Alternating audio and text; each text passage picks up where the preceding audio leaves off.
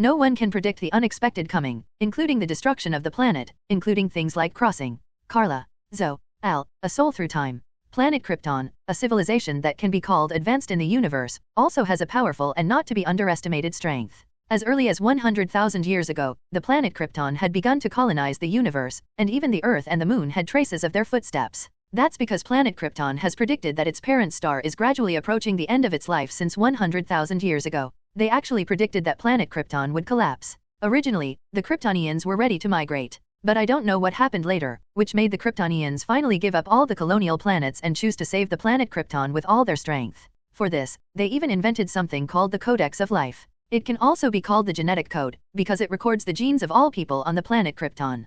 Kryptonians no longer need to give birth to offspring in a primitive way, but are determined by the genetic code. If the planet Krypton needs soldiers, then newborns that best meet the requirements of warriors will be born. If the planet Krypton needs scientists, it can also create newborns that meet the needs of scientists. There is only one exception among them, and that is Kal-El, who is the only naturally born child on Krypton many years later. And when the planet is about to be destroyed, Jor-El has already injected the code into Kal-El's blood and genes. If one day Kal-El is willing, he can even rebirth the Kryptonians. Because of this, Kal-El was also given a mission by Jor-El, that is to do everything possible to protect this cousin. Only, I protect your sister, what the hell is going on? Kal-El yelled angrily. At the moment, in the outer space, two spaceships, one in front and one in the back, are advancing rapidly. The destination has been set, which is the Earth. Originally, the two spaceships were supposed to run side by side, but in the process before, Carla's spaceship was accidentally hit by a meteorite. Not only did the distance fall behind Kal-El, but even after the spaceship was severely damaged, Carla's head was still heavily damaged. Bruised. Carla, who just escaped from the planet Krypton, is not only 10 years old, but also because the sun on the planet Krypton is red, which limits the power of the Kryptonians, making them less extraordinary than the Earthlings when they were on the planet Krypton. The power of this caused Carla to be mortally wounded, and even the original Carla was dead. The Carla of at the moment is actually not the original Carla, but the soul of a person from the real world. In other words, Carla of at the moment is the soul of a time traveler. She hasn't figured out the situation yet, and she doesn't know what happened at all. She was going to watch a movie with her best friend a second ago, and she plans to re-watch all the Premier League movies in the next few days. Why did I come here all of a sudden? Whose prank? It's not funny at all. Well, suddenly, Carla showed a painful expression, and put his hands on his head, but what he got was blood. The meteorite did not cause any damage to the spaceship before, but the huge amounts of vibration almost smashed Carla's head. She was only 10 years old, and she and Kal-El had only ordinary people's physical fitness when they just came out of their home planet. The fatal injuries that could have caused the original Carla's death before can now obviously kill the current Carla again. And Carla also noticed that there was an extra memory in her mind that didn't belong to her. That is also the memory of the original Carla, and now it is spontaneously accepted and inherited by the current Carla as the brain is shocked and injured. Carla finally knows the owner of this body and who she is now. She is Carla Zor-El, a Kryptonian refugee, the daughter of Zor-El's sister. Are you kidding? Carla muttered, unable to bear the trauma on her head any longer. She threw her head back and passed out. Seeing that the blood on Carla's head is still flowing, she may face a life crisis at any time. Suddenly, the spaceships of the two children passed through a space called the Ghost Area one after the other, and came to another space in the universe. This is the solar system that Carla was very familiar with, and the fixed star here is the sun. And when the golden, brilliant, and warm light of the sun was projected onto the spaceship of the two children, through the transparent cabin glass, it shone on Carla's body. Carla began to emit golden light all over her body, and the wound on her head was almost visible to the naked eye. Self-healing was completed quickly, and even Carla unconsciously flew up slowly, showing a strange posture in the spaceship. There is a gravity simulation magnetic field in the spacecraft, and the gravity level is the same as that of Krypton, and the gravity on Krypton is many times that of the Earth. At the moment Carla floated in such an environment, and when she really came to the Earth, she might be able to fly on the spot. She even had to control her own strength, otherwise she would find herself floating in the air embarrassingly while walking. Definitely that is something for another time. At the moment Carla is still in a coma. In her sleep, she also accepts all the memories of her ex. This is a completely unconscious behavior, and Carla has no way to refuse. What's more, Carla finally knew that she was taking someone else's body, similar to the rebirth of possessing others' body in the novel, which took someone else's life, so it's hard to refuse. So in Carla's relationship, she has another pair of parents. Carla's father, Zor-El, is the younger brother of Superman's father, Jor-El, and one of the scientists and judges of Krypton. And Carla's mother is named Alura, and she is also one of the high-level judges. Including Carla, there is also an aunt named Astra, a female general whose status and strength are not weaker than General Zod, and has a good relationship with Carla. It's a pity that when the planet Krypton was about to collapse, Zod, the two generals, rebelled together with Astra, and they wanted to use tough measures to save Krypton at the last moment. As a result, the two and their respective subordinates were all arrested, and Astra was personally tried by Allura. During the period, Carla was used to attract Astra and caught her with a trap. If Astra hadn't been captured beforehand, Zod might have succeeded, right? In fact, when passing through the space of the Phantom Zone just now, there was a gaze that had been staring at Carla's spaceship. Astra, she was exiled to the spaceship prison in this space, and she could only watch in vain as her most beloved niece wandered in the space alone and helpless, fleeing as a refugee. Astra hammered the glass hard. Krypton will not perish, my beloved Carla. And you are the most perfect warrior, general, scientist, leader, and you will be the queen of the new Krypton. With the current level of technology on Krypton, after entering the solar system, the two spacecraft soon came to the outer atmosphere of the Earth. Let's not mention Carla. After all, Carl is also the little Superman. What the hell is the input method Zyokura, who was sent out just after he was born? If he didn't arrive on Earth in time, he might starve to death on the way. Considering this reason, the spaceships of the two siblings, one in front of the other, came to the Earth's atmosphere in almost a day. In the original setting, Carla's spaceship would encounter an accident and stay in the Phantom Zone for decades.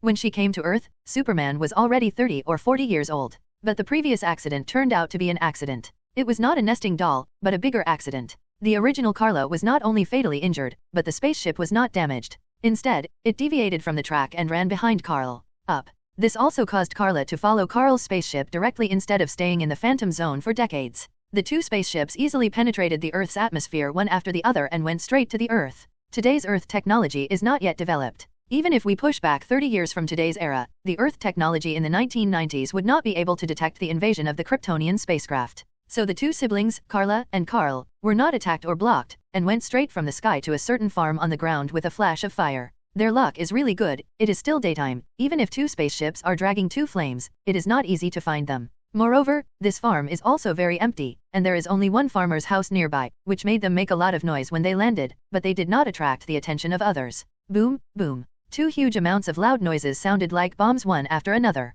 The two spaceships plunged side by side into a field of corn. Since this is a farm, it is obvious that there will naturally be crops in the place they broke into. And with such a big momentum, although there is almost no one in the vicinity, the farm owners they broke into will at least find out. Not long after, a couple, a man and a woman, rushed over. They looked at the scene in front of them in shock. Two spaceships fell from the sky, easily creating two deep pits. Fortunately, the two spaceships are small personal spaceships. I didn't see that the two siblings sat separately. If it was a large spaceship, or even a battleship level, the entire farm would be destroyed. The two men and women are obviously husband and wife, and this farm is also their private property. The woman turned to look at her husband beside her. What should I do, Jonathan? Do you want to call the police? When encountering such a thing suddenly, most people would be frightened, right? At this moment, probably because the two spaceships had already reached their destination, the hatches suddenly opened together, revealing two children, one big and one small. After being shaken by such huge amounts of shock, Carla finally woke up. Subconsciously, she rubbed her head with her hand. In her consciousness, her head seemed to have been severely injured.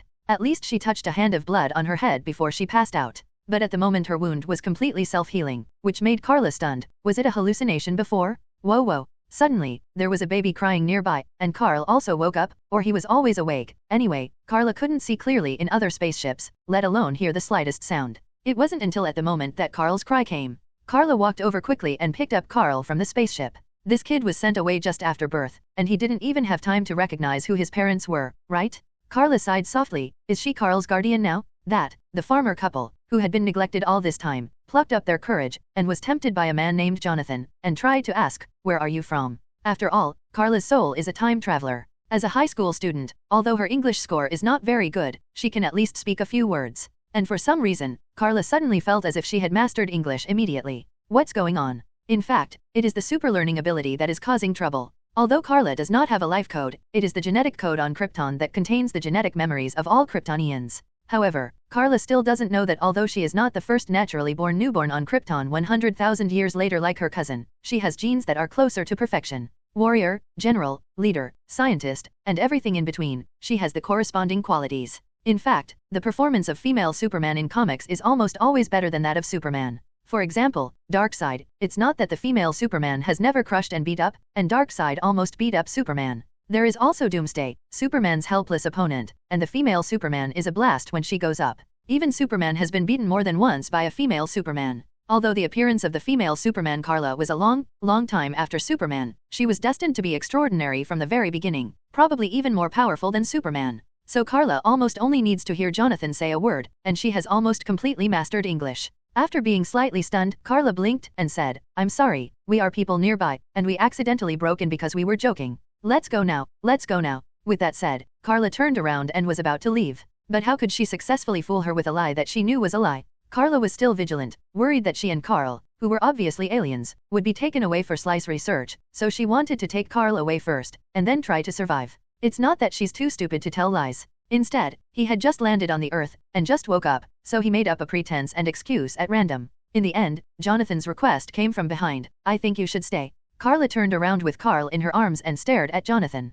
Sure enough, there was still no way to fool him? That's right, the two spaceships couldn't explain it clearly. Want to fight? Carla's genes have both the toughness of a general and the militancy of a warrior. Even as a child, the first thing that comes to mind is fighting. Carla once became a favorite of Red Light Rings. This is not without reason. This Supergirl has always been reckless. Even if the soul in the body is replaced by another person, it still hasn't changed much. At this time, the wife next to Jonathan spoke, and tried to comfort him. It's like this, the child in your arms must be hungry, right? It happens that we still have some milk at home. If you don't mind, I think it's better to feed him first. Have something to eat. By the way, my name is Martha and his name is Jonathan. My name is Carla, and this is my younger brother Carl. Carla introduced herself, and looked down at Carl in her arms. The little guy kept crying. His eyes were swollen from crying. Maybe he was really hungry, right? Okay then, sorry to bother you. Because she had to take care of Carl, Carla had to accept the kindness of Jonathan and Martha, and carried Carl, who was still crying, and followed them to their house. The house on the farm is nothing special, just an ordinary 3-story building built on the side of the farm near the road.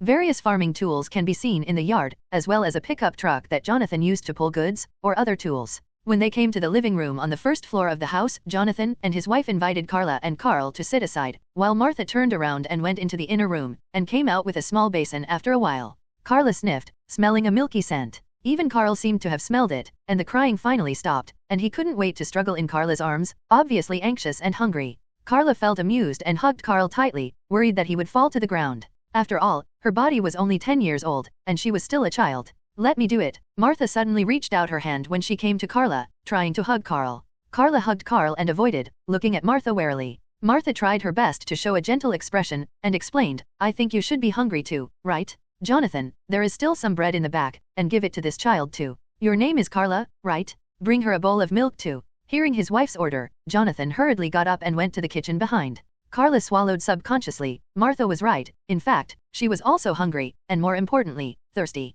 Because she was too nervous when fleeing Krypton, there was no food or drink prepared on the spaceship, and even she was starved and thirsty along the way. So when Jonathan was holding a plate of bread slices in one hand, 2 pieces of freshly cut bacon and 2 slices of sliced bacon were placed on the side, and he came over with a basin of milk in the other hand. Martha tentatively reached out to Carla again. This time she didn't dodge again, but let Jonathan use the food in his hand to replace the younger brother in his arms. If this is seen by a giant panda, it will definitely call it an expert. Ursins will never be slaves, except for food and shelter. After Carla took the things, she couldn't wait to pick up the slice of bread, sandwich the eggs and bacon, and took a big bite in her mouth. She swallowed it before chewing a few times, and took another big mouthful of milk. She didn't realize how hungry she was until she actually ate something in her mouth. Not to mention Carl, Martha was worried about how to feed him without a bottle. Unexpectedly, Carl seemed to be instinctively reaching out to grab the basin containing the milk, opened his mouth and began to drink heavily. Martha was worried about spilling the milk, and holding him, and worried that Carl would choke and want to pat him on the back, but she only had 2 hands after all.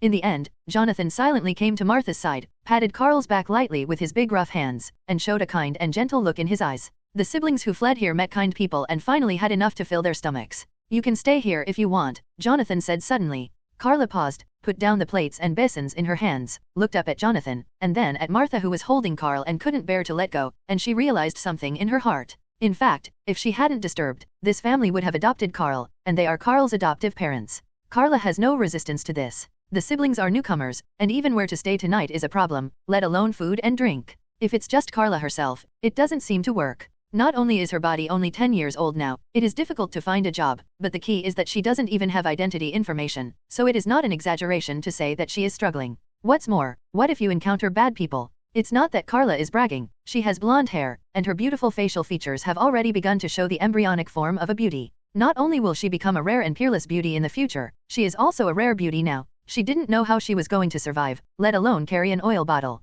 To be honest, Carla is very moved, but can they really be trusted? As if feeling Carla's complex feelings of both heartbeat and worry, Jonathan continued to comfort him. We will not ask about your origins, even if you are really aliens, we will not reveal it, but will help you hide it. And your previous thing. Hey everyone, welcome to our channel, and thank you for your support. If there's a favorite novel on the channel and you want the next part, you're just one step away. Become a Patreon member and I can make it depending on your tier. Thank you for your attention. Referring to the spaceship, I will also help you hide it in the attic of the warehouse, so as not to be discovered, and take it out until you grow up and need it. How about it? Martha hugged Carl tightly and refused to let go. She seemed to like the child tightly, and she also raised her head and said to Carla, "And you are still a child, how do you take care of such a small child?" referring to Carl. "So stay, he has a few cows on the farm, he can drink milk every day, he can thrive here. And you, we can arrange a status for you, and even let you go to school." Carla is getting more and more tempted, not only providing shelter, but also food and drink, and solve the identity problem? But Carla was also skeptical. "Aren't you afraid that we are bad people?" Jonathan and Martha looked at each other. "Such a small villain? So are you?" they asked Carla instead of expressing their amused thoughts. Carla shook her head. "In fact, we are refugees. Our home planet was destroyed, and everyone died. We can be regarded as the second of the few survivors. We escaped because the Earth's environment is suitable for us to live in." In fact, Carla is taking the initiative to explain the origins of herself and Carl, and at the same time telling Jonathan and Martha that they are not bad people and have no purpose. After hearing this, Martha hugged Carl even more tightly, and Jonathan also stepped forward with sympathy and compassion, and reached out to pat Carla on the shoulder. Carla shook her head, because she absorbed the original memory of this body, so she also felt a touch of sadness. To be honest, Carla raised her head and said to Jonathan and Martha, "If you are really willing to take us in, we are very grateful, because we really don't know what to do. We will repay you in the future." "What repayment are you talking about?" Martha became excited. "Jonathan and I don't have any children of our own. As long as you are willing to stay, that is the best repayment. We finally have our own children, Jonathan." Jonathan looked at Martha with a wry smile, not afraid to scare the child, but even he was a little excited. Carla feels helpless in her heart, but since she wants to be taken care of by others, she must be adopted, right? So from this day on, Carla and Carl have their respective names on Earth. Carl is now called Clark Kent. And Carla tried to keep her first name, but the surname was changed to Kent, called Carla. Kent. Now that they decided to stay, the two spaceships should also be packed up. In fact, Carla didn't plan to ask for it before. If she wanted to take Carl, should be called Clark now, away, she would definitely not be able to fly around with the spaceship without being shot down. Although the level of science and technology on the Earth is far too low today, it is impossible for her to stay in the spaceship without eating or drinking for the rest of her life. Once she is locked by someone, she will be in great danger. So being adopted by the Kent couple is the best result. Carla was also relieved that someone could take care of Clark, who was still a baby, and she didn't have to worry about it. Really, even in her previous life, she was only a high school student, she didn't have any children of her own, and they were siblings, and she wasn't Clark's mother. While packing up the spaceship, Carla also found some small things from her own spaceship, including a special object in Clark's spaceship. Those are two stone-like, pure black small things, not square, but somewhat triangular, finger-sized long sticks. Because Carla absorbed all the original memories of this body, she knew that it was the controller used to open many organs on Krypton, and there was an S logo on it. That is not the letter S commonly recognized on Earth, but the logo of the L family on Krypton, and it also symbolizes hope. Both Carla and Clark have such a mechanism, which is equivalent to inheriting the authority of their respective fathers and families. Not only can they start their spaceships, but they can also control and activate other Kryptonian technologies when they encounter them. Krypton began to explore and colonize the entire universe as early as 100,000 years ago, but I don't know why it chose to give up later.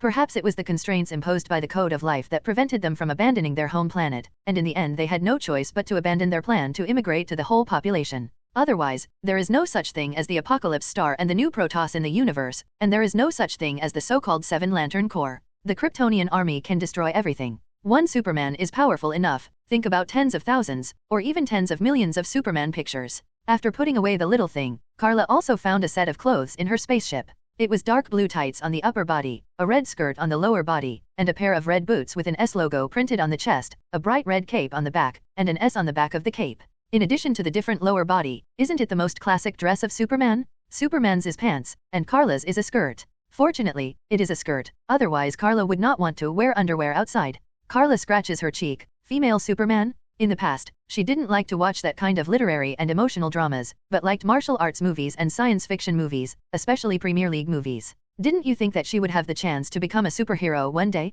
That was really looking forward to it. Only Carla has her own battlesuit. Clark doesn't have his because he's too young. So sorry bro. Carla happily packed up this battlesuit, and it was built with Kryptonian technology. The original material of the clothes has the most basic, indestructible and invulnerable ability. If it is combined with Superman-level defense power, it will not reach to a certain extent. Don't even think about hurting Karla. Even the clothes have good lighting, even wearing clothes can perfectly absorb the golden rays of the sun. We all know that Superman's power comes from the light of the sun. In addition to the red sun, the golden sun can greatly enhance the power of Kryptonians. This is very important. After Karla packed everything that needed to be packed, Jonathan felt a little headache looking at the two large spaceships. Because the spaceship needs to be hidden, we can't ask for help, but how can we lift it to the attic of the warehouse and hide it? Let me do it. Karla came to the side of the spaceship suddenly, and she raised her hands to grab the edge of the spaceship and exerted a strong force. Whoosh! Karla suddenly jumped up with the spaceship, easily jumping up to a height of more than 10 meters. Karla herself was stunned. She just felt that the spaceship was not too heavy, at least she could lift it up.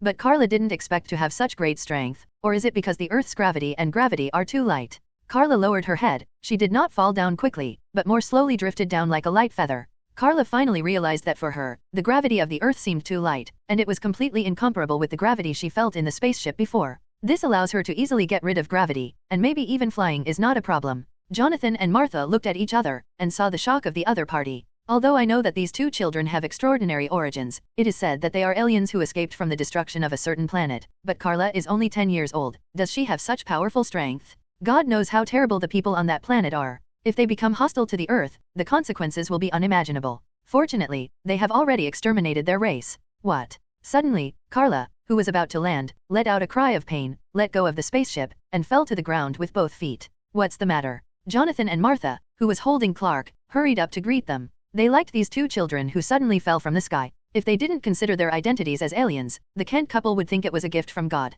Up. So they were nervous. What happened to Karla? Karla covered her ears with her hands, shook her head vigorously, and shouted, "It's so noisy." Quarrel? It turned out that a lot of noises suddenly appeared in Karla's ears. Her super ability began to awakening. First of all, it was the enhancement of the senses, and now it is just hearing. With Karla as the center, any point within a 100-meter radius of at the moment she can hear every wind and grass clearly. She can even hear the crawling of underground mice, the sound of flying insects in the crop plants, and even the movement of a few ants. Such a sudden noisy sound is like someone holding a gong and drum to hold a concert in your ears, or it is a terrible kind. Karla was at a loss for a while, and when she raised her head to look at Jonathan and the others, subconsciously, the prototype of supervision began to appear in her eyes. First, we see through the bodies of adoptive parents, and we can see their hearts, bones, and even the flow of blood all over them. What's more, the effect of a microscope has even appeared, and even the smallest details can be seen clearly, such as fingerprints and cell composition. In the end, Karla only felt her eyes heat up, and she quickly turned her head to look in another direction. In the next second, 2 blue laser beams burst out from Karla's eyes. That's one of Superman's most famous abilities, the heat vision ray. After Karla came to Earth, she finally started awakening. Happy reading every day during Spring Festival in the Year of the Rabbit? Recharge 100 and get 500 VIP coupons. Immediate recharge, activity period, January 21st to February 5th. Many people find it hard to imagine, but in fact, it is scary and uncomfortable when the senses are infinitely magnified. It was also because Karla hadn't adapted yet, and she couldn't control it freely at first, so she couldn't control it, and would receive any sound within a radius of 100 meters in her ears. It also caused her so much pain that she could even hear the fighting between the bugs. A few ants were tearing at a caterpillar, a mouse was eating crops, and another mouse seemed to have caught a butterfly and was feasting. Ordinary people seem to be fine, but because Karla can hear it too clearly, she finds it scary. There is also vision. Karla can see through or microscopic things unconsciously. Fortunately, she realized that the heat vision rays can be controlled, otherwise she would be a laser gun that could go berserk at any time. Because Karla knew what was going on, she didn't panic, but she still needed to figure out how to control her ability. But she can't be like this all the time, can she? Hey, Karla, Jonathan and Martha didn't leave. They were also taken aback by Karla's heat vision rays, and there was still a smoking pit not far away that had been charred. But they still bravely came behind Karla, who was crouching on the ground. Jonathan squatted down and patted Karla's back lightly. He didn't ask her what's wrong, but calmed Karla's emotions, and said, "Although I don't know what's wrong with you, I think you should focus on what's on your mind. Things to see, and sounds to actually hear. Try to focus your mind. Don't underestimate the Kent couple. Although they seem to be ordinary farmers, they have always helped Superman a lot." Karla raised her head, looked at Jonathan's encouraging expression, and agreed. "I'll try," she shouted, because the voice in her ears was too loud, so she unconsciously increased the volume. Jonathan picked his ears. It was a deafening experience at such a close distance. According to Jonathan, Karla closed her eyes and slowly calmed down her mood and emotions. Not to mention, although Jonathan originally didn't have a super ability, his method unexpectedly worked. Slowly, Carla turned off her super hearing, from the first 100 meters to tens of meters, and finally only her surroundings, so that she could decide whether to listen to the surrounding sounds. Then Carla opened her eyes and found that she could control her supervision very well, and no longer uncontrollably see through the physical condition of her adoptive parents, and she no longer saw skeletons when she opened her eyes, which was terrible. Carla took a deep breath, and fell back relaxed, only to fall into a tender embrace, and Martha caught her. Jonathan stood up, seeing that Carla was no longer so uncomfortable, and smiled gratifiedly. Because of Carla's sudden awakening, the 2 spaceships were not sent to the warehouse in the end. The whole morning passed, and Martha told them to wait until after lunch. And Clark was about to cry again. It seemed that he was hungry again. After all, it is a baby's body. One is that it cannot eat too much, and the other is that it is easy to get hungry. The lunch at noon was not very rich, and Martha just made some soup from the farm. To Carla's surprise, there was rice on the table. In fact, there are rice paddies planted in a certain country, but they are not used as a staple food, but eaten as a dish or soup, just like other vegetables. On the contrary, Carla eats very well. I'll drive to a nearby town in the afternoon to buy some ingredients and come back, and I'll cook you a table of delicious food in the evening. Martha felt relieved and happy to see Carla eating sweet and delicious food, and offered to prepare a table of sumptuous food. Dinner party. It seems that the Kents are used to living a simple life on weekdays, and there are not too many hearty ingredients prepared at home. At the same time, dinner is more important than lunch, let alone breakfast, in almost all regions. Generally, 1 bite for breakfast, a little more for lunch, and dinner is the most hearty and best. Carla said that she doesn't mind, as an adopted daughter who escaped, don't ask so much. But Martha pointed to Carla's clothes. I also want to prepare some clothes for you. Carla was still wearing her previous clothes, which were too conspicuous in a dress that obviously didn't belong to the Earth style. Only then did Carla agree, feeling warm in her heart, feeling that she had made the right decision, and she was so lucky to meet such a nice family. In fact, in Superman's comics, there is a parallel world where Superman landed in the metropolis instead of this farm. As a result, he was locked up since he was a child, and because he had no chance to bask in the sun since he was a child, he ended up emaciated and without a little bit super ability and did badly. Fortunately, the siblings did not have such a plot. After lunch, Carla volunteered to come to her spaceship again. She had tried it before, and she seemed to have a great super strength. She could even jump tens of meters high with one jump.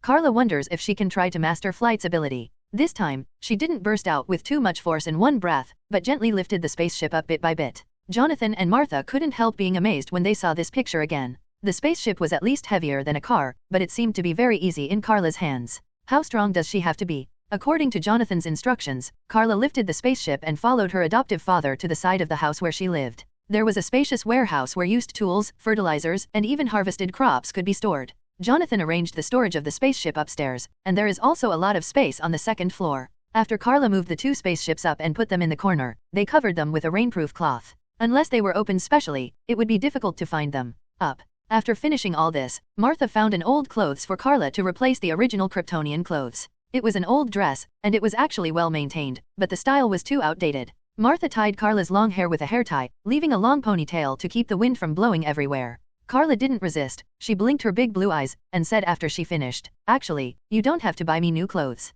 She didn't want to owe too much, and she wasn't the kind of person who likes to take advantage of small things. But the more she was like this, the more the Kents liked it. "We have no children. You are God's gift and gift to us. From today onwards, this is your home. Although we are not your real parents, we will fulfill our obligations as foster parents, so don't be polite to us." In fact, there is another thing that really impresses Carla. In addition to adding some clothes that are more in line with the surrounding style, she also needs to add various daily necessities, including tableware. Besides that, the main one is Carl, aka Little Clark. Not to mention the baby bottle, and you can't just give him milk, and there are all kinds of necessities, including diapers and so on. There are also beds that 2 children need, quilts. The 2 children of the Kent couple suddenly ushered in 2 children, which not only added more vitality and excitement to the family, but also required a lot of changes in a short period of time. Even the issue of their identity information must be resolved, otherwise not only will they not be able to go to school, but they will be taken away and considered as smugglers. Fortunately, there are some peculiarities in this era, so after heading to a nearby town, the first thing they did was to complete the identity registration for Carla and Kent. Carla and Clark are said to have been adopted by relatives. Carla is so big, it is impossible to say that she was born suddenly, even Clark appeared too suddenly. No one heard that Martha was pregnant. So they joined the Kent family as adopted daughters and adopted sons. Next came the shopping session, and there was nothing to say. Carla had a few more clothes and skirts, and the trunk of the pickup truck was full of things, and there was a crib on it for Clark. Especially for dinner, Martha also prepared a turkey. Even if it's not Thanksgiving, they still think that 2 children are a gift from God, so they make turkey to eat at night. In short, Carla and Clark successfully integrated into this small family on the first day they came to Earth, which is a very smooth start. Carla also heaved a sigh of relief. Finally, she doesn't have to run around alone in this strange world, otherwise she doesn't know what she should do. Because it was too sudden that day, there was no time to prepare the room for Carla and Clark. After dinner, Jonathan moved to live on the sofa in the living room downstairs. Upstairs in their room, Martha took Clark and Carla to the queen bed. After so many twists and turns, Carla soon fell asleep, and Clark was beside her, and hearing Clark's sleeping sound made her feel more at ease. After a night's rest, Carla wakes up the next day full of energy, but she obviously hasn't adapted to the current life, which needs more time. Jonathan and Martha were not in a hurry to let Carla accept them immediately, but hoped to let her take their time, and let Carla accept them with sincere feelings subtly. After all, Carla doesn't have her own feelings and memories like Clark. Jonathan then took care of the farm and used his spare time to help Carla decorate her room, and put Clark's crib in her room without Carla's request. This also made Carla more satisfied with the attitude of her adoptive parents. Although it is obviously a better choice for Martha to take care of Clark, at least for a short period of time, she definitely wants to protect this younger brother herself. At the same time, in order to repay her adoptive parents, Carla will also take the initiative to change into farming clothes to help. Anyway, with her current awakening power, she won't be tired from doing some work. Instead, under Jonathan's guidance, she becomes more efficient and faster than him. Jonathan bluntly said that maybe Carla is very suitable to inherit their family business. The farm was sort of an heirloom, which meant that Jonathan was treating Carla and Clark as his own true children. Carla definitely didn't want to stay in the country and take care of this farm for the rest of her life, and if Clark wanted to, let him do it. In this way, Carla and Clark settled down in Kent's house. Under the careful care of Jonathan and Martha, Clark also began to thrive, and Carla also saved a lot of trouble. Later, Jonathan waited for Carla to get used to the current life before paying to send her to a school in a nearby town. Jonathan is really a powerful person. He is not in a hurry, but waits until Carla really believes in them and will rest assured that Clark will be taken care of by them before sending Carla to school. With such comprehensive care, even Carla finally fit in. I still remember one day when she subconsciously called her adoptive parents dad and mom. The old couple embraced each other excitedly, and were moved to tears. Is it that exaggerated? Time flies by. In a blink of an eye, it has been 5 years since Carla came to Earth and this home, during which time she has completely mastered her own power and those super abilities, and even sneaked out at night to master flight's abilities. In fact, Carla should have been able to fly a long time ago. Since she came to the Earth, she felt that the Earth's gravity are much lighter, and she can easily get rid of the gravity. But at first Carla could only jump very high, and could not really do flight. It took a lot of effort to finally master the method of flight. Carla didn't hide it, and had happily shared these with her adoptive parents. However, her adoptive father, Jonathan, warned Carla very solemnly, telling her not to show it in front of outsiders, fearing that the power she displayed far beyond ordinary people would cause panic among others, and even more worried that she would be ostracized. Disgust. Carla also understood Jonathan's worry, and readily agreed that she would only go out when no one was around, so as not to cause trouble. So Carla has always behaved well in the past few years. Apart from being more beautiful and having better academic performance, she goes to and from school on time every day, helps the family take care of the farm when she returns home, and is sometimes a friend at school. Tell her to go out to play before going out. The proper image of a good girl also makes Carla very popular in school. And Clark has grown up too. He is 5 years old now, 10 years behind Carla, and finally he is no longer a baby who needs to be held and cared for. And the 5-year-old is currently attending a kindergarten or preschool. He goes out with his sister Carla every morning, and at night because he leaves school earlier, Martha or Jonathan picks him up. It's just that Clark has been having some troubles recently, and he doesn't know what's wrong with him. Sometimes he hears some voices inexplicably, like whispers from people far away, or light knocks on the table. Including his eyes are also problematic. Sometimes what he sees is not an ordinary person, but sees a skeleton through the flesh and blood, and can even intuitively observe the other person's heart and so on. Little Clark was going through what Carla had been. Happy reading every day during Spring Festival in the Year of the Rabbit? Recharge 100 and get 500 VIP coupons. Immediate recharge, activity period, January 21st to February 5th. Time flies. Carla is 15 years old, and now she is dressed in fashion, originally beautiful, blonde, long hair that now reaches her waist. In addition, his academic performance is also good, and he doesn't usually go out to fool around. He goes home after school, and mostly stays at home to help out on holidays, and he doesn't feel ashamed at all. Before, other children laughed at her as a peasant girl. But so what? Carla thought that my sister would tell you that my sister is a female Superman? Who do you look down on? It is also because of this self-confidence that she is more radiant and attracts attention. She has always been a famous figure in school. If there is a list of the most popular girls, she will definitely be the first. There are also many boys who want to pursue Carla, but they are all rejected directly by Carla, not even accepting any invitation from bad boys, and the girls who can hang out with her are also good girls. Over the past few years, Carla has always put Jonathan and Martha at ease, and sometimes they take the initiative to let Carla go out with friends, watch movies, drink coffee, and so on. And I also bought a phone for Carla in advance. In the past 2 years, technology has begun to develop. She uses a flip phone, which is very beautiful. However, Carla's mobile phone is not only in contact with her adoptive parents, but also with school teachers or those good girls. Other than that, it is difficult for others to get her phone number, and it hardly rings very often. The only thing that happened in class today was an accident. When the teacher was in class, Carla's cell phone rang suddenly. The teacher got angry all of a sudden, but when he turned around and saw Carla taking out the phone and answering it, he calmed down and said, "Go outside to answer it." Carla nodded, stood up and walked outside. The other students behind them looked at each other in blank dismay. Is the teacher too eccentric? If our mobile phone rings, we will definitely be punished, let alone answer the phone.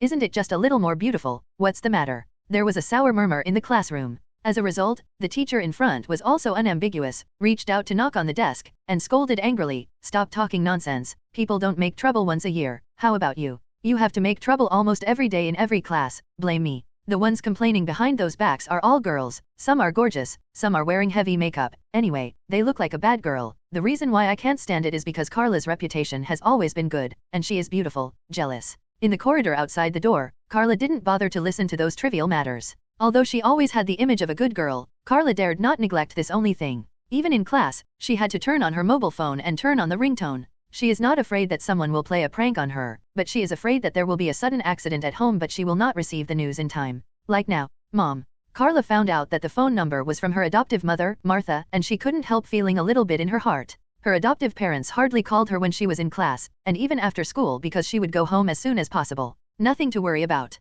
What happened? What's wrong? Carla's expression suddenly became serious, and she asked her adoptive mother what's wrong. I heard Martha's worried voice from the opposite side. I just received a call from Clark's teacher, saying that something strange happened to him, and he locked himself in the storage room and no one can take him away. Come out. Your father and I are rushing over there. If you have time, come with us. After all, you know, your siblings are a little, that. It means that they have powers different from ordinary people. Instead, Carla breathed a sigh of relief. It would be fine if that was the case, as long as nothing happened at home. I see, I'll be right here, Carla said, before hanging up the phone and returning to the classroom. Teacher, I have something to go back early today, sorry. Carla said hello to the teacher, and then quickly returned to her work, quickly packed her things into a small shoulder bag and left. Carla doesn't care about other people's feelings, because in her heart, only family is the most important thing, and she doesn't even care about her studies. What's more, Carla's past life soul was already a high school student after all, and it would be more effective to relearn, only the history here is a bit difficult. Later, Carla also found that her memory and mind are getting better and better.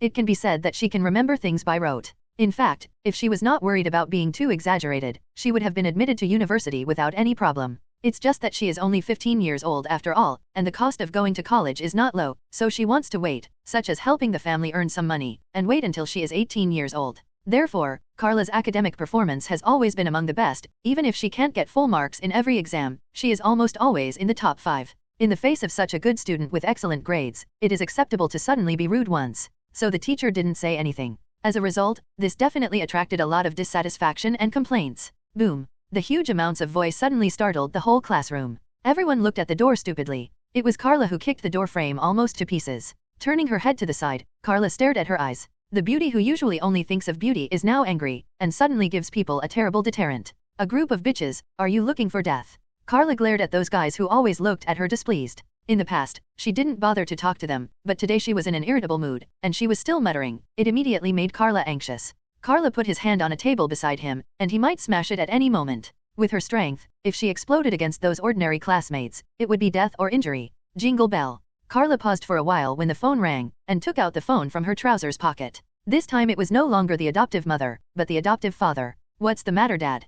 Carla answered the phone. Jonathan's helpless voice came from the opposite side. Martha was too anxious just now, and I still don't know the specific situation at Clark's place. If you, Carla, are still in class, don't come here. Carla glared at those people fiercely, turned her head and continued to leave, and said as she walked, "It's okay, I have already greeted the teacher, let alone with my current grades and almost full attendance, I skip class occasionally no problem." The teacher in the classroom said that she didn't hear it, but she was right. The students in the classroom obviously haven't recovered from Carla's sudden outburst, and they were stunned for a long time before continuing the class under the teacher's reminder. On the other side, by the time Carla met up with her adoptive parents and came to Clark's school together, the kid had locked himself up for over an hour.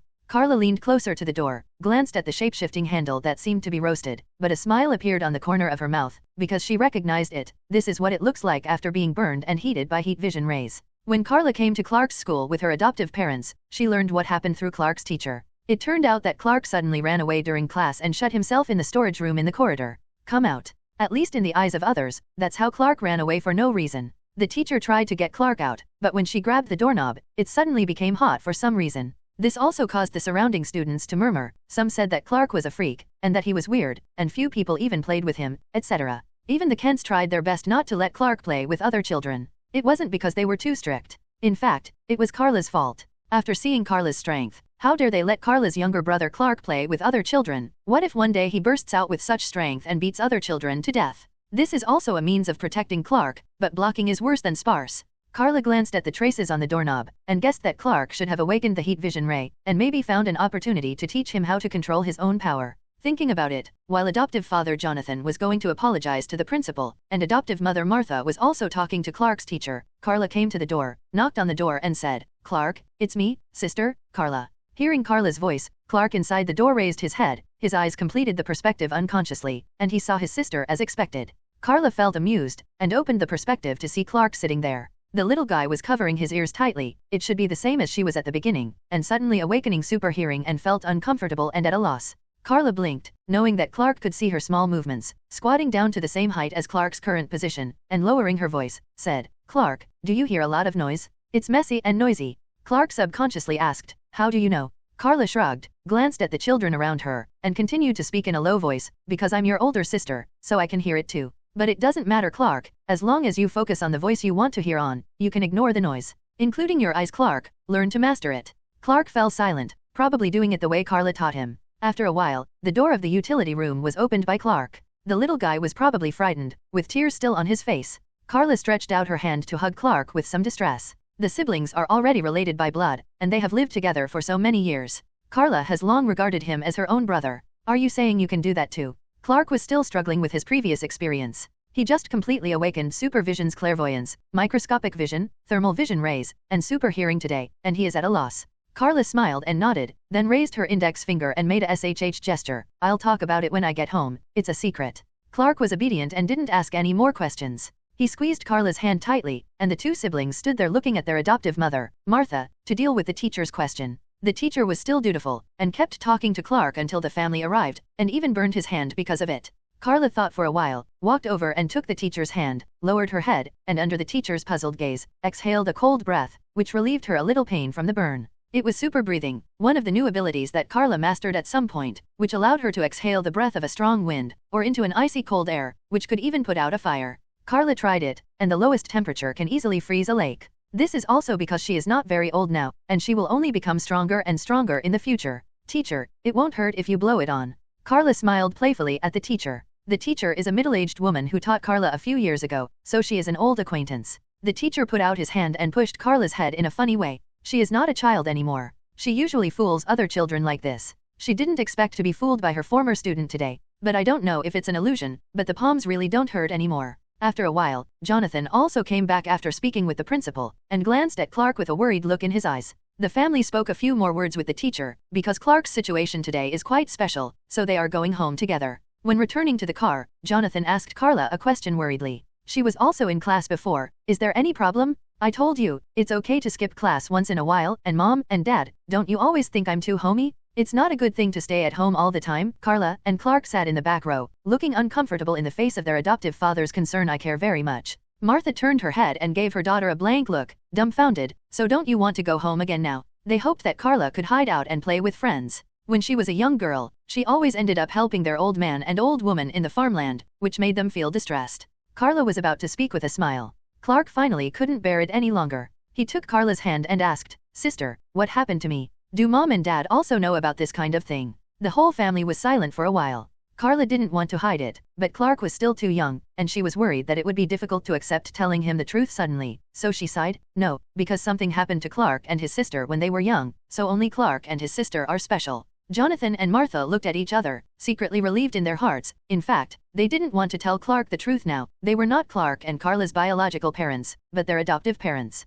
On the way back, Carla continued to explain to Clark the control of superhearing and supervision, but never mentioned any news about Krypton, but told him that their power comes from the sun, and Clark can to bask in the sun. She often helps out at home instead of going out to play with other people, because she can bask more in the sun at the same time, which is beneficial. The most important thing is, Clark, you will gradually improve your own strength in the future, and your speed will also increase at that time, but it is best not to expose these things easily, so you have to learn how to master them. Actually, I'm learning some fighting techniques, maybe I have the opportunity to teach you. Jonathan, who never interrupted the communication between the siblings, asked strangely, fighting technique. Carla stuck out her tongue and said she had slipped up. Carla knew that whether it was her or Clark, they would never remain ordinary forever. Sooner or later they would become superheroes, and by then they might encounter all kinds of enemies. So Carla found an opportunity, either from the internet or from TV programs, and saw some specious fighting techniques, definitely just playing around now. But with Superman's strength and Superman's speed, how can ordinary boxing skills be so simple? Happy reading every day during Spring Festival in the Year of the Rabbit? Recharge 100 and get 500 VIP coupons. Immediate recharge, activity period, January 21st to February 5th.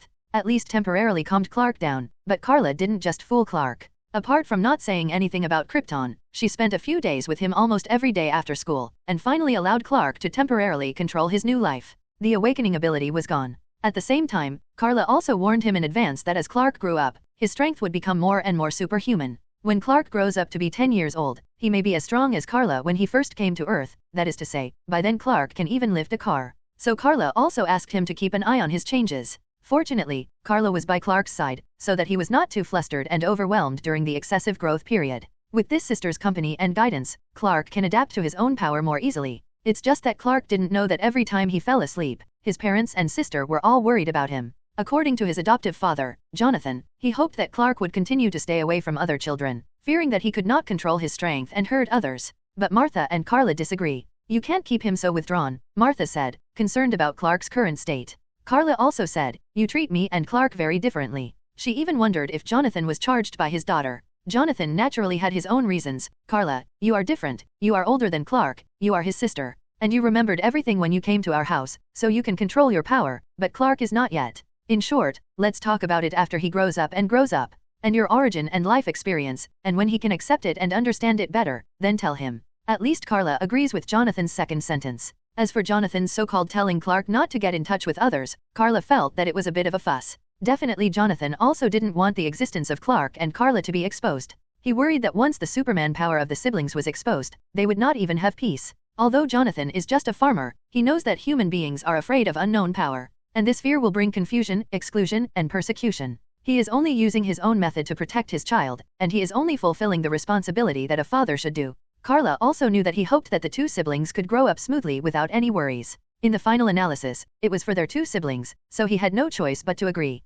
In this way, the Kent family returned to peace. Carla then went back to class as usual. It's just that Carla still left some influence that day. For example, she not only answered the phone during class, but also suddenly ran away and skipped class. The principal called her directly to the office. In the office, the principal was a fat old man wearing a bloated suit, looking at Carla who was sitting on the sofa beside him waiting to be reprimanded after he came in. Today Carla wears a ponytail and a headband at the back of her head, but has two long sideburns on either side of her forehead. She was wearing jeans in line with the style of this era, a small shirt with a denim jacket, and a pair of white canvas shoes. She looked fashionable, youthful, and conservative. Mr. Principal, if it's okay, I'll go back. Carla raised her eyebrows. This principal is a bit too much. It only takes a few glances, and you will be charged for another look. The principal didn't feel embarrassed, but rather heartbroken. Carla Kent, I always thought you were different from those bad boys in school, and even planned to recommend you to a good university for further study after you graduated. But now you are going to degenerate yourself yet. Carla felt speechless. Is there a reason for me? Do I have to sit in the classroom obediently when my family is in trouble? It was because my younger brother Clark was in trouble that day, so I was in a hurry to go out, and I already said hello to the teacher. So that's how it is. The headmaster finally realized the reason, and asked, so is it all right now? It's about your brother. Carla agreed, it's all right now, thank you for your concern. If I'm all right, I'll go out, don't worry, I'm too lazy to go out with a bunch of brats, I'd rather read a few more interesting books. Okay, then you should pay attention to yourself. Wait, are you just too lazy to go out and fool around with little brats? You can't go out to fool around, right? But when the principal realized it, Carla had already gone out. Carla bid farewell to the principal, pushed the office and went outside. Outside the door, two chicks, one on the left and one on the right, one in black and one in white, suddenly came up. How's it going? Did you get scolded? A white girl asked. But the black chick reprimanded angrily, "Hey, Jennifer, are you gloating? They are two of Carla's few friends, and they are about the same age, but they are not in the same class, so they received the news a little behind. The white girl is called Jennifer. She has a beautiful face, blue eyes, a tall figure, and is also a popular figure in the school. She and Carla have known each other since elementary school, and their relationship was normal back then, and there were even some festivals and frictions. But then Jennifer was bullied by a male student once, and when she was about to lose money, she was rescued by Carla, so they became good friends. The black girl is called Danny, and because of the small size of the town, she and Carla and Jennifer went to the same elementary school, but they were not in the same class at first. Later, because a few bad boys wanted to bully Danny, they were saved by Carla passing by, and they became friends. Initially, Danny and Jennifer wanted Carla's shelter more, as long as they stayed by her side, they were safe. But later, the three of them had similar personalities and average ages, so they got closer and became good friends. It's okay. Faced with the concern of the two friends, Carla briefly explained what happened just now. The principal knew that I left because of my younger brother Clark, so it was easy to talk. That's it. The two women were not too surprised. They already knew what happened in the past 2 days, and they guessed that this was the result. By the way, Carla, let's go around the town after school in the afternoon. It's been a long time since we played together, watch a movie, and find a place to have a drink or something, Jennifer suddenly proposed with great interest. Danny's eyes lit up too. Both women looked at Carla together. Carla showed an embarrassed expression, but how can I go home after the school bus has left? Wouldn't it be nice to let my dad send you off? I can also go home with you. Come on, come on. Jennifer was about to pull her to act coquettishly. Danny also said, it's true that we haven't watched a movie together for a long time. Even if I help at home, it's not so hard. Carla had no choice but to agree. Okay, but it can't be too late. I have to call home. Happy reading every day during Spring Festival in the Year of the Rabbit? Recharge 100 and get 500 VIP coupons. Immediate recharge, activity period, January 21st to February 5th. After Clark experienced that growth, it seemed that the track of life had returned to the right track and daily life. After school that afternoon, at the invitation of Jennifer and Donnie, the three girls went for a stroll in the small town together. Carla has been in this city for more than 5 years, and she is also familiar with the town. The town is small in size, but it has everything you need in every way. The three girls first went to the cinema to watch a movie, and then went to a fast food restaurant to eat something, snacks, and drinks before dark, and they already thought it was very interesting. It's just that they ignored the time because they were too involved in the game, and when they came back to their senses, they realized that it was already very late. Coming out of the fast food restaurant, the three girls quickly called their families and said they would go back soon. In fact, only Carla lives on her own farm outside the city, and Danny and Jennifer both live in the town. Because Jennifer promised to let her father drive Carla home, Danny went home first. Only Carla and Jennifer were left standing on the side of the street, waiting for Jennifer's father to drive over, chatting about something, talking about interesting things in school for a while, and talking about the movie they watched before. Without paying attention, I noticed that not far away, 3 drunk men who were obviously drunk were approaching here. Hey, little girl, let's play with the uncle. One of the drunks suddenly grabbed Jennifer's shoulder. The girl was taken aback and screamed to escape. But the drunk man's wrist was holding her tightly, and it was not known whether Jennifer's scream was frightened or painful. Carla turned around quickly, and the more beautiful face made all 3 drunks shine. Even the drunk man let go of Jennifer, and the 3 of them surrounded Carla. Jennifer's expression was very complicated, and she didn't know whether to be grateful or annoyed, whether to thank Carla for saving her life, or to be jealous of her more beautiful face than her own. Now is not the time to think about these things, Jennifer hurriedly shouted. Carla, be careful. Carla. The 3 drunks were taken aback and looked at each other, as if they had heard the name before. Although Carla was surrounded by 3 big men, she wasn't afraid at all, she just felt that the alcohol on them smelled bad, so she wrinkled her nose. Wash it well when you get back, but I guess you won't be able to wash it in a short time, Carla said, and shot directly without any politeness. She was surrounded by people, and if she didn't make a move, she would only suffer, and she refused to suffer. Carla took a sudden step forward, first chose one of the people surrounded in front of him, raised his right foot and kicked him in the chest. But Carla didn't dare to use too much force, for fear of kicking people to death. So the man just flew a few meters away, and it seemed that he fell to the ground and did not move for a long time, but his life was not in danger. The other 2 drunks were dumbfounded by Carla's swift action. They looked at each other, and one of them stammered and said, I seem to have heard of her name. It is said that there is a strong girl in high school who is also called a tyrant. Although she has always shown herself as a good girl, but she is extremely powerful, and she shows no mercy to all the punks, even many people in the town have suffered from her. Unexpectedly, Carla has gained such a reputation in recent years. But Carla looked at the 2 with a dark face. Who do you think is Dolly Girl?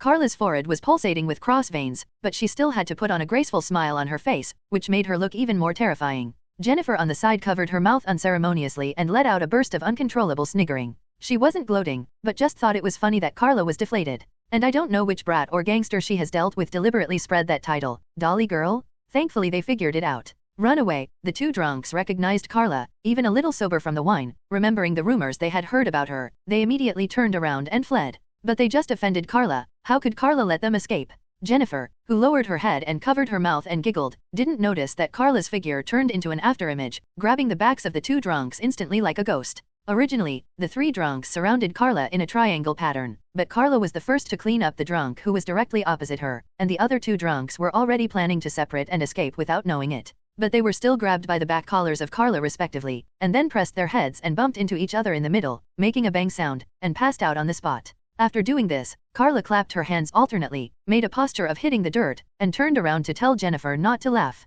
But suddenly, Carla saw that the drunk man got up from the ground at some point, but without a word, he took out a black object from his clothes. Carla has good eyesight, and when she saw the true face of that thing clearly, her expression changed on the spot. The gun, it was a pistol. Damn it, Carla cursed inwardly. She should have scanned the three drunks for weapons or something. But it was too late to say anything now. The only thing that made Carla feel a little better was that the drunk man pointed the gun at herself instead of Jennifer next to her. That's good, Carla murmured to herself, then kicked off the ground and rushed straight at the drunk man. Boom. Huge amounts of gunshots rang out on the street, and amidst a burst of flames, a bullet capable of piercing a person's body and skull came straight to Carla's face, even aiming at her eyes. It's not that the drunk man's marksmanship is accurate, but because of Carla's own relationship.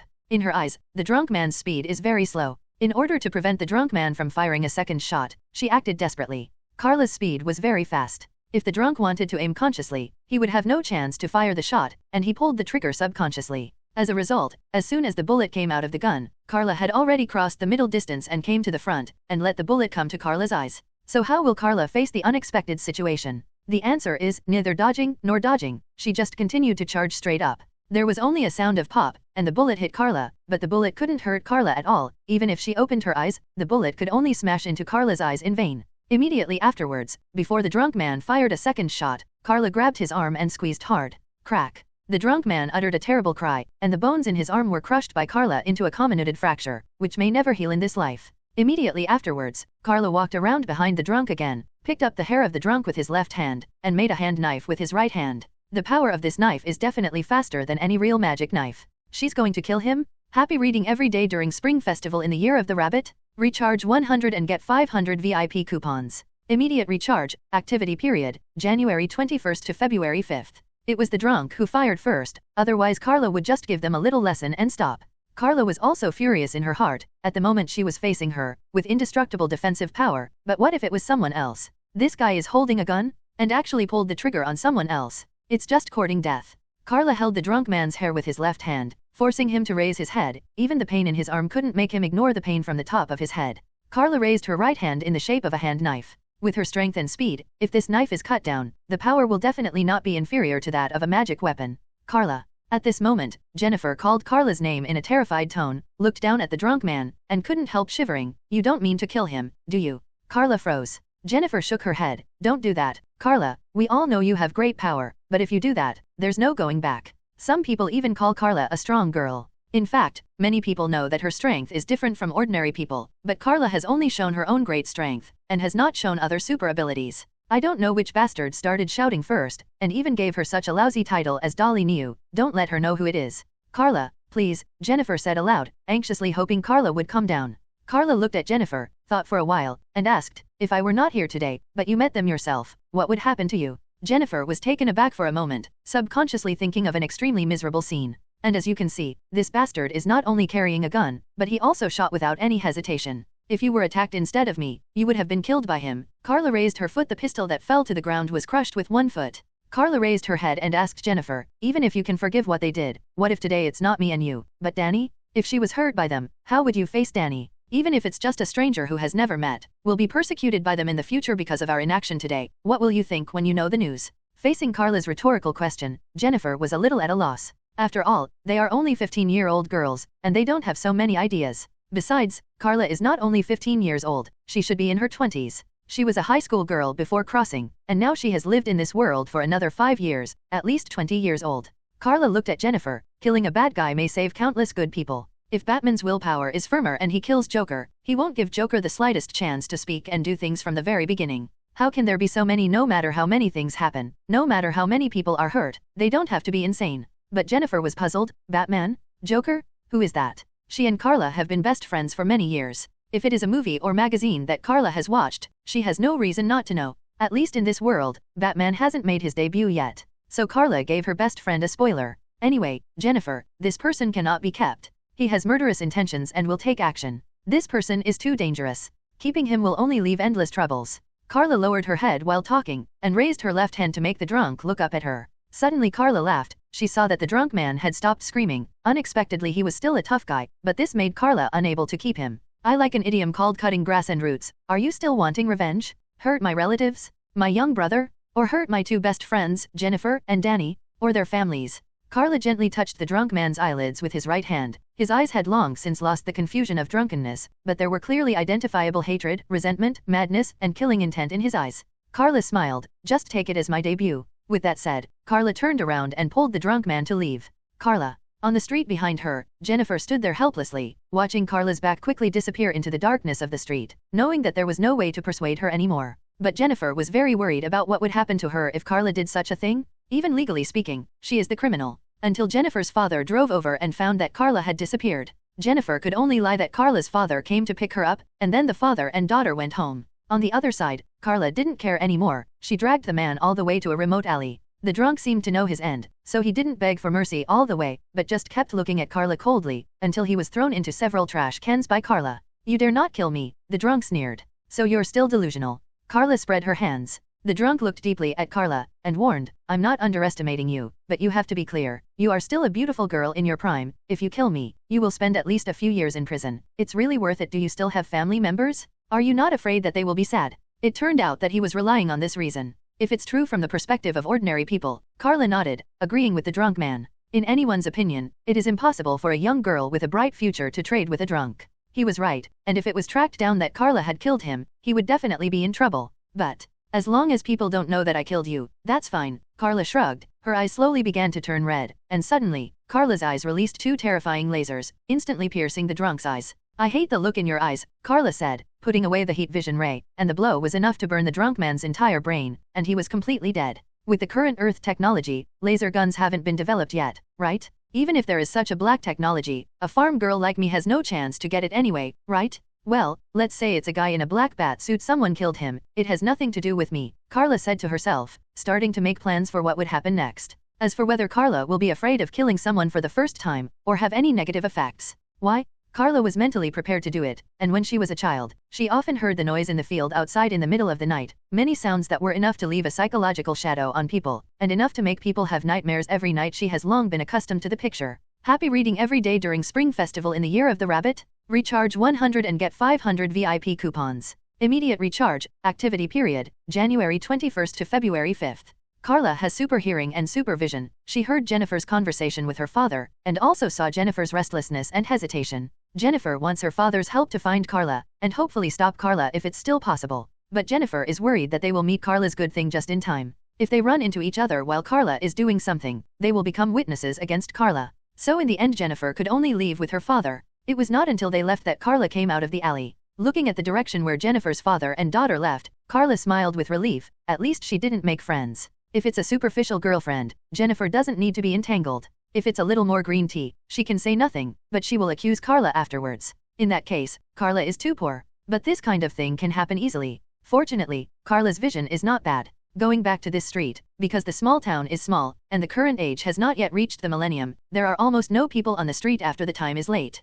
This is not one of those big cities where the lights stay on until late at night. There were almost no pedestrians on the street, and no one passed by for such a long time. Carla went back to the two drunks whom she had knocked unconscious by their heads, and nearly broke their leg bones with one kick. Huge amounts of pain instantly awakened the two of them. Carla stood there condescendingly. At the moment, she didn't have any tenderness that belonged to a girl, but only a cold hostility. The drunks mentioned two titles for Carla before. One is the Strong Girl, referring to her infinite strength. Another one is called Tyrant. Even Carla herself may not have noticed that at the moment. She exudes a terrifying, cruel, and terrifying aura. Speaking of which, Carla's family is even more glorious than Carl's, that is, Superman's family. In fact, Carla and Carl belong to the same family, which is definitely. But Carla's father is a scientist and a judge just like Carl, and the mothers of the siblings are almost judges, with the same position. But Carla's aunt, her mother's sister, is a general at the same level as Sid, including Carla's mother, who is not only a judge, but also a general. This led to Carla's genes being full of the best fighters, the most qualified generals and leaders, and the elements of all other positions.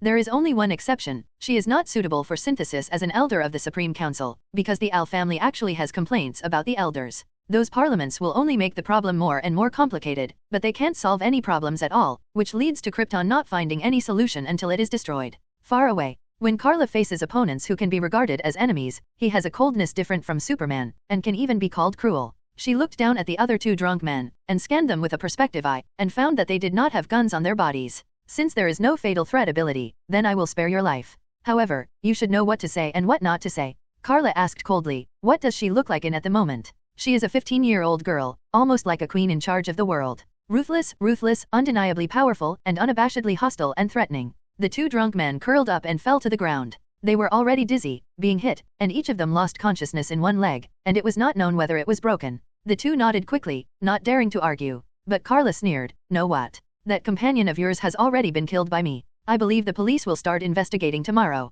If you dare to confess me by then, I will make you feel miserable. Remember, a guy dressed like a bat took that guy away, not me, get it? It seems that Karla is determined to blame Batman, and I don't know how Bruce Wayne will feel when he learns that he has been active in this small town when he debuts in the future. The two drunks had already sobered up, facing Karla's threats. They dared not go against her will at all. Karla was not afraid that they would be disobedient, so she turned around with a soft snort and was about to leave. By the way, after walking a few steps, Karla turned around and asked thoughtfully, about the title of Dolly knew, who told me? As expected, she still cared about the title Dolly knew. The two drunks looked at each other, and finally shook their heads together. It seems that they don't know either, they just heard something about Karla from somewhere. The reason is that Karla is actually not as well behaved as she appears on the surface. There is another side hidden behind her. The other side of her is irritable, powerful, and aggressive. Any bad guys and gangsters who dare to provoke her will eventually be killed by Karla. Definitely it was indeed the first time she had killed someone before this. Jonathan and Martha didn't know that this obedient and sensible adopted daughter had actually been a famous figure in the small town. Apart from being pretty and having excellent grades, many people in the underworld even wanted to win her over. It's just that Karla will definitely not be a big sister. After that, Karla didn't delay any longer, and continued to leave and walk outside the city. After entering a nearby alley, Karla jumped into the sky and took off. Karla became more and more proficient at controlling her own powers, and even discovered a biofield originating from herself. The so-called biological field is launched based on Karla's power, which allows Karla to apply power to a certain thing as a whole. For example, if a passenger plane loses control and falls from the sky, using the file size of a human palm to support the plane will not catch the plane, but will cut the large passenger plane in half. Like putting a piece of tofu on a sharp edge, the nails are the same, and they can be worn in one bucket. But the power of the biological field is different. Instead of grabbing a piece of the plane alone, it supports the whole plane with the power of the biological standpoint. Another example is that someone falls from a high altitude. Under the interaction of forces, if you use Superman's steel body to catch the opponent, it will easily cut the opponent into 3 sections. Superman's body is the sharpest weapon. But as long as you greet each other from a biological standpoint, it will be fine, like a Simmons big bed to accept the other party. Including defense also has a great effect. Superman's uniforms, such as Karla's suit, originally had indestructible and indestructible effects, but if they encountered Kryptonian technology-level weapons, they would still be injured and their clothes would be damaged. But from a biological standpoint, one's own defense can be brought into the clothes. Even ordinary clothes will be bulletproof. And including actions or flights at a speed beyond the factor, or even beyond the speed of light, the body and clothes will not be affected. Otherwise, when a supersonic flight is carried out suddenly, the huge amounts of power will tear all the clothes in an instant. Karla didn't want that. Happy reading every day during Spring Festival in the Year of the Rabbit? Recharge 100 and get 500 VIP coupons. Immediate recharge, activity period, January 21st to February 5th. That night, Karla took a high-speed flight all the way home by herself. When she got home, her family was already asleep. Karla quietly opened the window and went back to her room. The first floor of this small building is the living room, kitchen, and other facilities. The upper floor is the living room. The main house of the adoptive parents is the largest, followed by Karla's room, and finally Clark's cabin. After changing into her pajamas, Karla quietly went downstairs to open the refrigerator. There were several cows at home, which used to be Clark's main food, but now they became the designated drink at home. After pouring a glass of milk and taking a swig, Karla's ears trembled, and she heard a slight sound of footsteps going downstairs. Karla turned around, and in the next second, she saw the figure of her adoptive mother Martha appearing at the stairs. With 2 sensitive children in the family, both Martha and Jonathan were in the habit of walking up and down the stairs at night very lightly so as not to wake them. Martha actually didn't sleep until now, because Carla never came back, and she was relieved when she saw her standing there. Why so late? Martha asked in the lowest voice. Carla pointed upstairs. Clark is already asleep, it's fine. Martha was afraid of waking Clark up. The child still couldn't control his power as perfectly as Carla, and sometimes there were still many voices coming into his ears. So Clark is still very distressed recently. Fortunately, Clark had gradually gained control when he was sober, so he didn't act too weirdly in school anymore. I watched a movie with Jennifer and Danny before. I didn't notice it was so late. I'm sorry. Carla briefly explained the reason, and fooled it casually. At home, Martha spoils the children very much, and generally does not speak in a harsh tone. Jonathan's words are also very caring for the two children, but he is the image of a strict father, and being a father for the first time, sometimes he appears to be extremely strict. But most of the time it is still available. Especially for Carla, Jonathan is very relieved, because he doesn't know the other side of his daughter, and even has the titles of strong girl and tyrant. If Jonathan heard the news that someone in the underworld was trying to win over Carla, his mind would probably explode. After talking with her adoptive mother for a while, Carla filled the glass again, and then returned to the upstairs room with the milk. It's as if nothing happened today, as if she didn't kill someone for the first time before. Everything is so peaceful. But on the second day, things finally came to light. When I got up early in the morning, there was a police car with the school bus. Carla was taken away, allegedly in connection with a murder. Jonathan and Martha were extremely worried, and Clark also wanted to follow, but was stopped by Carla, so he didn't have to worry about himself and just continued to go to school as usual. Carla was taken to the police station and found that the two drunks yesterday, as well as Jennifer and Danny, were also brought. The body of the drunk man who died in the alley was discovered by the person in charge of taking out the garbage in the morning, and the peaceful town suddenly caused a sensation. In such a small town, the biggest situation in the past was a fight, but today there was a life lawsuit. Carla was brought into the interrogation room, where a police officer was responsible for recording a statement and asking about the process of last night. Carla is not timid either. First, she talked about the experience of 3 little girlfriends playing in the town, and finally mentioned that she and Jennifer were stalked by 3 drunk hooligans while waiting for the bus. Until the life lawsuit, Carla had described it truthfully, which was in no way different from other people's confessions, and the police officer had been nodding vaguely. Until finally disagreements arose. Donnie's confession is that she left first, so she doesn't know what happened afterwards. Jennifer's confession is that she only saw Carla take the drunk man elsewhere, and then she didn't know what happened afterwards. Regarding these confessions, Carla can actually see them, including the confessions of the 2 drunk men. They really followed Carla's last account last night, saying that a person wearing a bat suit appeared last, and they admitted that it was he killed their companions. Satisfied in her heart, Carla also said what she planned to say last night, saying that she had planned to scare the drunk, but in the alley, she met a man dressed like a bat. I was threatened and intimidated by him so that I had to leave, and then I didn't know what happened, and I didn't dare to go back to see. What did that guy die for? After finishing her planned confession, Carla specially guided, or lure the police officer in front of him to say what he wants to hear. The police officer on the opposite side said without thinking, he was killed by a powerful and terrifying weapon, like the legendary laser gun, or some kind of flame gun. The police officer shook his head as he said that, in fact, they have not yet determined what weapon killed the man. It has to be said that the thermal vision rays are very strong, but a small test can kill a person in an instant, and it can't even be investigated. Laser gun? Is it the one in the movie? Can it really be made? Carla began to show her acting skills, pretending to exclaim exaggeratedly, and said enviously, if there is a chance, I really want to meet that guy again and see what a real laser gun looks like. In fact, she is inducing others to focus on Batman completely. Anyway, Batman hasn't debuted yet, so where can I find him? Even if Batman made his debut, he was still a vigilante who was not protected and supported by the law at the beginning, and he was a scapegoat anyway, so I wouldn't mind if there was one more, right? That's a dangerous guy, you'd better not think about getting to know him. The police officer on the opposite side also warned Carla, who knew that the harmless and beautiful girl in front of her was the real culprit. In this way, under Carla's careful arrangement, all the clues point to the Batman who has not yet debuted. It's not that everyone else is a fool, but Carla's confession is the same as that of the 2 drunks, which means that both the plaintiff's and the defendant's confessions point to a third party, so there is nothing to say. In addition, the murder weapon used to kill the drunk man was really unimaginable, and all signs indicated that it had nothing to do with Carla, so it seems so easy and smooth. In fact, Carla was also worried about whether it would be exposed, and now it seems that there should be no problem. Speaking of which, the 2 drunk men later were too cooperative, right?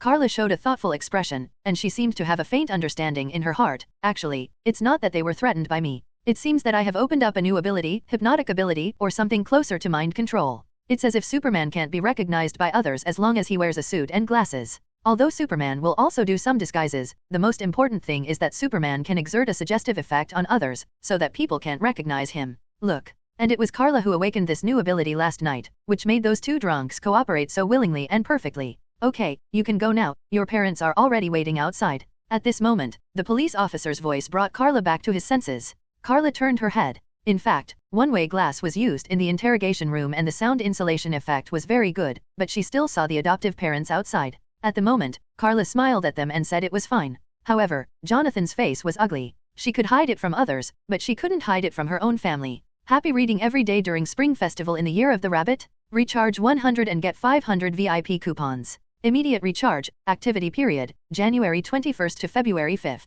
Because such a thing happened suddenly, and even Carla and the others were involved, the school happily gave the three of them a 3-day holiday so that they could adjust their status. In fact, Jennifer really needs to adjust her mentality, because she knows that Carla killed the man. But Jennifer didn't tell anyone, including Danny, who didn't know their little secret. It's not that she doesn't believe in Danny, but that Jennifer is very gentle and worried about the relationship between Danny and Carla. In fact, when she left the police station, even she didn't know how to face Carla, including Carla's side, who was immediately taken away by her family. On the way back, the Kent family kept silent. Martha purposely sat in the back seat with Carla, holding her hand all the time as a gesture of comfort. Carla felt amused and patted the back of her adoptive mother's hand in turn, reassuring, "Mom, I'm fine." "Humph, you're definitely fine." Jonathan, who was driving ahead, glanced at his adopted daughter behind him in the rearview mirror, and said solemnly, "Carla, tell me the truth, you must be the murderer." Martha's hands trembled. In fact, she also guessed it, but as a loving mother, she didn't think about it. As a mother, she still hoped that her daughter would be a kind and good child.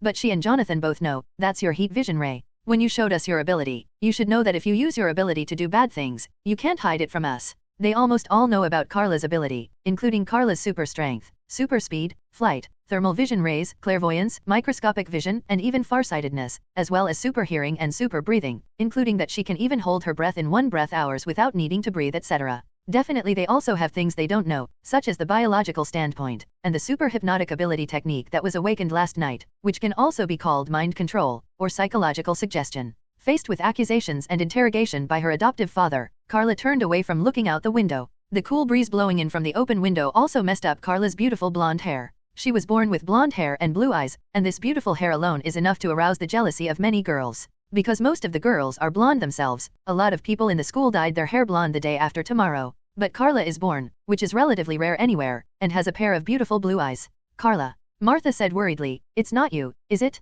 Tell Mom, you're not a murderer." Carla sighed, "Sorry, it was me." Squeak. The car suddenly slammed to a stop on the small road home, and Jonathan sat there stiffly, his eyes looking a little blank. It seems that he is actually the same as Martha. Although he guessed that it was Carla, he didn't want to believe it, but hoped that his child would be a good child. As a result, Carla directly admitted it. "Let's go back," Jonathan said, turning the car around and heading back to the police station. Carla shrugged, leaned back in her chair and said nothing. Martha was anxious. "Jonathan, what are you going to do? Do you want to send my daughter to prison?" "You can't do that." "But she killed Martha." Jonathan usually respected his wife very much, but now he reminded Martha loudly that Carla didn't make a small mistake, but killed someone. Martha didn't know what to do, so she could only turn her head and ask Carla, "Carla, tell Mom, is that person who threatened you first? Didn't you?" "Isn't it definitely?" Carla sighed helplessly. "Maybe you didn't see the detailed report? There was a gun and a broken bullet at the scene, and I was shot in the eye. Oh, bang, a bullet shattered in my eyeball. If it wasn't me, Papa, if it was you or Mama, you'd be dead."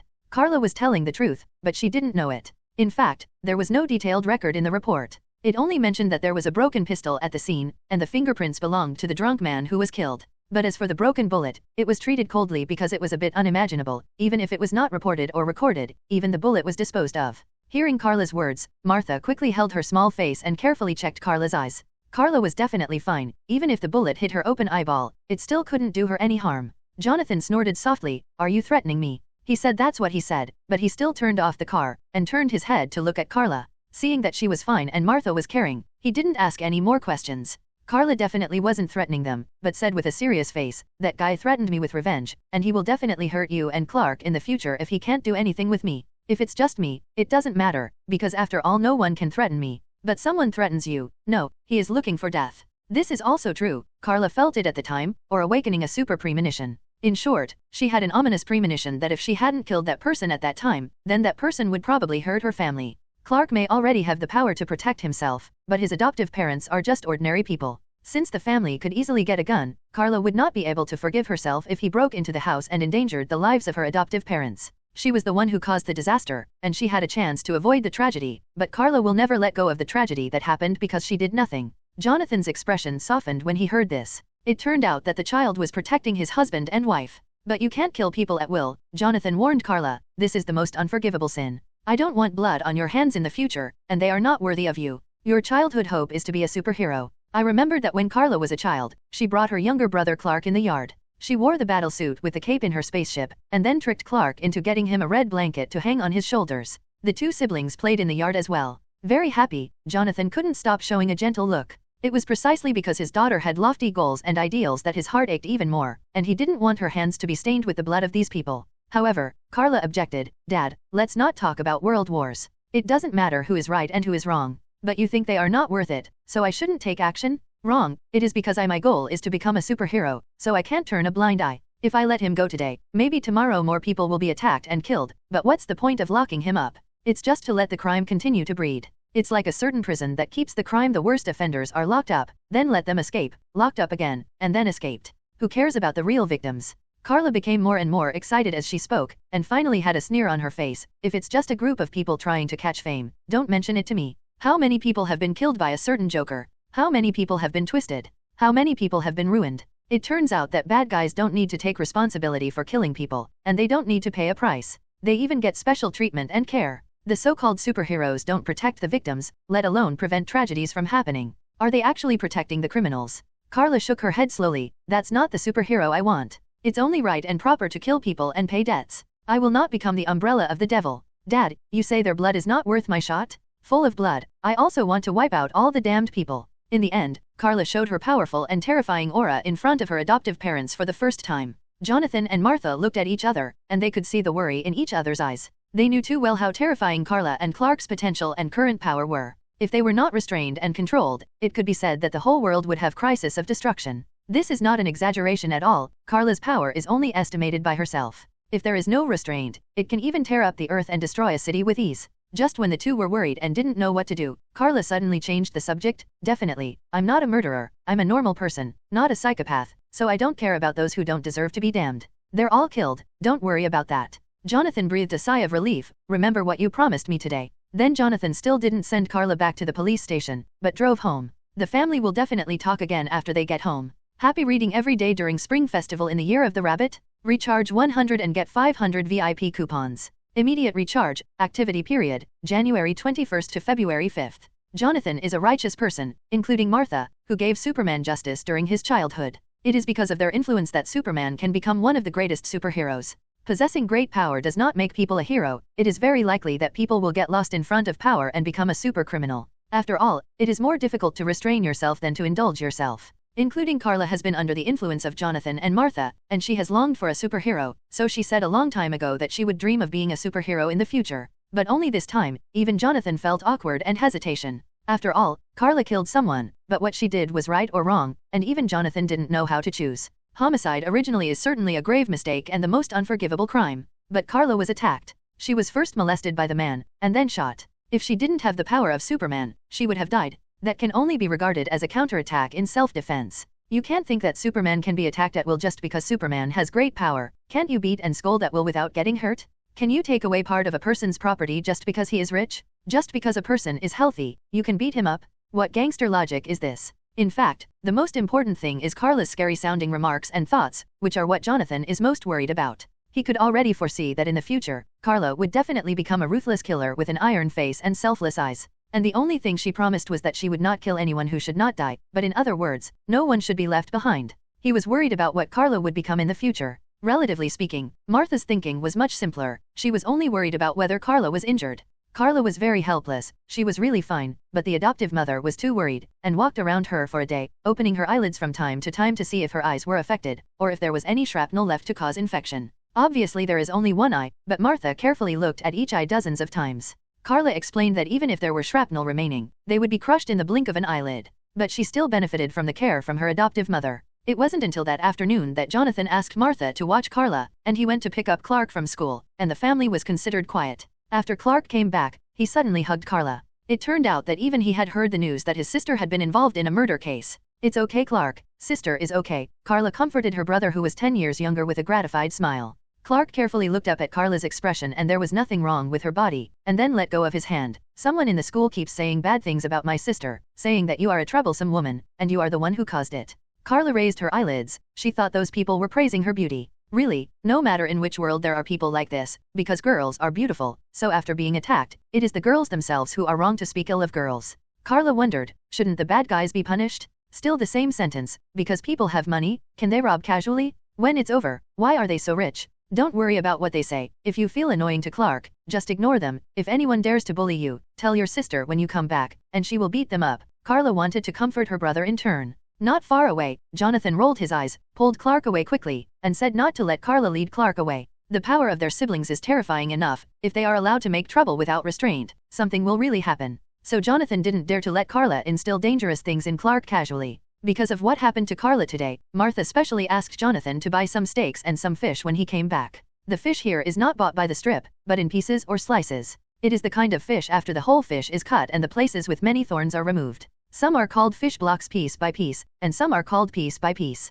Fillet. Carla hadn't gotten used to it for a while, and obviously wanted to eat fish head soup, or braised cod. As a result, only the whole cod meat is used here, either pan-fried or made into fish broth. The taste is definitely not the Chinese food she used to eat. Today Martha prepared 3 pieces of steak and 5 pieces of fried fish for Carla and Clark, as well as rice, potato, and pumpkin soup, and a large bowl of vegetable salad prepared with fresh vegetables. Fortunately, they have a farm in their own family, otherwise these vegetables would be more expensive than meat, not because there is no fruit and vegetable production here. On the contrary, there are many large farmers in a country with many people and little land. This is because the cost of labor is too high, so vegetables are more expensive than meat. As for meat, there are more and more advanced machines to process all kinds of meat, which is much cheaper. Carla and Clark's appetite is not small, even Jonathan can't match it. Maybe their stomachs are also Superman level. After dinner, before going to bed at night, Carla also received a call from Danny and Jennifer. The former questioned Carla for a while, because Danny went home early and didn't know what happened afterwards. When it was Jennifer's turn, the 2 close girlfriends suddenly fell silent for a long time, looking very embarrassed.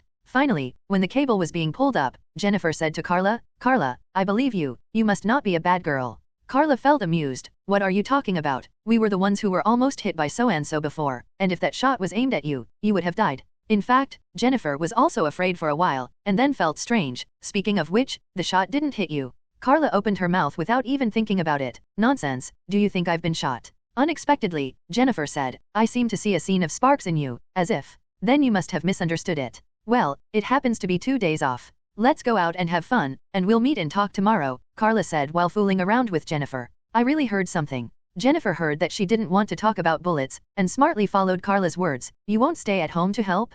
Dolly girl." "Huh." Carla said anxiously, "Don't call me that title, damn it, and I don't know who gave it to me. When I find him, I must make him look good. As for helping, forget it. My parents are so annoying these days and I'm sure you'll be annoyed if you see me, so I'd better hide." While she was going to be bored to death by Martha, she was also going to be bored to death by Jonathan. Happy reading every day during Spring Festival in the Year of the Rabbit? Recharge 100 and get 500 VIP coupons. Immediate recharge, activity period, January 21st to February 5th. During the 2 days of vacation, it was rare for Carla not to help at home. The main reason is that Jonathan doesn't know how to guide this 15-year-old adopted daughter. Moreover, Carla and Clark are different. When they came to Earth, they had their own memories and opinions. It is difficult to establish values like Clark did from an early age. Definitely Jonathan didn't even know that Carla actually had another memory. She came from time travel, and this identity was even more mysterious. So the next morning, Carla and Clark got on his school bus and left to play with the little sisters in the city. Carla also took this school bus a few years ago, and greeted the driver very familiarly. But when Carla and Clark sat down in the back seat, there was a murmur from around. "Is she the woman in the news?" "It's her. You look really good looking, no wonder she will seduce others." Clark obviously heard these whispers. The little guy was still very protective of his sister, and was about to stand up immediately. But Carla put her hand on her younger brother's shoulder and stood up by herself. When is it her turn to let her brother protect her? "I thought there was a fly in the car and made a noise. What's going on? Do you dare to mutter behind your back? I'm right here, dare you stand up?" Carla stood in the middle of the aisle, even if the school bus shook her not moving at all. Carla looked at those gossipers and sneered. "How dare you speak ill of people behind their backs with this little guts?" Those few dared not stand up to face Carla, who was at least 5 years older than them. But Carla didn't intend to end it like this. She raised her head with her arms around her shoulders, glanced at everyone in the car, and said with a sneer, "A group of cowards, brats, what? I heard that someone is going to bully my brother? Who can bully people, believe it or not? I will find some people to block your school gate every day in a few days." At the moment, she doesn't want to be a superhero at all. She is just a sister who protects the shortcomings and bullies the elementary school students. Not only elementary school students, 5-year-old children can only go to a kind of school similar to preschool or kindergarten, and the oldest is only 6 or 7 years old. Don't talk about one playing two, she probably has no problem playing one class alone, I mean without super strength. In the end, even the driver couldn't stand it anymore, and shouted without turning his head, "Dolly girl, it's you again. You used to bully the whole car when you were in elementary school, and now you're bullying this girl again. Are you a member of the first class? Sit down quickly, and be careful that I will call your father and ask him to teach you a lesson." Carla was so angry that her teeth were itching. Why did the school bus driver hear the title of Dolly girl? Which bastard passed it on? Don't let her know. Huh, Carla snorted, and gave someone a random glare, some fat little guy. The little fat man was very innocent, he lowered his head and dared not speak. Carla also left a warning before sitting down again, "You don't need to play with my brother, and he doesn't need to play with you bastards. He will naturally have his own real partners and friends in the future. But you think he is kind and gentle, it's easy to bully, then it's a big mistake. If you have a big brother-sister in your family, then ask for the name of the old lady, I will really make people block your school gate." The children, who had never seen such a hooligan before, were immediately silent and didn't dare to say another word. The driver shook his head dumbfounded. She was such a beautiful girl, but she was usually very polite and well-behaved. But for some reason today it's become so, hooligan. There is no way, after all, it is related to Carla's younger brother. She doesn't care what others say about her behind her back, but she has heard that her brother has been excluded in school. Some people even dare to bully him, which is not acceptable. As Clark grew older, his strength also became stronger. But because of Jonathan's instructions, he has never dared to have conflicts and disputes with others, so Carla can only protect his younger brother. Even Carla's original responsibility was to take care of Clark when he grew up. After all, they were siblings, cousins, with the same surname, and belonged to the same family. After a short episode, the school bus came to the city in silence, and Carla got off the bus with the others until the gate of Clark's school. At the door, Carla took out $50 and handed it to Clark as pocket money, and if he was hungry at noon, he could buy something delicious. Clark has her own pocket money, but it is much less than her sister's. The reason is not that Carla is more favored by her adoptive parents, but that Carla has always been helping the family, so her adoptive parents will give her a little more pocket money. What's more, Carla is 15 years old, and she is a big girl. There are many places where money is needed. Normally, it is a lot, but Carla has never spent much money, and has saved a lot of money in the past. As an aside, Carla may not even have a menstrual period because she is a Kryptonian. Or maybe it's because she has the quality of Superman, so she doesn't need to detoxify, which also saves a lot of money. There are also clothes. She wears a few jeans all year round, jeans, sneakers, and denim tops or small shirts, which are simple, convenient, and cheap. As for the dresses that other girls like, she doesn't care much. Once Martha thought she didn't want to waste money and insisted on buying her a pure white dress. But Carla asked her adoptive mother, if she flew up, wouldn't the people below see everything? It turned out that this was what she cared about. Even later, Carla prepared some shorts in advance, the kind of shorts that only reach the knees, not for normal wear, but intended to be used as safety pants when wearing combat uniforms in the future. The result is that it has not been used for several years. After dropping off Clark, Carla called Jennifer and Danny, and the 3 little girlfriends found a place to meet up. Since the school was so considerate and gave them 3 days off, they definitely didn't hesitate to take full advantage of it. Even Danny boldly proposed to go to a nearby big city, that is, the most famous city, Metropolis. Metropolis, which is where Superman lives and fights in the original book, is also the headquarters of the Daily Planet where Superman went to work after high school. Unlike this small town, Metropolis is a bustling metropolis. Young people are more or less unavoidable yearning for the life in the bustling city, and even Carla is curious about the metropolis, so Donnie's proposal hit it off. They planned to take the train there in the morning and come back by train in the evening after a day of fun. Anyway, I have nothing to do tomorrow, so it shouldn't be a big problem even if they stay overnight. After all, they have Carla to protect them. But what if something happened on the way? What if something happened to Carla on the halfway train? Have they thought about it? Happy reading every day during Spring Festival in the Year of the Rabbit? Recharge 100 and get 500 VIP coupons. Immediate recharge, activity period, January 21st to February 5th.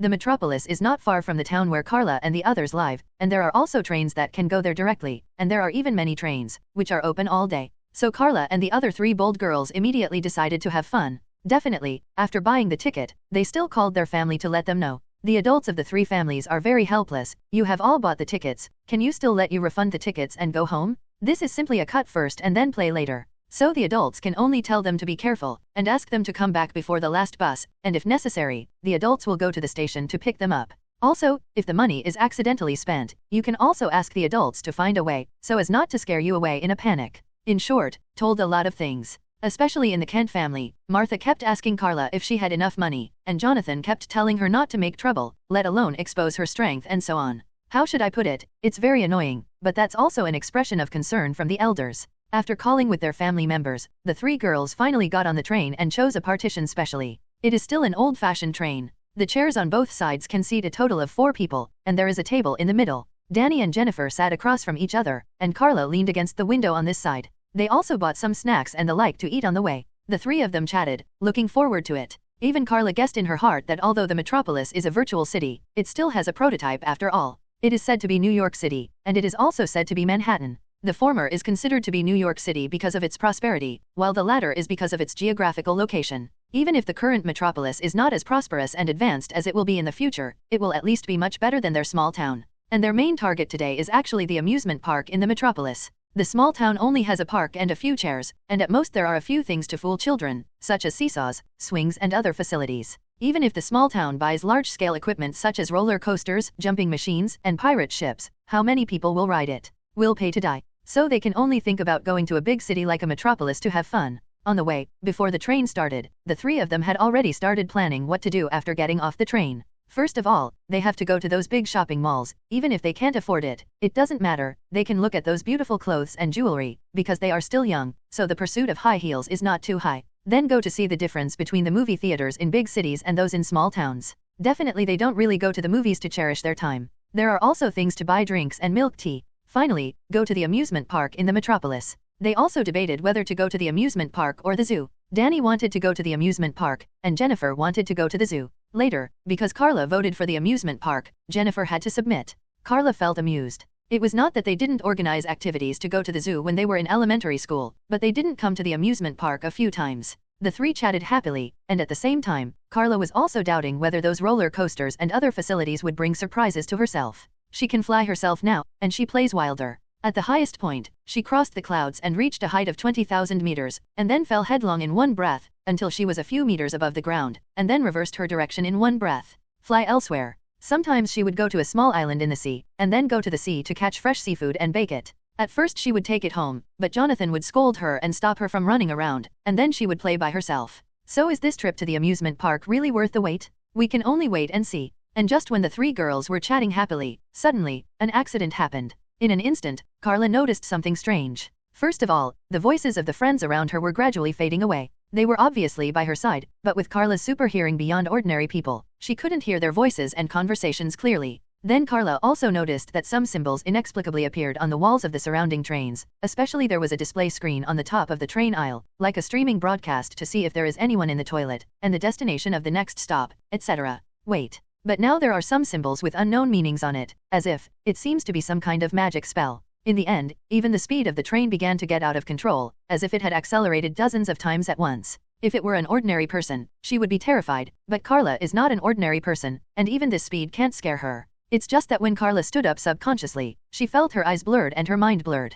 All the other guests around her disappeared, and she was the only one standing there. At the same time, the train gradually stopped, and a mysterious space appeared outside this carriage. Through the glass, Carla saw a cave surrounded by all kinds of rocks, as if it was not on the earth. Crack. Suddenly the train doors of the train opened. Does that mean you want me to get out of the car? Carla raised her eyebrows, guessing what it meant. Normally she wouldn't pay attention to it, but Carla chose to get out of the car directly because of her skillful courage. Let's see who it is. Carla's purpose is also very simple, just to see who is up to it. In the worst case, she would run away. The top speed of the train just now was only the speed of sound, but now she can fly at supersonic speed. The most important thing is that the other party is obviously targeting her. Carla is worried that if she doesn't solve it, she will threaten her family. There is a saying that is good, if you can run away, the monk can't run away from the temple. Carla is the monk now, and her family is the temple. Sometimes what she fears and worries the most is that someone will harm her family. So she had to come forward.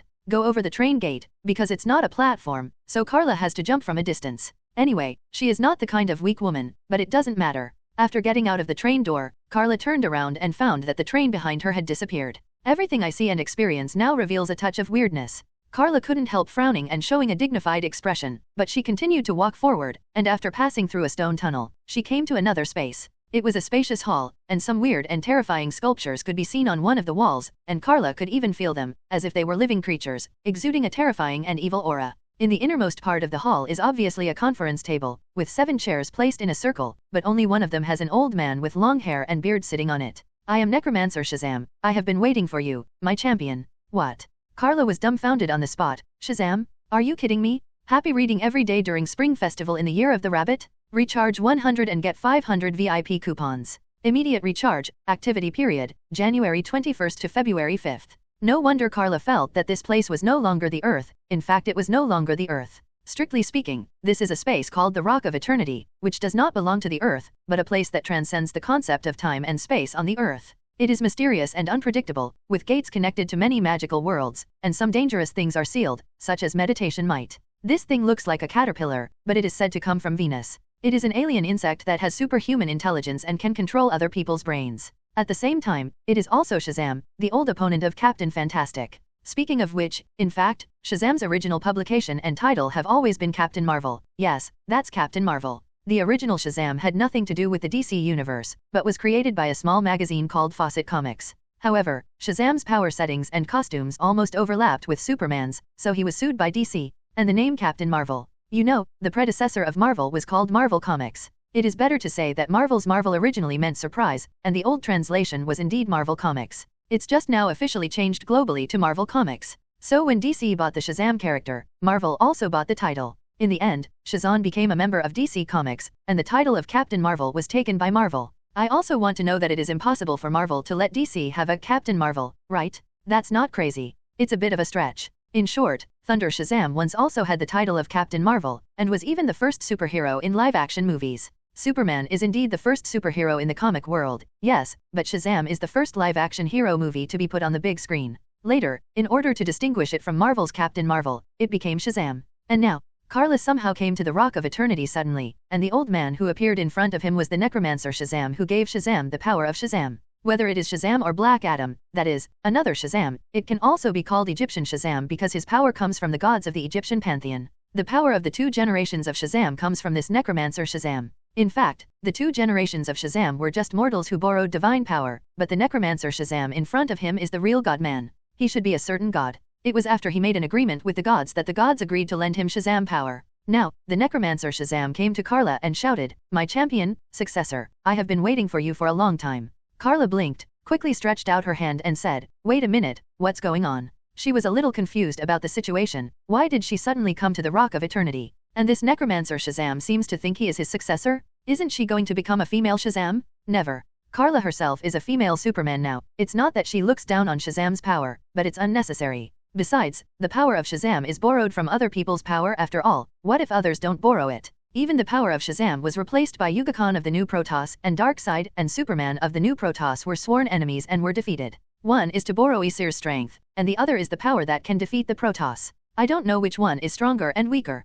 That's why Carla doesn't want to inherit the power of Shazam. To put it bluntly, the power of Shazam must not surpass the Protoss, because his power was given by the Protoss. So when the necromancer Shazam was about to explain to Carla, she interrupted the necromancer Shazam again and pointed to the monster statue on the wall. Now that she knows where it is, Carla finally knows what those evil statues are. They are indeed still alive. They are only temporarily sealed by the necromancer Shazam, because they are generally considered unkillable. Yes, they are exactly the 7 deadly sins. Carla said suddenly, "These guys are talking bad about you. Do you want me to clean them up for you? Even without your Shazam power, I can help." As she spoke, Carla slowly floated up. Since she was here, she could definitely show her strength as she wanted. As for the 7 deadly sins, it would be difficult to solve them if they were still illusory, but since they have become things on the material side, there is a way to defeat them. The necromancer Shazam looked at Carla in surprise.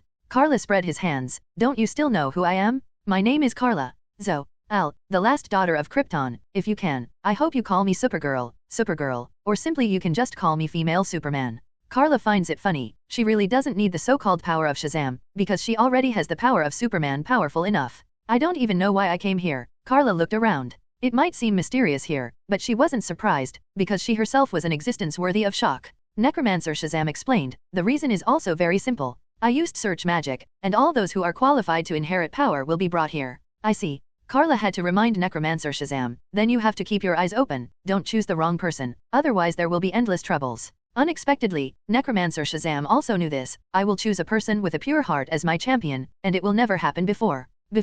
By the way, Black Adam has probably existed for more than 5,000 years, and that is a negative example of the Necromancer Shazam. Okay, I don't need your Shazam power. I think you will meet a boy with a pure heart in the future, but that's obviously not me." Carla smiled self-deprecatingly. "Is the heart pure? Sorry, you lost your eye again." Carla pointed at herself consciously. "Actually, I'm a very selfish bad girl. I don't have a so-called pure heart, so you can send me back." Definitely, if you have any magic books to make me increase a little bit of knowledge about magic would be nice. Carla may be worried that she only has strong physical fitness and strength from the Kryptonians, but the magic resistance seems to be almost zero. After all, Superman's power is all physical. If there is a chance, I still want to read about magic. Unexpectedly, the necromancer Shazam looked at Carla deeply, and actually took out a book and handed it over. Carla took the book curiously, and looked up at necromancer Shazam. I heard him say, "Don't underestimate yourself. I don't think people who are brave enough to look into their own hearts are treacherous villains, do you?" "Definitely not." Carla rolled her eyes. She was going to be a superhero, but maybe her methods were a bit cruel. The necromancer Shazam pointed to the book and continued, "It really can only give you insight, it can increase your willpower, and it can also make you somewhat resistant to magical power. If one day, I hope you can help deal with the 7 deadly sins." "No problem. Happy reading every day during Spring Festival in the Year of the Rabbit? Recharge 100 and get 500 VIP coupons. Immediate recharge, activity period, January 21st to February 5th. In a daze, Carla returned to her seat on the train, and no one seemed to notice her departure just now. If it is an ordinary person, it is very likely that the experience he just experienced was a hallucination or a dream after taking a nap unconsciously. But Carla clearly remembered what happened, and even held the magic book that necromancer Shazam gave her at the end. "Where did you buy this?" Jennifer and Danny on the opposite side also noticed the book in Carla's hand. The magic book was made of pure black sheepskin or cowhide, and the cover was inlaid with gold thread, which looked very beautiful. Carla came back to her senses, temporarily ignoring the encounter at the Rock of Eternity. Smiling at the girlfriends on the opposite side, Carla opened the magic book in her hand, and said casually, "I found it at home. Maybe it was a novel written by my dad when he was in school when he fell ill." Jonathan was innocently tricked. Jennifer and Danny on the opposite side looked at each other and let out a low chuckle. Looking at Carla again, she couldn't wait to flip through the magic book in her hand. With Superman's super learning ability, coupled with the ability to see 10 lines at a glance and never forget, Carla quickly finished reading the book. The necromancer Shazam was right. He was not exaggerating at all. This book is really just an entry-level book for magic apprentices. It really just let Carla know about the power of magic. It's so simple. Carla gritted her teeth and smiled, but a vein on her forehead was throbbing. She was just being modest and asked if there was any entry-level magic book for herself to read, but the old necromancer really gave herself an entry-level introduction? "It's your fault that you can't find a successor. Damn it, you can't find it in your life." No, it seems that Shazam is still very useful. For example, when encountering enemies on the magic side, that kid is also very helpful. But the words come back again. In fact, the magical power in the DC world is very strange and difficult to explain clearly. For example, Shazam, although his power setting is very similar to Superman, he has super strength, super speed, and so on. But Shazam's power is set as magical power, including his Shazam's power also comes from begging and borrowing from the gods. For example, the wisdom of Solomon, generally called the locked door by fans, the strength of Hercules, Heracles, the stamina of Atlas, the power of Zeus, the courage of Achilles and the courage of Mercury. Speed. The initials of these gods happen to be Shazam, and the phrase Shazam must also be formed. S for Solomon, H for Hercules, A for Atlas, Z for Zeus, A for Achilles, and M for Mercury. But think about Shazam's combat mode. He usually shouts Shazam, and then rushes up to punch and kick the enemy. Where is the magical power? Is it because one of Shazam's strongest attack methods is to hold the enemy and call Shazam, and then attract terrible lightning to attack the enemy? Carla clutched her aching forehead. If she knew she would have tried to accept the inheritance, imagine that if physical attacks were not enough, she would hug the enemy and play a song of Shazam, Shazam Shazam Shazam Shazam Shazam. Speaking of which, there are still various magical scenes in Marvel's Doctor Strange Next Door, especially against the Titan Thanos, even Ebony Maw, and Scarlet Witch, etc. At least a few magic light waves Bayu. In fact, because of her birth, Wonder Woman is actually a superhero with magical blood. Her father is the legendary Zeus, and her mother is the Queen of Amazon. So Wonder Woman's power should belong to the magic side, but Wonder Woman's fighting style is also. Anyway, it's over. I really don't understand it. This entry-level magic book made Carla a little disappointed. It actually recorded some things about the introduction of magic, such as the 4 elements, wind, fire, water, also called chi, soil, and the most basic control of spiritual power. The necromancer Shazam also said that he hoped that Carla could master some resistance to magic through this magic book. He was telling the truth, maybe it was too real, so Carla didn't expect that what he said was not humble at all. As for the introductory magic of the 4 elements, snap your fingers to create a cluster of flames that can be more vigorous than a lighter, summon a ball of water in the palm of your hand, and create a small hurricane in the air, and you can control a piece of mud and brick. If that counts as magic. But the method on how to control willpower, that is, mental power, Carla thinks it's not bad, and only this chapter is really useful.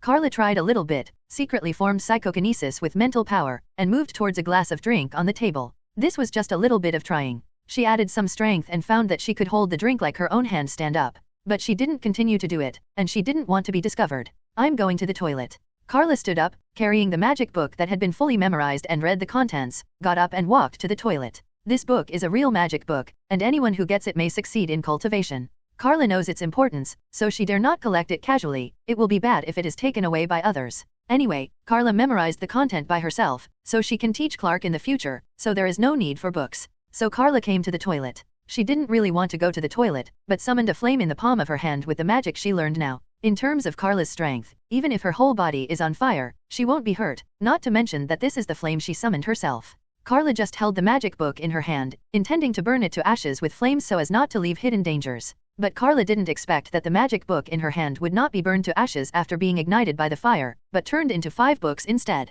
Carla opened her mouth wide. Why is she still breathing? Wait a moment. Carla quickly put away the flames in her palm, picked up one of them and opened it, put the other 4 books under her arm, and quickly flipped through the book in her hand. That book still records things related to spiritual power, but it is no longer as simple as an entry-level one, but an advanced version. The power of mental power is not as simple as psychokinesis, which is only the most entry-level. When the mental power is strong and you have enough means, you can even use psychokinesis to break through the barriers of time and space. The former can foresee the future and observe the past, and the latter can open the portal to enter the space you want to go to. For example, if Shazam wants to go to the Rock of Eternity, he needs strong willpower. The other 4 books are also advanced versions of the 4 elements, which are more high-level methods that should have the 4 elements. Carla didn't expect that there would be a follow-up to the magic book, so she was overjoyed and quickly read it. She is beginning to master the power of magic. Happy reading every day during Spring Festival in the Year of the Rabbit? Recharge 100 and get 500 VIP coupons. Immediate recharge, activity period, January 21st to February 5th.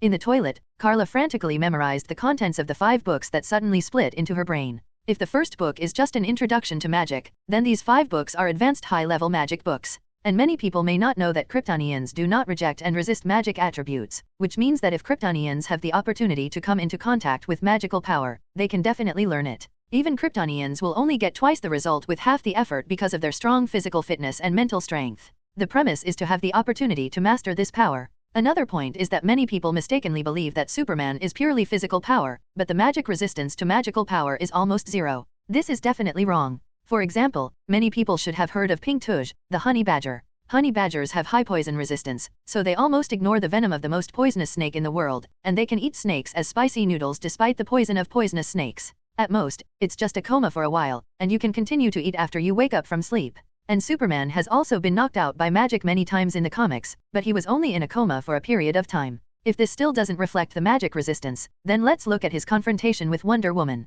Others are almost captured by mantra lassos, but Superman doesn't, it just weakens some of his strength. There was even Wonder Woman Blacken, and then Superman used the lasso of mantra to bring Wonder Woman back to her senses. All signs have shown that the magic resistance of Kryptonians is not 0, but they really don't have much magic power. As for the troublemaker who always makes trouble for Superman, it is a 5-dimensional creature. This kind of 5-dimensional creature is completely unreasonable. It can create things out of thin air, and can also rewrite reality at will, which is confusing. It's a bit of a funny character invincibility stock, like Errol from the Dragon Ball world can even beat Vegeta. Vegeta can burst into stardom, but he will be defeated by Errol in the end. This kind of plot has no logic at all. The setting of the 5-dimensional person can change the reality as he likes, without any theory to support it. He can do whatever he wants. Doesn't this mean that they are comparable to those who created the multi-universe? Each is a creator who can create a multi-universe? It's a bit far-fetched. After all, I haven't started to get in touch with 5-dimensional people. Here, Carla has quickly mastered all the contents of the high-level magic book. At present, she just writes down the contents at a glance, and she will study them slowly when she has time.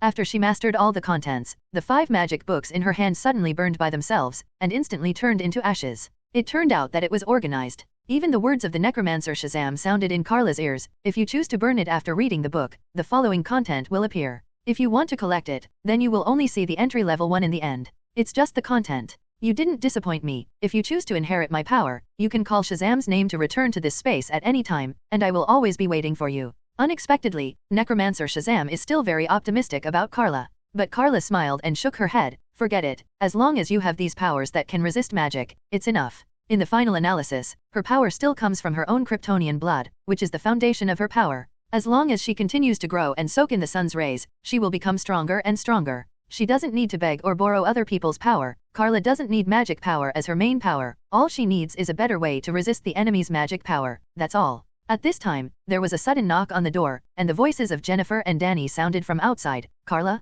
Are you okay? We will arrive at the station soon. It turned out that they were a little worried after seeing that Carla hadn't come out for so long. Carla collected her thoughts, opened the door and walked out, facing her friend with a smile and said, I've been a little constipated recently, so I've been delayed for a while. Is it almost there? Both Jennifer and Danny showed disgusted expressions, don't say it, and immediately felt as if there was a bad smell coming out. In fact, it was all a psychological effect, because Carla didn't go to the toilet, but kept flipping through the magic book. If there is a fragrance in the book, it should be full of fragrance. Carla just laughed, and deliberately reached out and waved at the two of them. Donnie's face became even darker. You didn't wash your hands, did you? How is it possible? She was sterilized by the flames of the 5 books that spontaneously ignited. Okay, don't make a fuss, go back and sit for a while, we will arrive at the station soon. Jennifer went back first as if fleeing, followed by Danny. Carla, who was lagging behind, showed a thoughtful expression. The advanced version of the magic book does contain many interesting things, and she may gain a lot from this. Even Carla had her first foresight. She saw a picture of the future.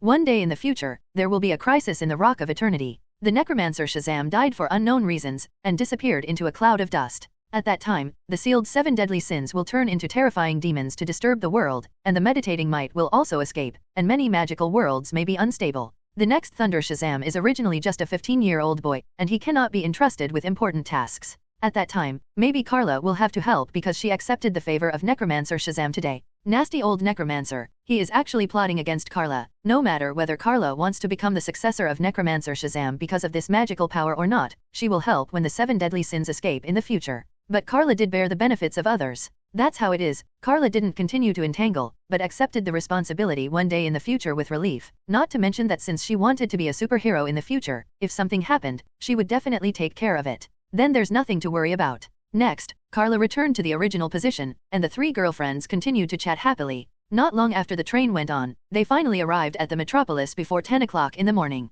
It is really a bustling city, and the scale alone is far from comparable to that of a small town. It is said that Metropolis and Gotham City are still close to each other, not too far apart. Carla said in her heart that she would not go to Gotham City to develop in the future. Absolutely not, no matter how much she gave. Ask how much she gave first. The 3 girls started their trip, walking around the metropolis. They went to the busiest commercial street, walked through a few shops without looking to buy, and were fascinated by the dazzling array of things inside. I also went to the best and largest cinema and found that there are more types of movies shown here. But what they care most about is the amusement park. Then Carla found out that she was really not interested in facilities like roller coasters. Happy reading every day during Spring Festival in the Year of the Rabbit? Recharge 100 and get 500 VIP coupons. Immediate recharge, activity period, January 21st to February 5th. After a day of crazy fun in the metropolis, when the evening approached, the 3 girls were quite well behaved and sensible, and they took the train back before catching the last train. The adults of the 3 families each sent male hosts to pick them up, and the 3 fathers also knew each other because of their children, and they could chat while waiting for the train. After they came out of the train station, the 3 families said goodbye briefly, and then drove home. I have to say that the cars used by the 3 families belong to Carla's family. The pickup truck is relatively old, but Carla didn't care at all, and excitedly told Jonathan the interesting things he had seen in the metropolis, even the halfway experience. I met an old necromancer, and he gave me a magic book. Carla didn't hide. Even her and Clark's foster parents knew the biggest secret, let alone such a small thing. But Jonathan was very worried. Necromancer? Magic book? What trouble have you caused?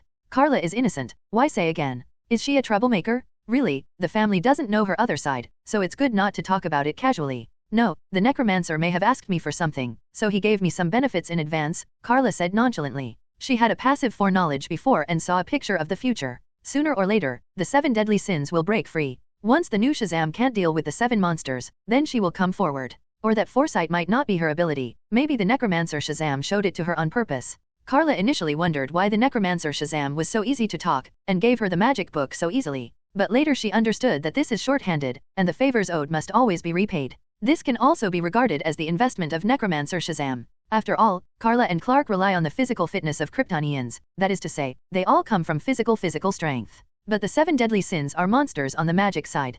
Giving Carla the magic book, actually 5, no, it should add up to 6, is also to give her the strength and methods to deal with the 7 deadly sins in the future. What kind of magic book is that? Jonathan's expression was a little worried, and he even had some doubts. Could it be able to summon demons? Carla rolled her eyes. You think too much, and I'm not a fool. I don't want things that are full of malice when I hear them. In fact, this is a serious, regular magic book, which includes the cultivation of spiritual power, and the control of the 4 elements. For example, As Carla spoke, she raised her right hand and snapped her slender fingers like pale green, and a ball of flame sprang up from her fingertips. Jonathan glanced sideways at Carla and immediately turned back to focus on driving. After a moment of silence, he couldn't help but said, "I've saved the lighter. That's really only a little higher than the flame of a lighter." Carla froze. The complaint from her adoptive father made her unable to refute. "Okay." Carla put away the flames, leaned sideways on the car door, turned her head to look at the surrounding environment passing by outside, not knowing what to think. Jonathan glanced at Carla out of the corner of his eye, as if he had noticed something. "What?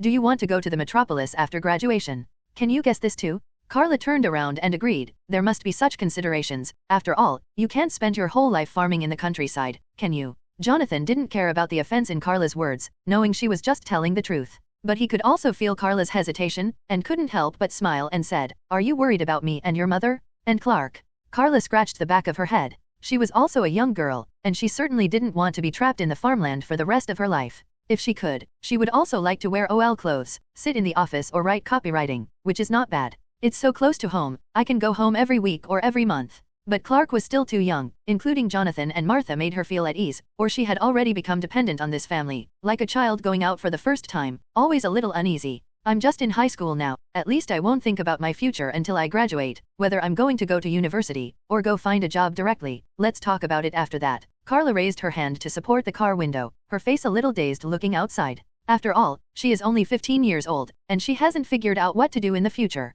Or why not try the Daily Planet? If she uses her ability to be a reporter, she can definitely unearth many secrets. Like which big star is dating whom, or pictures of which star changes in the locker room. No, it seems too dishonest. If she really started to act recklessly, there might be chaos in the world. Jonathan glanced at his adopted daughter again, knowing what she was thinking, and didn't bother her, just focused on driving straight to the direction of home. The school only gave 3 days off, and on the last day Carla chose to stay at home to help out and take care of the farm. With her help, Jonathan can relax a lot. She alone is more convenient, faster and more powerful than any machine. There are no other people around here, and Carla can sway her strength to the whole farm as much as she wants. Then after the 3-day vacation, Carla will start to go to school again on the 4th morning. But this time, when Carla boarded the school bus, she obviously noticed the difference. Many boys didn't dare to look up at her, their eyes dodged, and their faces also had terrified expressions. Especially when Carla deliberately stood next to someone, the other person was very unnatural, and stood up quickly after a few hesitations. "Do you like this position? Then I will leave it to you." He ran away. But this kind of seat is for 2 people side by side, and the boy inside is about to cry. Carla was also polite, sat down directly, and turned her head to look around. In fact, not only the boys, but also the female students secretly looked at her with complicated eyes. Carla glanced sideways at the blocked boy sitting inside, and smiled. "What's going on in the school again? Let's hear it." She immediately guessed that someone must be spreading rumors about her again, or this time it wasn't a rumor. The boy said it almost in a crying voice. "Some people say that you actually killed that person, and after you dug out the eyeballs with something, you burned his brain to ashes with fire." The atmosphere in the school bus suddenly became extremely solemn, and some girls even covered their mouths and made retching sounds, as if the sense of substitution was too strong, and they were disgusted and frightened by the pictures they imagined. "I really have a hand in scaring myself." Carla rolled her eyes speechlessly. "By the way, what kind of image do I have in your hearts? Am I so ruthless? She is so beautiful, so let's think of something better. Beauty is really beautiful, there is nothing wrong with that." But the student whispered, "But on the first day of school, didn't you beat all the gangsters in a small club in the school to the bone?" When Carla froze, it was because they were looking for trouble for her, right? As the drunk man said before, Carla actually has another side, and she is cruel and cruel on the other side, so she is called a tyrant. Happy reading every day during Spring Festival in the Year of the Rabbit? Recharge 100 and get 500 VIP coupons. Immediate recharge, activity period, January 21st to February 5th. In the blink of an eye, 3 years have passed since that incident. Now Carla is finally 18 years old. If there is no accident, she will graduate from high school this year. In the past few years, Carla has gradually started to keep a low profile, probably also aware that her reputation is being ruined by those jerks. It's just that Carla is destined to not be able to keep a low profile. After all, Carla is so beautiful. Every time after a freshman enters school, there will be either good boys or bad boys who will pursue her at first. If it was an ordinary good boy, she would politely refuse. If she encounters that kind of gangster, Carla will not do it directly now, but will use her stronger mental strength to make the opponent wrestle dozens of times a day. Her actions also reassured the adoptive parents, and finally there were no more troubles.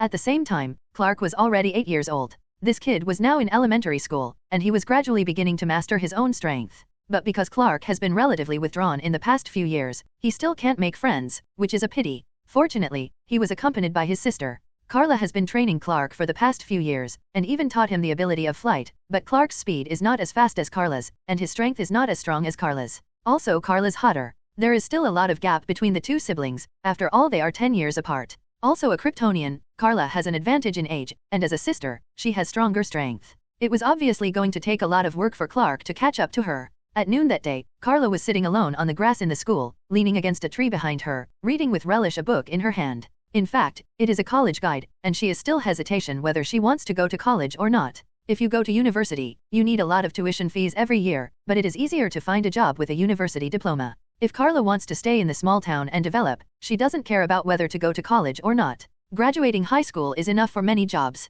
And because the small town is within the scope of the metropolis, it will be much cheaper to go to university in this state. And with her super learning ability, she can apply for some scholarships, grants, etc. every year. Maybe a few $1,000s a year is enough. If she does some work or something, it should be fine. Carla, at this time, a boy suddenly appeared in front of Carla, looking at her expectantly. You are Carla, right? Your name is Carla, right? Well, I think. You'd better not think about anything. The boy was interrupted by a crisp voice. Carla raised her head, and saw two youthful and beautiful figures walking towards here. The dark-skinned one was Danny, who was wearing a casual shirt, casually matched with a pair of jeans and a pair of sneakers. The one who opened the mouth was obviously another girl, with fair skin, big wavy blonde hair, a blue suit and a pair of exquisite high heels. She looked very beautiful and cute. Jennifer glanced at the boy who was at a loss, snorted softly and said, "It's already the last semester, and you just now think of confessing to Carla? What do you think? You should go after your contemporaries. Sisters." The boy blushed from being squeezed, turned, and walked away. Danny shook her head amusedly. It doesn't need to be that much, and Carla didn't say anything, did she?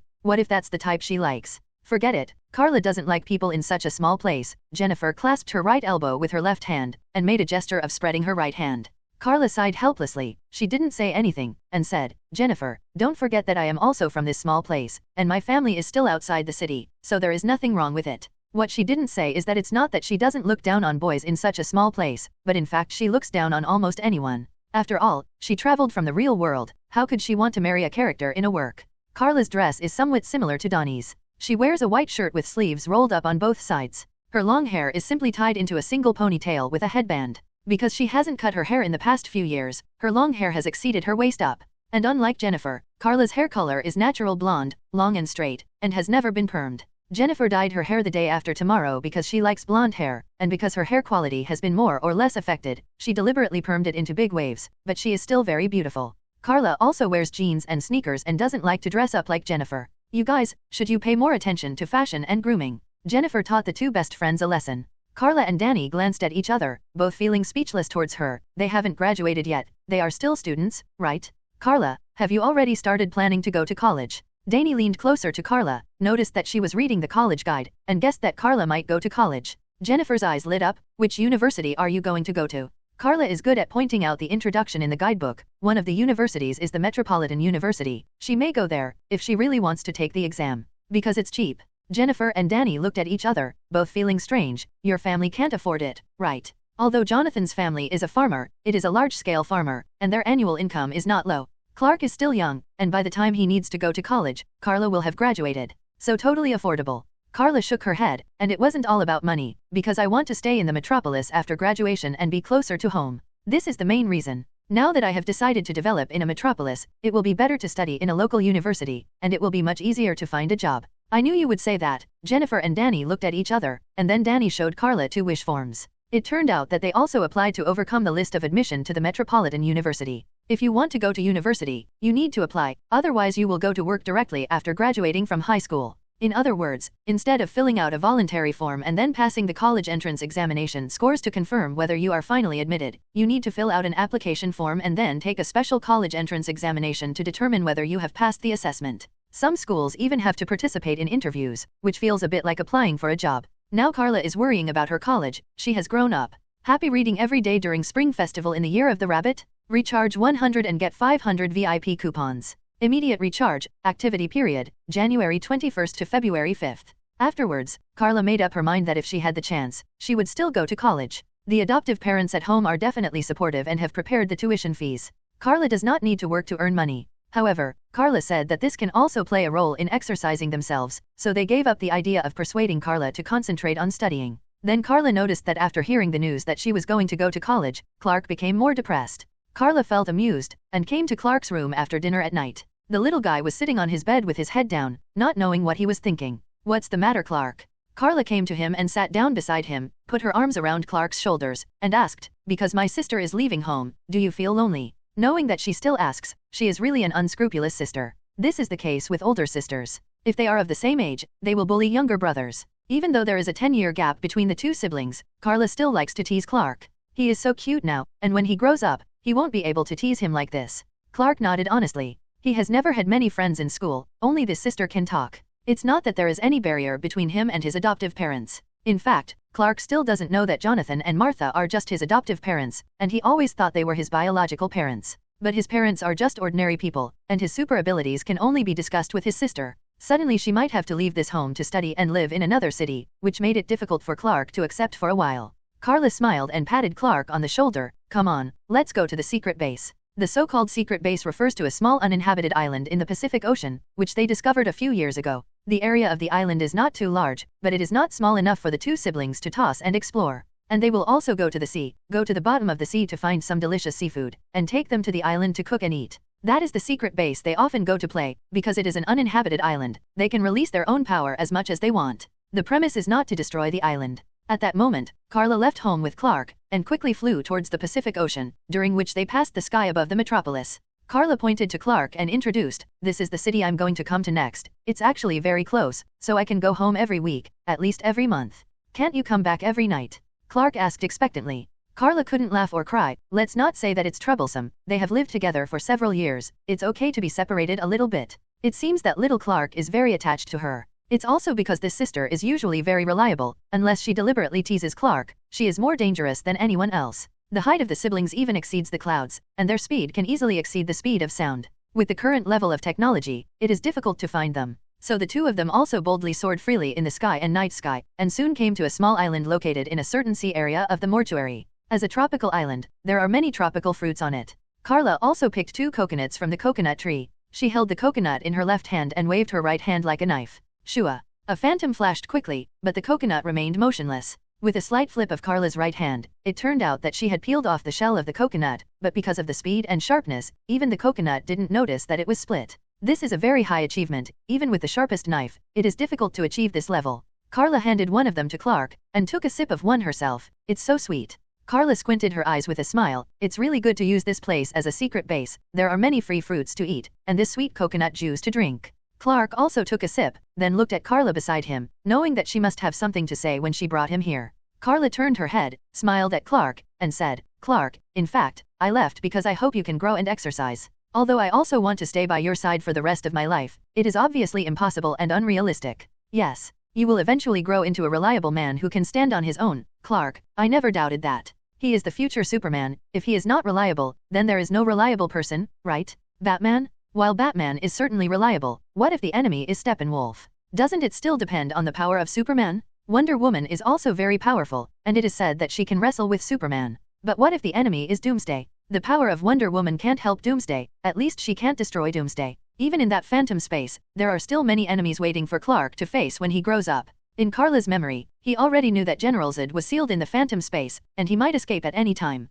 At that time, Clark would definitely be the first target, and he, too, would become the second target. The reason is that Jor-El, Carla's uncle, and Clark's biological father, took away the Kryptonian life code, and that was Zod's only means to revive Kryptonian and Kryptonians. Once Zod is allowed to create the same cultivation tank as Krypton, and then get Krypton's code of life, the genes of all Kryptonians will be activated, and then they can be reborn on Earth. However, the Earth is not Krypton after all. The Earth is the Earth of the Earthlings, not the Kryptonian of the Kryptonians. If Zod wants to occupy the planet that already has a master, Carla will not sit idly by. Carla looked at Clark seriously. "Clark, although you are still young, I hope you can understand that since we have great power, we will inevitably take on heavier responsibilities one day in the future. The greater the ability, the greater the responsibility. So grow up quickly, Clark. At the same time, I also hope to go outside, see more things, and even learn more fighting methods." In fact, Carla has been training herself secretly all these years. For example, the one-handed knife just now is enough to show that she has great ideas. It's just that Carla hasn't studied any genres systematically, and is more of a nonsense based on what she sees on TV or movies, and researches by herself.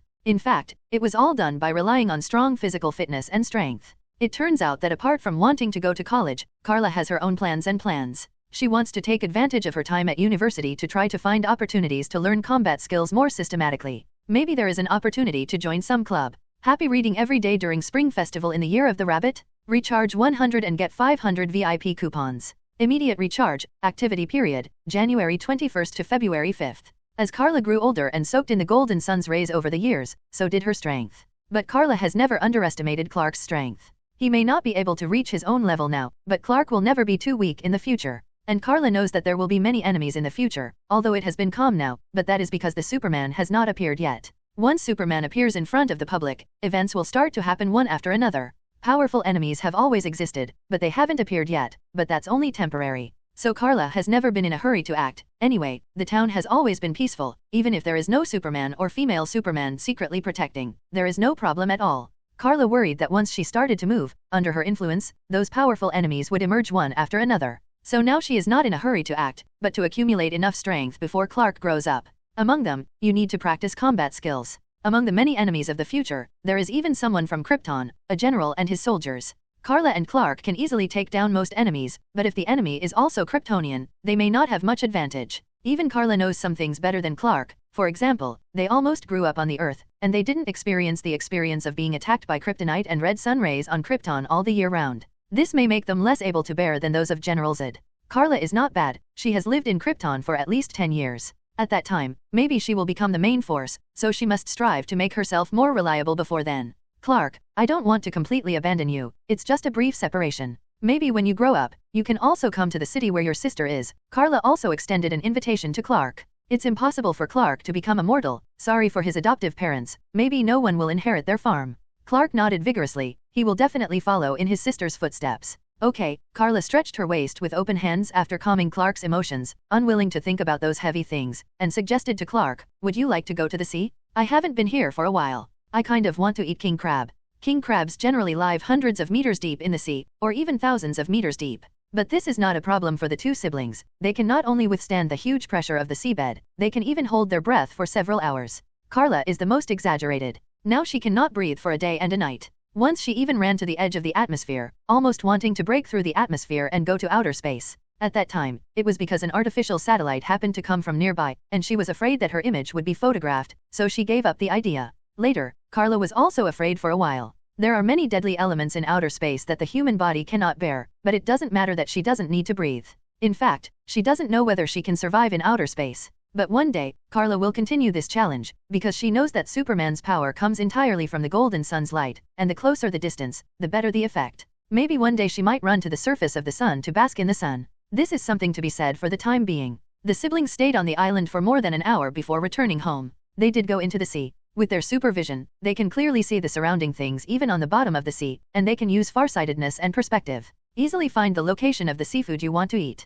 Carla is also a bit of a foodie, and she had to satisfy her hunger before returning home contentedly, leaving a lot of king crab and lobster shells on the beach of the island. Jonathan and Martha didn't sleep until they got back to relax. He also smelled the smell of the sea from the two siblings, and guessed where they went. But seeing that Clark's mood has stabilized, he didn't teach Carla a lesson, but told them to be more careful when they act in the future, so as not to be seen or expose their Superman power. Jonathan has always been worried that their power will cause panic among the people around him, and he is even more worried that they will affect the whole world in the future, and even their attitude towards the Earth, and what people on Earth think of them. It's no wonder that Jonathan is so cautious and worried. It's because the Kryptonians are too powerful. Carla now has the power to tear up the Earth. Not only can she easily destroy the Earth, but no one can stop it. Carla didn't argue, and she didn't feel bored, because she knew that Jonathan and Martha treated their siblings as their own, and they were just worried about them, not really blaming them. I still have a lot of materials to read tomorrow, I'm going to bed first, greeted Carla, and Carla was about to go upstairs. Martha chased after her and shouted, take off your clothes, and I'll wash them for you later.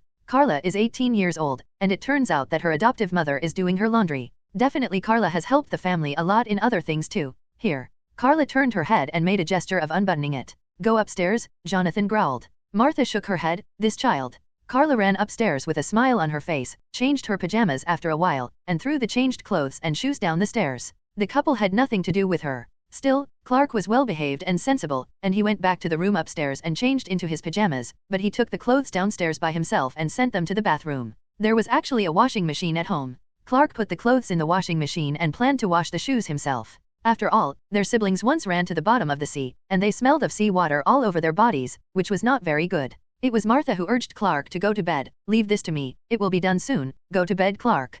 Clark got up and went upstairs. In fact, Clark's character is a bit too cute and sensible. One reason is that he was relatively withdrawn in school since he was a child, and he had few friends. Another reason is that his strength is not as perfect as Carla can control it from the beginning, and it has only been slowly controlled in recent years. The main reason is because of Jonathan's influence. Jonathan has always cared about Clark's growth, hoping to guide him into a good person. Carla also approves of Jonathan's education method, so it has never hindered him. It is precisely because of Jonathan's careful care and correct guidance that Clark became the admired Superman. Including Carla herself has been influenced and educated by Jonathan a lot. Happy reading every day during Spring Festival in the Year of the Rabbit? Recharge 100 and get 500 VIP coupons. Immediate recharge, activity period, January 21st to February 5th. After appeasing little Clark's emotions, Carla began to fully prepare for the college entrance examination. She didn't think it was difficult for those materials, because Carla could read 10 lines at a glance and never forget them. However, how to deal with the interview needs to be well prepared. For this reason, Carla and the others had a simulation when they were in school.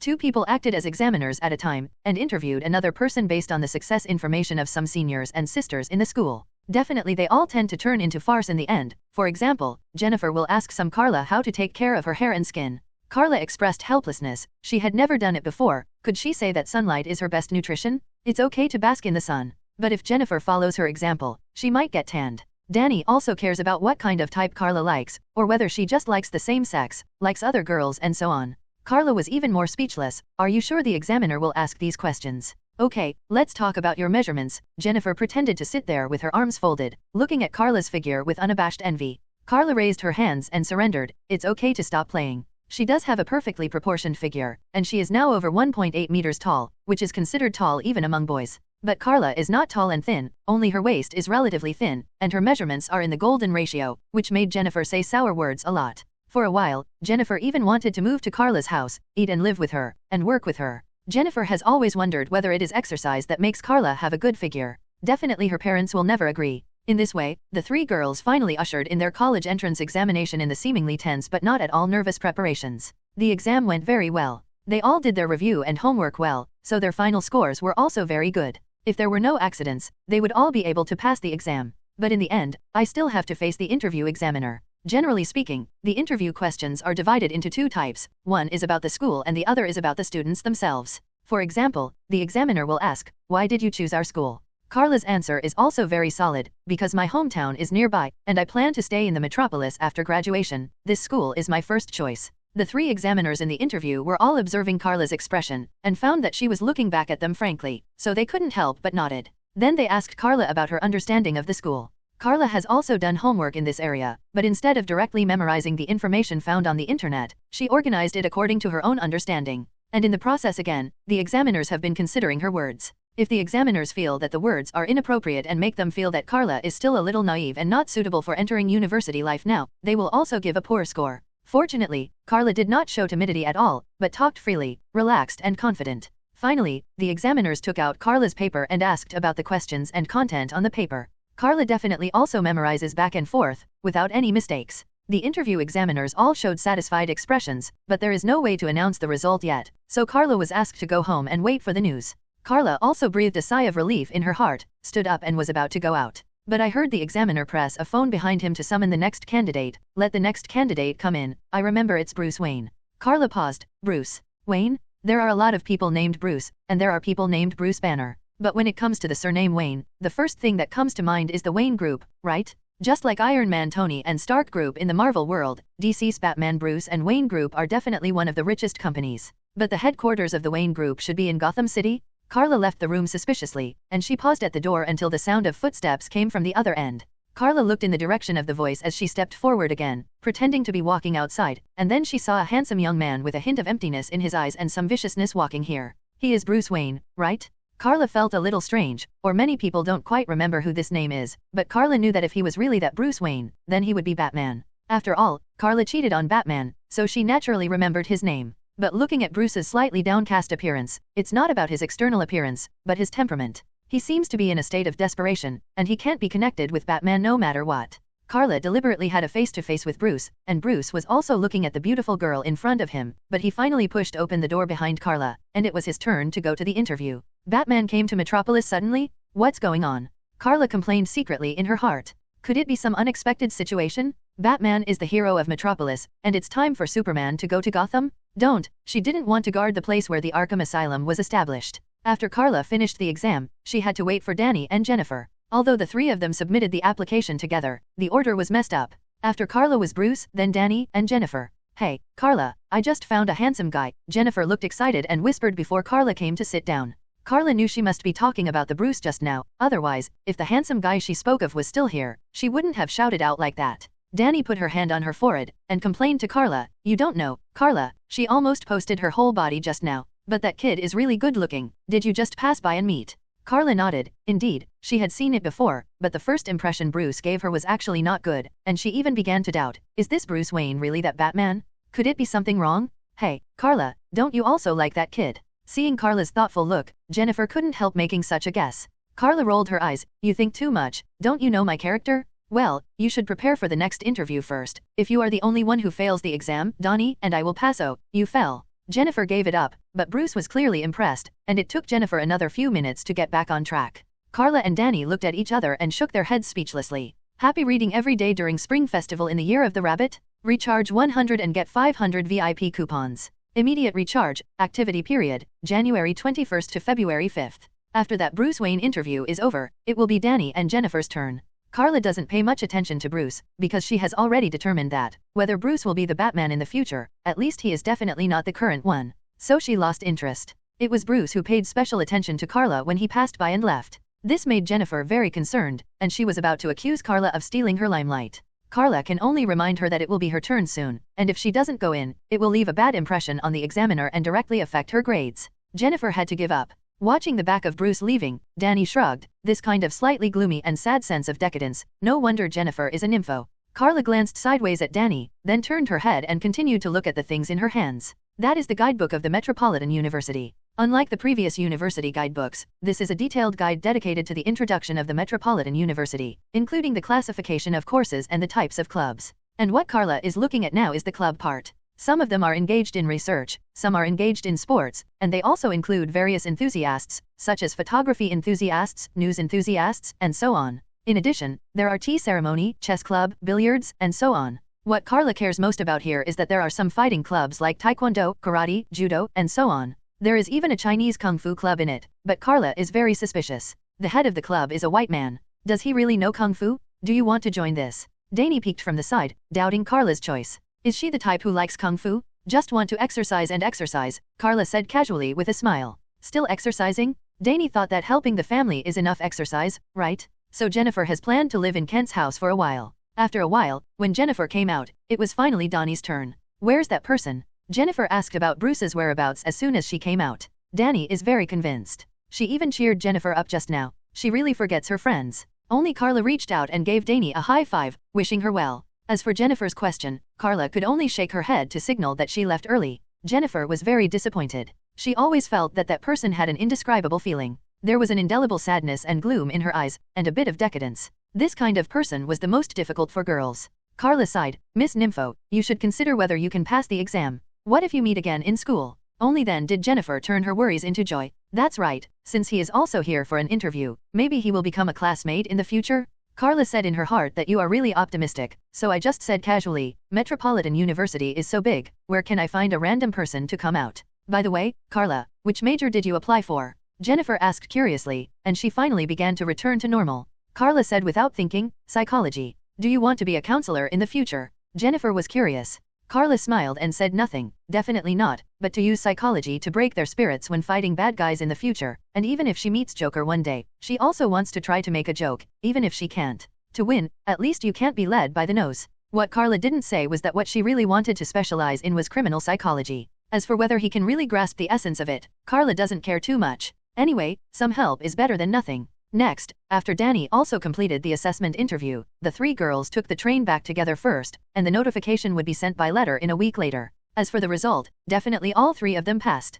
The three adults were also happy about this, and they also met at Carla's farm, bought a lot of ingredients, set up an oven and held a barbecue meeting. Jennifer's father is a businessman, running a small business in a small town. Donnie's parents own a dental practice. None of them are considered wealthy, but they all belong to well-off middle-class families. Because of the relationship between the three children, the three families also had many contacts. Jennifer, Donnie, and Clark have known each other for a long time, and they even teased Clark unscrupulously, asking him if Carla went to school, would he be lonely or something. Carla felt amused, but fortunately, she had already comforted them before. Clark didn't let them do what they wanted, but said that her sister promised to come back every week or at least every month, so she wouldn't feel lonely. Because the school will not start immediately, and there is still a long time before the new semester, so Carla will basically stay at home next. I help the family with some chores every day, mainly to spend more time with my adoptive parents and Clark. Definitely, even if she is asked to go out to play, she basically has no friends except Danny and Jennifer. But Danny and Jennifer are different from her. They have other friends and they also have to accompany their families, so it's not easy to get tired of being together all day long. Around the end of August, Carla finally ushered in her college life. The new semester is about to start. She brought her things and went with Danny and Jennifer, and chose to come to the university to report one day in advance, and then got the keys to the rooms assigned to them. Maybe because they came from the same place, they were assigned to a 3-person dormitory, which made it easier for them to take care of each other. After the day came, naturally there was nothing to say, and I must go to this school where I will live forever from now on. During this period, Jennifer has been looking around as if looking for something, or someone. It seems she still misses Bruce. Carla said with a smile, maybe you will meet unexpectedly in the first class tomorrow. It turned out that Carla really hit the nail on the head, but it was not Jennifer and Bruce who met unexpectedly, but she and Bruce. When Carla was in the classroom and sitting next to him, she was shocked to see Bruce's figure and his friendly smile. Why is he here? No, Batman was originally a master of psychology, arguably the best detective, the best tactician, and he is considered the best at analyzing problems in the world. Psychology is absolutely essential in this. Perhaps the purpose of these two people learning this course is still the same. Facing Bruce's gesture, Carla smiled and nodded as a greeting. So far, it can only be said to be a coincidence, but when Carla went to several fighting clubs to report and found that she would bump into Bruce every time, she really felt that this is too much of a coincidence, right? Happy reading every day during Spring Festival in the Year of the Rabbit? Recharge 100 and get 500 VIP coupons. Immediate recharge, activity period, January 21st to February 5th. From this day on, Carla officially became a student of Metropolitan University, and Bruce also became her classmate. When Jennifer found out, she asked Carla seriously if she liked Bruce.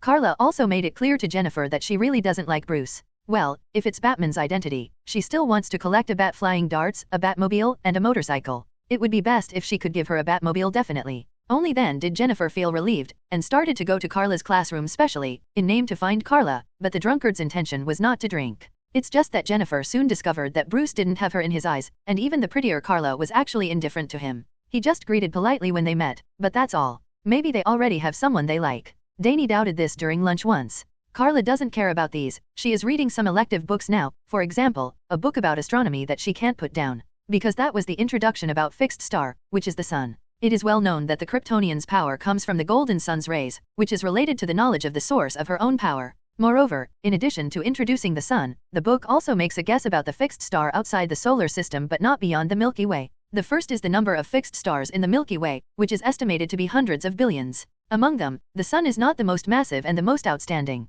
For example, Eta Carini, the brightness of this fixed star is more than 4 million times that of the sun. There is also the Peony Nebula fixed star, also known as the Peony star, whose brightness is more than 3 million times that of the sun. If it is said that Superman's power comes from the light of the sun, can it also be considered that the light of the moon, the greater the power of promotion? After all, everyone knows that the light of the moon at night is the refraction of the sun, but the light of the moon does not make Carla feel the improvement of strength. On the contrary, Superman's power will be depleted at night. If Carla's physical strength is unlimited under the sun, her physical strength will become limited under the moon. There is definitely no shortage of red glowing fixed stars in the universe, and there are even quite a few. Carla will also remember their approximate location, and will stay away from the place where the red sun's rays shine in the future. It means that if there is an opportunity to enter outer space for operations in the future. Speaking of which, I'm going to participate in club activities in the afternoon. How about you? Do you want to come together? After the three of them had lunched together, Carla put away the book he had finished reading, got up and was about to leave. Don't you have class in the afternoon?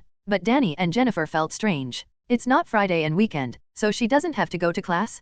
Carla shrugged. I have already finished my first-year major courses by myself, so my professor allowed me to learn something else according to my hobbies. I am going to apply for an astronomy class. Speaking of which, the news club is pretty good, and I've already submitted my application. Danny and Jennifer stared at her dumbfounded. With the help of super learning ability, Carla has no problem at least in rote memorization. As for whether she can apply what she has learned, it depends on her future performance. After saying goodbye to her friends, Carla went to participate in club activities, and it was a news agency she just joined recently. The reason why she suddenly wanted to join the news agency was because she noticed by chance that the current president of the news agency should still be called the team leader, a classmate named Perry White. He is one grade higher than Carla, and he is considered a famous figure in the school, because he is responsible for the newspapers and news in the school. If Carla remembers correctly, this person seems to be the editor-in-chief of the Daily Planet that Clark joined later. It seems that she wants to establish a good relationship with the other party in advance and find a way out for work. In addition, Carla also participated in clubs including Taekwondo and Karate. It goes without saying that Taekwondo originated from Tangshao, and Tangshao was originally rumored to be improved by the introduction of Tang Dynasty martial arts to Ryukyu. Now it has been transformed into karate, which includes various techniques such as kicking, hitting, throwing, holding, throwing, locking, twisting, reverse skills, acupuncture, etc. It is also a good fighting technique. The main reason is that Carla doesn't know what to learn, and she doesn't know where to learn real kung fu. Simply using her Superman power, even if it is a flamboyant fist for ordinary people, is a powerful killer move in her hands. For example, in Taekwondo, all the school clubs learn are fancy performance moves and routines. Many kick moves are too high, and it is easy to be attacked by others. But Carla's kicks are fast, precise and ruthless. When a gust of wind passes by, she can kick a board or a brick lifted by a classmate neatly. Then she retreated before anyone else attacked. Once Bruce watched from the sidelines and couldn't bear it, and he wanted to compete with Carla. Bruce also joined these two clubs. I heard that the progress of cultivation is very fast, and the two new students are almost overwhelmed by the old students. This time, the duel between the two ended with a flying kick from Carla, and Bruce was instantly killed. This kick almost kicked him to death. In addition to these, Carla also saw the so-called Kung Fu Club, and found that they were just figuring it out, and it was actually not reliable at all. In short, Carla's life in college went on in an orderly manner, and soon she became a man of the hour. Among other things, she was still too beautiful. I just don't know why, although Carla's reputation has spread, no one has come to confess to her. It's not that no one has confessed, but there is a rumor in the school that all those who have confessed to her, if they are better students, will just be rejected by her mercilessly in person. But if it is those bad boys, many of them will be unlucky later, and they will wrestle dozens of times in a day for no reason. Since then, no one has dared to provoke this demonic woman. It is said that a year passed quickly, and after Bruce had been in school for a while, he suddenly disappeared overnight. If he's really Batman, Carla understands his departure. Because Batman is considered one of the smartest people and has studied various subjects such as biology, physics, mathematics, engineering, geography, theology, history, etc.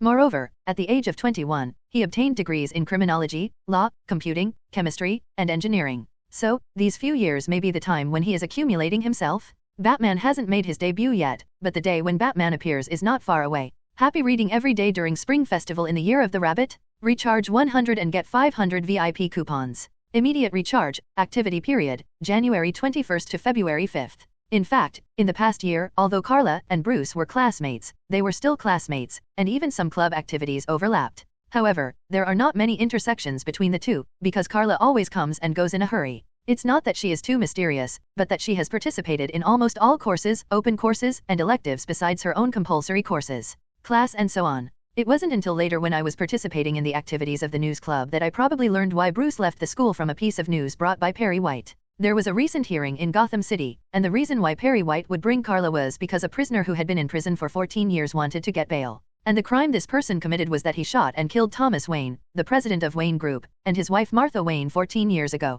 They are Bruce's parents. But Carla quickly put down the news, and asked Perry White indifferently, "You don't think it has anything to do with me, do you? Or should I call Bruce to comfort him? Please, I don't even have him. Is your phone okay?" Although he knew why Bruce was in this state, he had a decadent look on his face, and there was always a touch of sadness and gloom in his eyes, and he was not in Gotham City, but ran to the nearby Metropolitan University. But Carla didn't pay much attention to it. That's Bruce's business, and it's his own problem to fix. Carla has her own thing to do now, which is to take advantage of the current time to try her best to absorb all kinds of knowledge, and later she even joined the Kung Fu Club that was just a joke. The reason is that within a year, Carla's Taekwondo and Karate ranks have reached the highest level. Even Carla specially went to apply for the assessment, and finally got 2 black belts with a 10th degree black belt. That is already the supreme level, which means that she has reached the end. Taekwondo, who can practice beautiful fists and embroidered legs, finally kicked a professional Taekwondo master away, and almost killed a cow with a single punch in karate. She didn't show too extraordinary super strength, but her strength is definitely not comparable to ordinary people.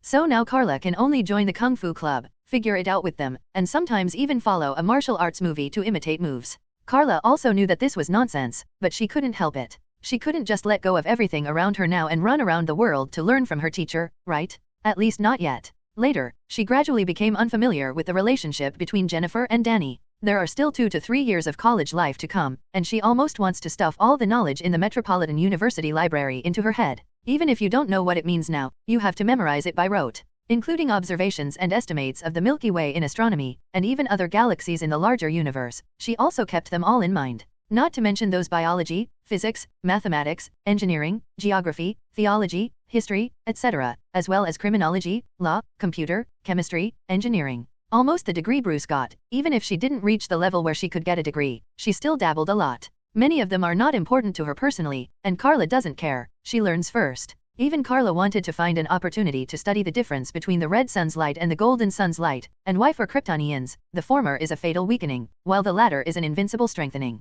Including the knowledge of minerals, she also wants to find an opportunity to experiment with kryptonite. Kryptonite is a special product of the planet Krypton and the deadliest threat to Kryptonians. Carla really wants to use the knowledge of the Earth to enrich herself, and even find a solution. Could it be said that Kryptonians really cannot resist the weakening of kryptonite? I'm sorry for Jennifer and Danny, but Carla is too busy now. In the last year, she simply forgot to go home, especially in the last semester. She didn't go back for the whole semester. Later, Jennifer and Donnie had to bring her living expenses. In a blink of an eye, Carla was 24 years old, and it was time to graduate from university. Clark, who is 10 years younger than her, is 14 years old and will be in high school next year. Today's Carla doesn't know when she started wearing a pair of glasses on her face. Others may think that she is too short-sighted because of studying too much. Only Carla knows that she is not short-sighted, but is laying the groundwork for the future. This is a cover-up method like Clark's. Cooperate with the hypnotic ability of psychological suggestion, and then slightly change the image and appearance, so that people will not recognize themselves. So don't look at Superman who acts without wearing a mask, but when he puts on glasses, no one recognizes him. There are reasons for this. Not long after, Carla ushered in her graduation exam. The process was definitely easy and smooth. Her credits had already exceeded the quota, so even if she wanted to take the postgraduate entrance examination, she would be fine. It's just that Carla didn't choose to stay, but left Jennifer and Danny in a hurry after getting her graduation certificate, and left without a trace. Even Jonathan, Martha, and Clark can only receive messages from Carla every now and then, reporting on her recent situation. Sometimes she went to the South Pole, and sometimes she went to the North Pole for a circle, and more often she would be active in a crowded city in a certain country, but she also went to uninhabited places, such as Mount Everest. She has also climbed to the top, and she still wants to visit Ancient One under the trend of curiosity. But this is the DC world, and Ancient One is the Sorcerer Supreme of the Marvel Universe. It would be hell to see it. Perhaps in the eyes of many people, Carla is crazy, including many people in the town who say that Carla must have gone crazy because of studying. Only Carla knows what she's doing. She spent nearly 3 years after graduation, not only learned almost all the languages on the Earth through visiting the world, but also saw many customs. Even Carla has really visited famous mountains and is proficient in almost all fighting techniques in the world. Muay Thai, boxing, Brazilian Jiu-Jitsu, Israeli fighting technique, Mega, Sambo, Sisturma, French kicking, wrestling, kickboxing, fencing, Filipino wand, Taekwondo, Karate, Kyokushin Karate, Judo, Aikido, Sumo, Ninjutsu, Kendo. Even Sanda, Wing Chun, Jeet Kune Do, Tai Chi, Shaolin Kung Fu, Baijiquan, and all styles of Chinese martial arts, etc. Some people may think it is exaggerated. However, this is all achieved by Batman Bruce, and even Carla met Bruce, who was also traveling halfway. This is definitely not an accident, and it was Bruce who made suggestions to Carla. It's just that the two didn't come together later, but separated after meeting and having a drink. Carla is actually walking the same track that Bruce walked once. Happy reading every day during Spring Festival in the Year of the Rabbit? Recharge 100 and get 500 VIP coupons. Immediate recharge, activity period, January 21st to February 5th. In a blink of an eye, Carla was already 27 years old. Since graduating from university at the age of 24, she was not in a hurry to go home or find a job in the metropolis, but embarked on a trip. In fact, by the time Carla embarked on the trip, Bruce had already traveled 3 years in advance. So when Carla spent almost 3 years traveling the world, Bruce has been traveling for the 6th year. Later, Carla heard that Bruce met another good teacher and helpful friend, who seemed to be called the Shadow Warrior Alliance or something. Carla and Bruce have exchanged phone numbers since they met halfway before, mainly because Carla got a lot of help from Bruce. Bruce has learned almost all the fighting techniques in the world over the years, and he told Carla where he had practiced, and recommended that she also go to practice apprenticeship. The two of them have become close friends. It's just that Carla is not interested in the Shadow Warrior Alliance. On the phone, Carla said that she has been out for too long and it is time to go home. Yes, if you don't go back, your adoptive parents will go crazy. She hardly came home before she graduated from university, and now she has been going crazy outside for several years. She is still a girl, so how can the family not worry about it? Definitely their worries are superfluous. With Carla's super strength, and even the defensive power that can be called the Man of Steel, it is very difficult for anyone in the world to hurt her. Unless it's that sinister man. Do you think Carla is talking about Joker or Reiners? Wrong, she was talking about the man who was chatting on the phone just now, the Batman who will wear the Bat battlesuit in the future, that is Bruce. Many people may think that Superman's biggest enemy is Doomsday, Darkseid, or even Carla or Shazam, and others in the Justice League, etc. However, the person who really defeated Superman with a mortal body can only be done by Bruce. Others are as powerful as Doomsday, and Superman died with it. Darkseid? He was also defeated many times by the Justice League led by Superman. Only Bruce, if this bastard dares to store a warehouse's kryptonite in his warehouse curry, Carla will definitely make him look good. This second five son is submissive to the enemy. He only studies his teammates thoroughly, strikes hard at critical moments, and has many plans for his teammates. As long as he is given enough opportunities to set up, this master tactician can beat all teammates. As for the enemy will not give him this chance. Otherwise, why is Batman still one of the giants and even leaders of the Justice League without any super ability? He is just the smartest brain. Thinking of this, Carla started to go home, and she was finally going home. Naturally, the harvest in the past few years has been great. Carla used to be a little arrogant, immature, and irritable, but now she has become much more restrained. Carla tied her conspicuous long hair into a ponytail, casually wore a sweater, and underneath was a pair of jeans that had turned white. Only her shoes were relatively clean, because she could fly and float in particularly dirty places. Walk in the air 1 centimeter above the ground. Carla wore a pair of glasses, as if this could cover her beautiful eyes and peerless face, but she didn't encounter too much trouble along the way. Definitely there are still troubles. God knows how many people in the world mysteriously disappeared just because of her journey. Especially at a certain point, Carla finally got bored with herself and had to choose to leave early. When Carla set foot on the familiar land and saw her lush farmland from afar, she couldn't help but get excited. She closed her eyes and took a long breath, smelling the familiar smell, and listening to the voices of her family. There were 3 voices in the house, and it was obvious that the whole family was at home. Carla opened her eyes again, the corners of her mouth raised a big arc unconsciously, and walked quickly towards home. When Carla suddenly opened the door and entered, the family members were shocked, but it was a shock of surprise, not shock. In fact, it was a little frightening. Carla's trip along the way was not an ordinary trip, but a kind of experience, so she didn't go happily, and she was inevitably a little embarrassed. Carla is carrying a package on her shoulder in her right hand, as if she has just returned from working outside, and it is not at all obvious that she is a proud girl who graduated from a prestigious school. Carla. Martha looked at Carla, tears streaming down her face. You child, you are finally back. Carla was also very moved, smiled, and went up to hug her adoptive mother. It's been a few years since Carla's stature even reached 1.9 meters, tall and well-proportioned, and her momentum is more calm and confident, making Jonathan nod secretly. He originally wanted to scold this disobedient and unfilial girl, so he ran away without saying a word. The last time he called back he was still at the Antarctic, and the next time he called, he went to the North Pole. He even ran to the top of Mount Everest once. This makes them feel at ease as parents. Fortunately, she has completely become a mature adult. This journey must have yielded something, so I won't talk about her. Sister. At this moment, a hesitant voice sounded from the side. Carla turned her head and saw Clark. Now Clark is no longer a child, no longer the brat who followed her but a 17-year-old file-size guy. Even Clark's height has reached 1.7 meters, maybe he will surpass Carla in the end. After all, it is a boy. Clark had turned handsome, only now he was looking at Carla with complicated eyes. When Carla left home, Clark was less than 8 years old, and then the 2 siblings lived apart. Including when Carla traveled around the world after graduation, Clark was only 14 years old. He is 17 now. No matter how close relatives are, it is inevitable that they will be a little strange. Carla didn't mind at all. She put down the package casually, walked over, and hugged Clark with open arms. Clark wanted to break free with some embarrassment, but his sister was always his sister, and with Clark's strength, he couldn't fight Carla at all. Clark has become a big kid. Carla patted Clark on the head, then opened his hands and let him go, and asked expectantly, "How is it? Do you have a girlfriend?" Martha reached out and patted Carla behind her. Clark is only 17 years old, don't teach him badly. Carla rolled her eyes. Come on, those brats in school started picking up girls when they were 14 or 15 years old. If you don't worry, the good girls will be picked up by others.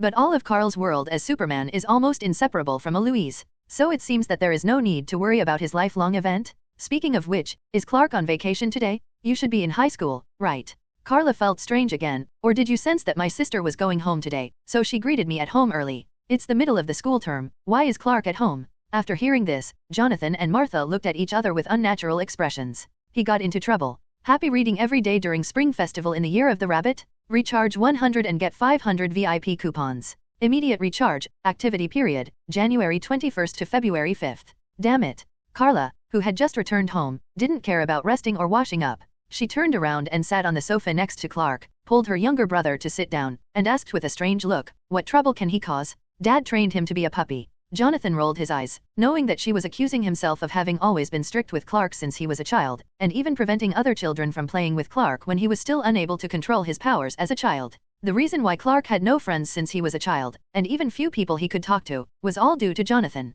Definitely Jonathan is also protecting Clark, and the reasons don't need to go into details. Martha muttered, "This child, how can you talk? Don't describe your brother as a dog." Carla also rolled her eyes. "Mom, are you naturally black?" Was she trying to compare Clark to a dog? What is that self? Is she blaming her father? Clark is the most innocent. After Jonathan and Martha's narration, Carla knew what happened to Clark. It's not a bad thing, but a good thing. It turned out that just 2 days before Carla went home, a school bus that Clark was riding in had an accident and plunged into a river. The situation was urgent, and when the whole car was about to drown, Clark had to forcefully push the car ashore with his own super strength. But what he did was seen by 2 students, so he almost exposed his extraordinariness. This is what Jonathan has been trying to prevent and conceal since he was a child, so he said that he caused trouble. During the investigation at the police station, the 2 children said that Clark saved them, but because he behaved so unbelievably, he was also very scary, Jonathan said with a helpless expression. He was worried that the existence of Clark and Carla would be known by outsiders. Even once their identities as aliens are exposed, humans will know that the Earth is not alone in the universe, and at the same time know that there are powerful alien creatures and civilizations that can threaten the Earth at any time. As a result, the Earth will inevitably fall into panic. Never overestimate a person's ability to withstand. When the sky is full of alien warships and aiming at the Earth, few people can keep calm. Not to mention whether the 2 siblings will be dragged into slices, just because of their alien identities, they may attract slander and crusade from people all over the world, and even expel them. It's all possible. Only Carla seemed indifferent. Clark did a good thing, Dad, and he is already an adult. He knows what he is doing. Human life is more important than heaven. If I had met at that time, I would have spared no effort to save people. How about if Clark turns a blind eye? I will teach him to have a sense of justice alone. Or do you think that if only Clark survives in the end, what kind of accusation will he suffer? If all the people in the car died, but only Clark survived unharmed, others would blame him for being the only one who survived, regardless of whether he had super abilities or not. Parents who have lost their own children must do that. Jonathan wanted to say something more, but there was a knock on the door. "Jonathan? Martha? I know you are at home. I think we need to talk." That was the wife of another farmer nearby. Carla remembered that their family's last name seemed to come from Ross. They have a kid about Clark's age, Pete Ross. At least 2 people had seen Clark's behavior before. One was this Pete, and the other was a child named Lana. Speaking of which, that Lana was Superman's first love in high school in some stories. Maybe this will be a good opportunity? Taking advantage of Clark saving her and leaving a good impression, maybe it can be facilitated. Martha went to open the door, and a middle-aged woman came in. She looked a bit pretty, and it seemed that she was also a tweed in the town when she was young. Definitely Carla still thinks Martha is more beautiful. The woman was Pete's mother, and she was accompanied by a child of Clark's age, and when she saw Clark's eyes, she visibly trembled and was taken aback. Seeing this situation, Jonathan asked Carla to take Clark upstairs. Carla just came home, so she can go wash up. When passing by Pete's mother and son, Carla greeted them casually. "Mrs. Ross, long time no see." Mrs. Ross also agreed. "Carla, I heard that you have gone to work in other places? You have grown up so much, should you get married?" "Why?" Carla looked at Mrs. Ross with a puzzled expression. "I just came back to develop my work. Why did I get married? And no one is worthy of my sister."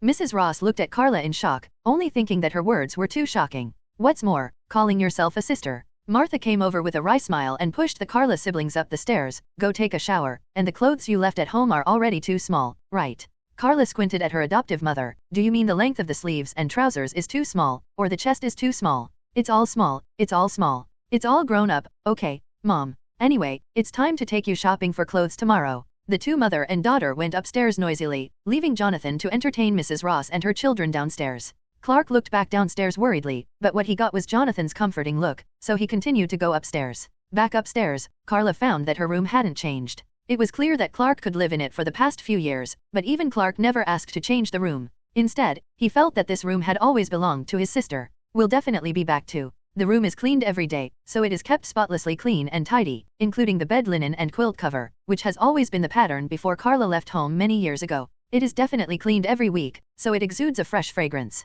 Carla found that she was so familiar with this room that she wouldn't fall even with her eyes closed, including everything that was the same as before she left. There were books she used to read at home on the desk next to the bed, and the closet was full of her previous clothes. But as Martha said, Carla, who has grown to 1.9 meters, has shortened the sleeves and bottoms of all the clothes and trousers, and the chest of the clothes is not suitable, and the hem of the clothes can't even cover the belly. I can only find time to buy some new clothes. Clark, I'm going to take a shower, don't peek. Carla teased Clark, took the washing things and walked to the bathroom on the second floor. As for the conversation downstairs, she didn't care at all. Carla didn't care, but it didn't mean Clark didn't care, especially when Mrs. Ross said that Clark might be the chosen one. He even jumped out of the window. Perhaps Clark is beginning to feel that his super ability is a curse? Happy reading every day during Spring Festival in the Year of the Rabbit? Recharge 100 and get 500 VIP coupons. Immediate recharge, activity period, January 21st to February 5th. In the evening, the finally reunited family of four sat around the dining table with a sumptuous dinner.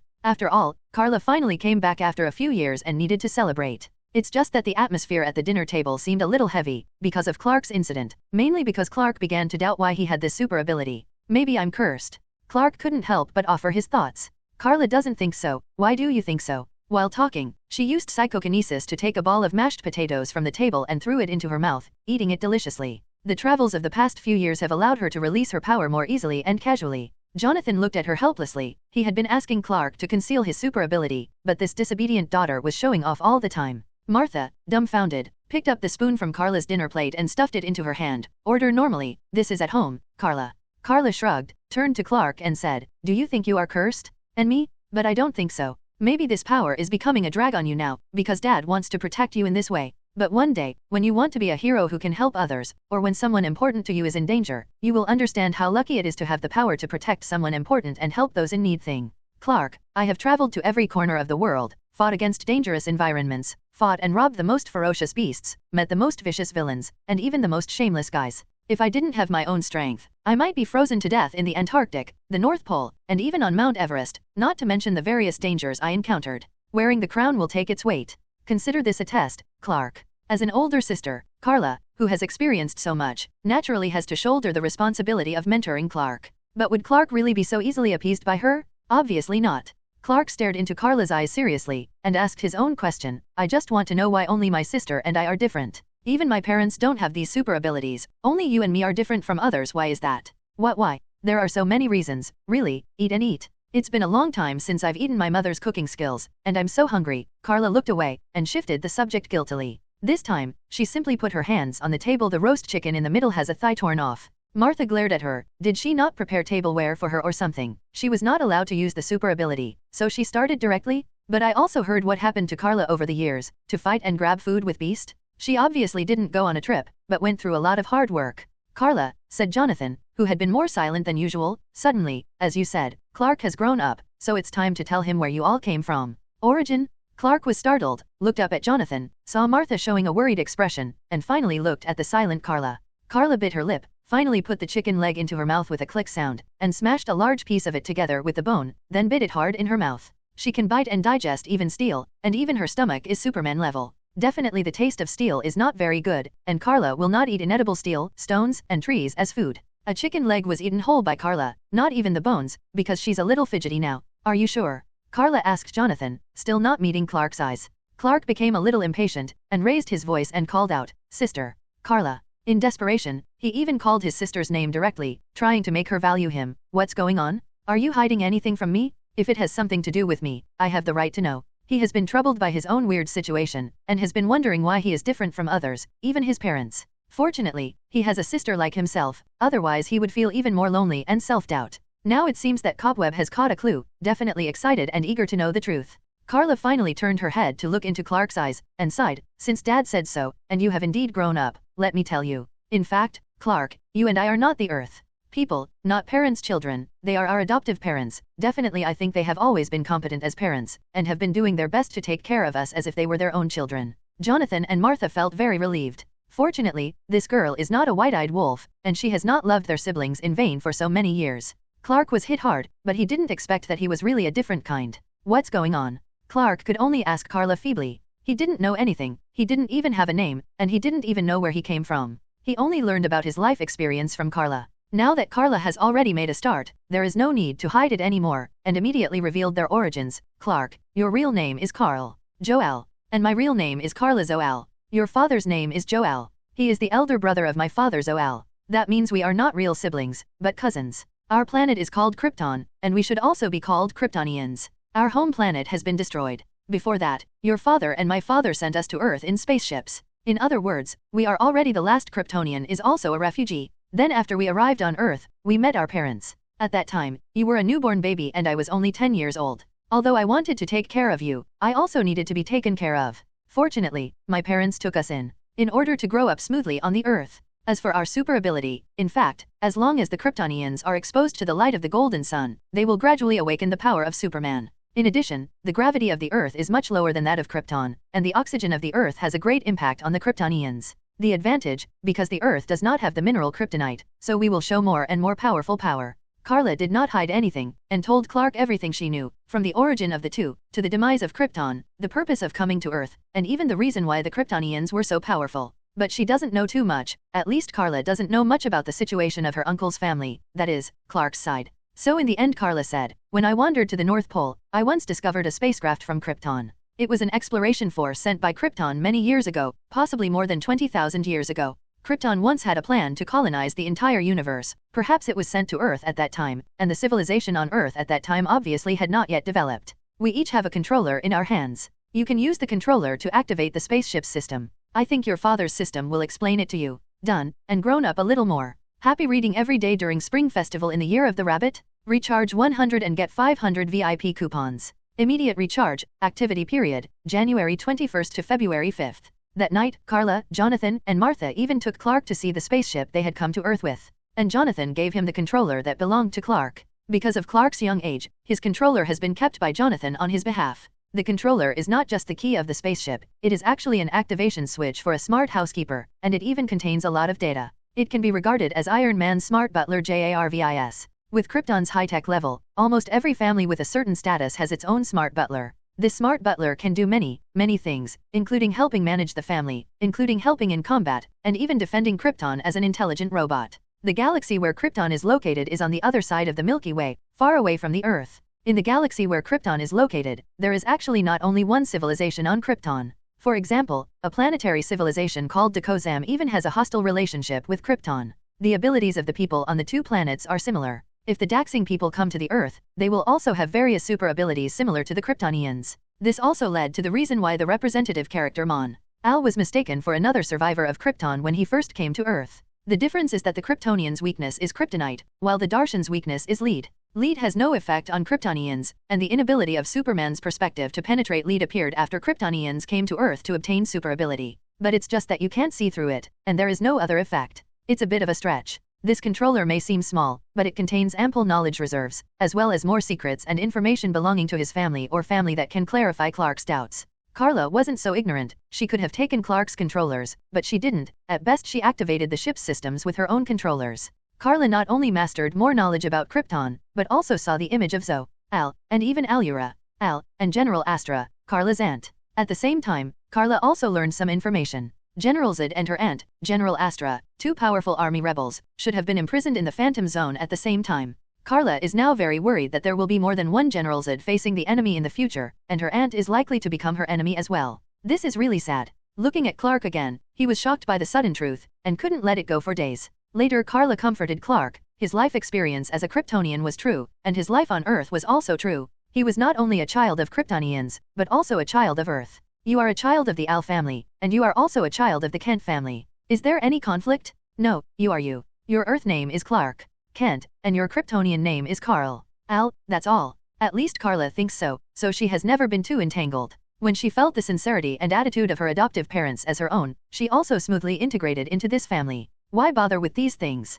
Perhaps it was Carla's consolation that helped, or maybe it was the inseparable relationship with his adoptive parents for so many years, but Clark still calmed down. Carla also told Clark not to rush to the North Pole to find the spaceship, but hoped that he could be more mature, and even hoped that Clark would have the opportunity to circle the Earth like himself in the future. Doing so would both sharpen Clark's knowledge and give him experience. But the premise is that Clark has to finish his studies first. I just graduated from college. If you don't even get into college, it would be too embarrassing for me. Clark, come on. Carla put pressure on Clark. Since she was a college graduate, Clark had to go to college at least once. In fact, Clark also has a similar super learning ability, which should not be a problem. All in all, Clark's potential problems were solved this time, and the family returned to peace.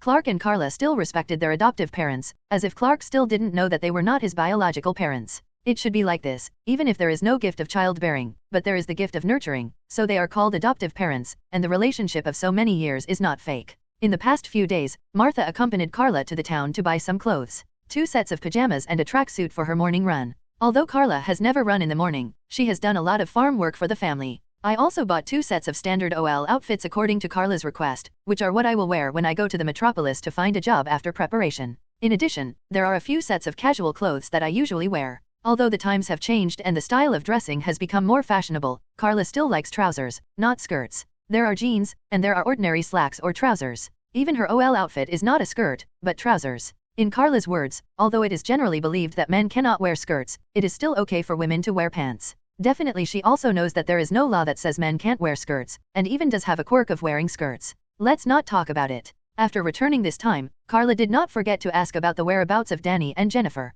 They were best friends when they were students. Contacted. Now that she has completed self-test and experience, she may be able to continue her career. As a result, I was told that Jennifer is now a stern prosecutor in the metropolis, and Danny has also gotten into a good position, which seems to be a relatively mysterious department. Among the 3 sisters, it is Carla who is doing nothing now. Carla couldn't help being surprised. These 2 girls can mix well. It seems that I have to go to the metropolis to find a job as soon as possible. Carla originally wanted to stay at home for a while, mainly to re-establish relationships with her family. But now it seems that the relationship with her family has not weakened in the slightest, and the recent situation of the 2 friends also made her anxious. It's not that I want to compare, but I can't be the only one who can do nothing. At the beginning, she agreed to go to the metropolis to develop together, but now she is the only one who is still an old man. So after a few days Carla left home again, boarded the train to Metropolis again, and wanted to fight that city again. Happy reading every day during Spring Festival in the Year of the Rabbit? Recharge 100 and get 500 VIP coupons. Immediate recharge, activity period, January 21st to February 5th. Coming to Metropolis again, Carla couldn't help but feel strange. She has only been away for 3 years, and it's not like she didn't walk around when she was studying here. But the Metropolis has changed a lot, and she wonders if she will get lost. Coming back to the Metropolis this time, Carla has an obvious goal, which is to find a good job and at least be able to support herself. And she called her classmates before she left. She also met some people in college before, and one of them might be able to help her. That person is Perry White. Because of his experience in a news agency, Perry White has now joined the Daily Planet and has his own column. Carla is going to join him now, saying that she has traveled to many places and can write a travel column or customs of various places. Perry White also remembered this schoolgirl who was both beautiful and a bit lonely, and seemed weird in every way. So I agreed to help her get a direct interview. So Carla is now headed to the Daily Planet headquarters. Planet Daily is the most important newspaper and news agency in the metropolis. It even has an office building of its own, and there is a planet-like decoration on the roof. After all, it is called the Daily Planet, and that planet fits the name of the Daily Planet. Carla dressed up specially.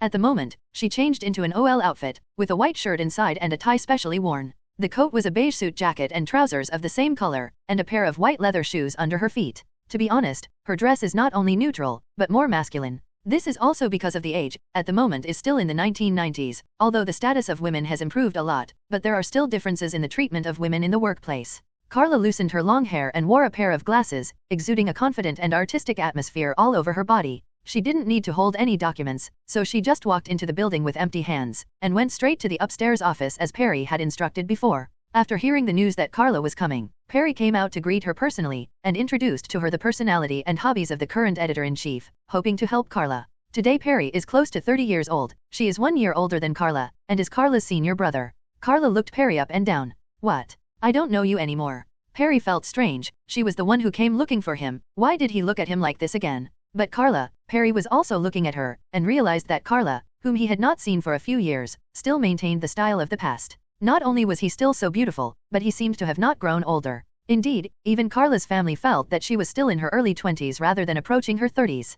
Carla shook her head, pointed at Perry's belly, and teased, I just think that your belly has changed the most. Perry used to be a relatively burly figure when he was in school, but now he only looks bloated. Maybe this is the disadvantage of sitting in the office often. Or maybe he is too lazy and doesn't like to exercise when he is resting, so that's it.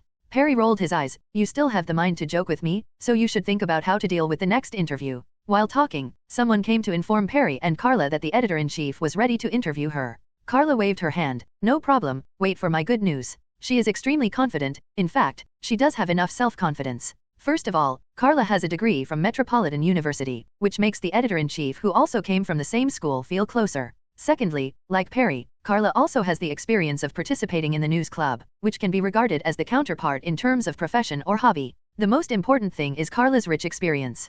Carla has traveled to all corners of the world. When the editor-in-chief asked her what advantages she had, she directly said that she could open a new column to introduce tourist attractions and interesting local customs around the world, and even witnessed many ferocious beasts, live, hunt footage, and even personally survive some of the harshest environments. Mr. Editor-in-Chief, I once entered a desert and successfully traversed it. I think many people will like to read this experience, and want to know how I searched for water, how I survived the cold at night and the heat during the day. I also know a paradise that almost no one has set foot in. There is a small waterfall, surrounded by abundant fruit trees, and small animals running around without defense. It is rare that there are no annoying mosquitoes there. I have been there. I stayed for a week, and I was still reluctant to leave when I left. Do you know who really dominates the lion group in the lion family? If there are enough male lions and strong enough, the female lions will not dare to provoke them in the slightest. But if there is only one male lion, or if they are old, then the female lions will turn over and call the shots, and some lions will even tear the offending male lions to pieces if there are enough female lions. I saw it once when there were a few young teachers in the lion group, and those female lions were really brave.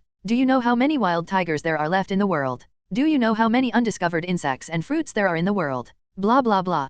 Carla's experience is too rich and too bizarre, from all over the world, the environment, people, fruits, and vegetables. In short, even the editor-in-chief couldn't help but get caught up in her experiences, lost in the magnificent, charming, harsh, or peaceful world described by Carla in a few words. Finally, he decided on the spot, Miss Kent, you have been admitted, and just as you hoped, I will announce a separate column for you at the meeting in a few days later. You can go back and get ready now. One is job preparation, and the other is a plan for a new column. Name, content, series, etc. I hope you won't be disappointed by my decision. Definitely. Carla stood up in satisfaction, stretched out her hand with a confident smile, and shook hands with the editor-in-chief. The editor-in-chief looked at her back as she turned and left, and had an intuition in his heart that the newspaper office had picked up a treasure. On the other side, after Carla came out, she told Perry about the result, and Perry was also happy for her junior sister, and said that she would celebrate for her. There is a restaurant downstairs that serves good steaks. Forget it, brother Perry, next time. Today I made an appointment with Jennifer and Danny. Do you remember them?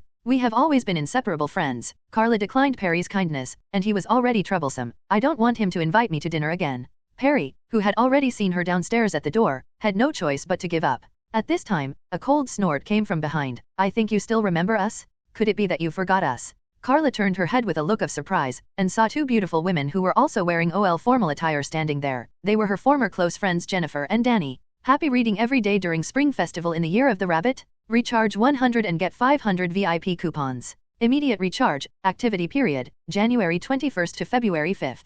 They haven't seen each other for 3 years, and Danny and Jennifer have grown noticeably more mature. After all, they were also 27 years old, and Carla also learned that they were doing official work. Jennifer is now a prosecutor in the Met. Donnie seemed a little mysterious, and it was said that she was working in a certain department. Carla had called them before coming and made an appointment to meet after her interview. I found a restaurant nearby, and the three good friends who hadn't seen each other for a long time reunited. Perry consciously did not disturb them, knowing that they must have a lot to say. Really, even if you know that you have been running around the world these few years, you still have to call us a few times. Jennifer has been complaining about Carla, because Carla has only contacted her family members to report that she is safe in the past few years, but never contacted them. Carla shrugged. After all, international calls are expensive. Jennifer was so angry that her teeth were itching, but she couldn't blame anything, because the phone bill was really expensive at that time. Danny could only feel amused and comforted. Okay, she's already back, so don't complain anymore. Speaking of Carla, are you still in touch with Bruce? Why did you mention him suddenly? Carla was a little surprised. Danny glanced sideways at Jennifer beside her, and spread her hands. This silly girl is like a demon. No one has been in her eyes for so many years, and she only misses that person. Carla looked at Jennifer unexpectedly. Jennifer scolded a little angrily. What nonsense, I'm because of work, haven't you been single all the time? Unexpectedly, Donnie said something that surprised the two of them. Sorry, I already have a boyfriend, and I even plan to get married at the end of the year or next year. Real or fake? I'm not a bachelor, said Danny, who never said she wanted to be single for the rest of their lives. After talking about Donnie's relationship status, the topic involuntarily shifted to Bruce again. If I have to say, they have had faults in the past few years. To be honest, the only person they can really talk to is Bruce, right? Carla raised her hands in a gesture of surrender. Don't you think I was with Bruce for the past 3 years? No, but we did meet once by chance, and then separated. Jennifer, I think you'd better give up.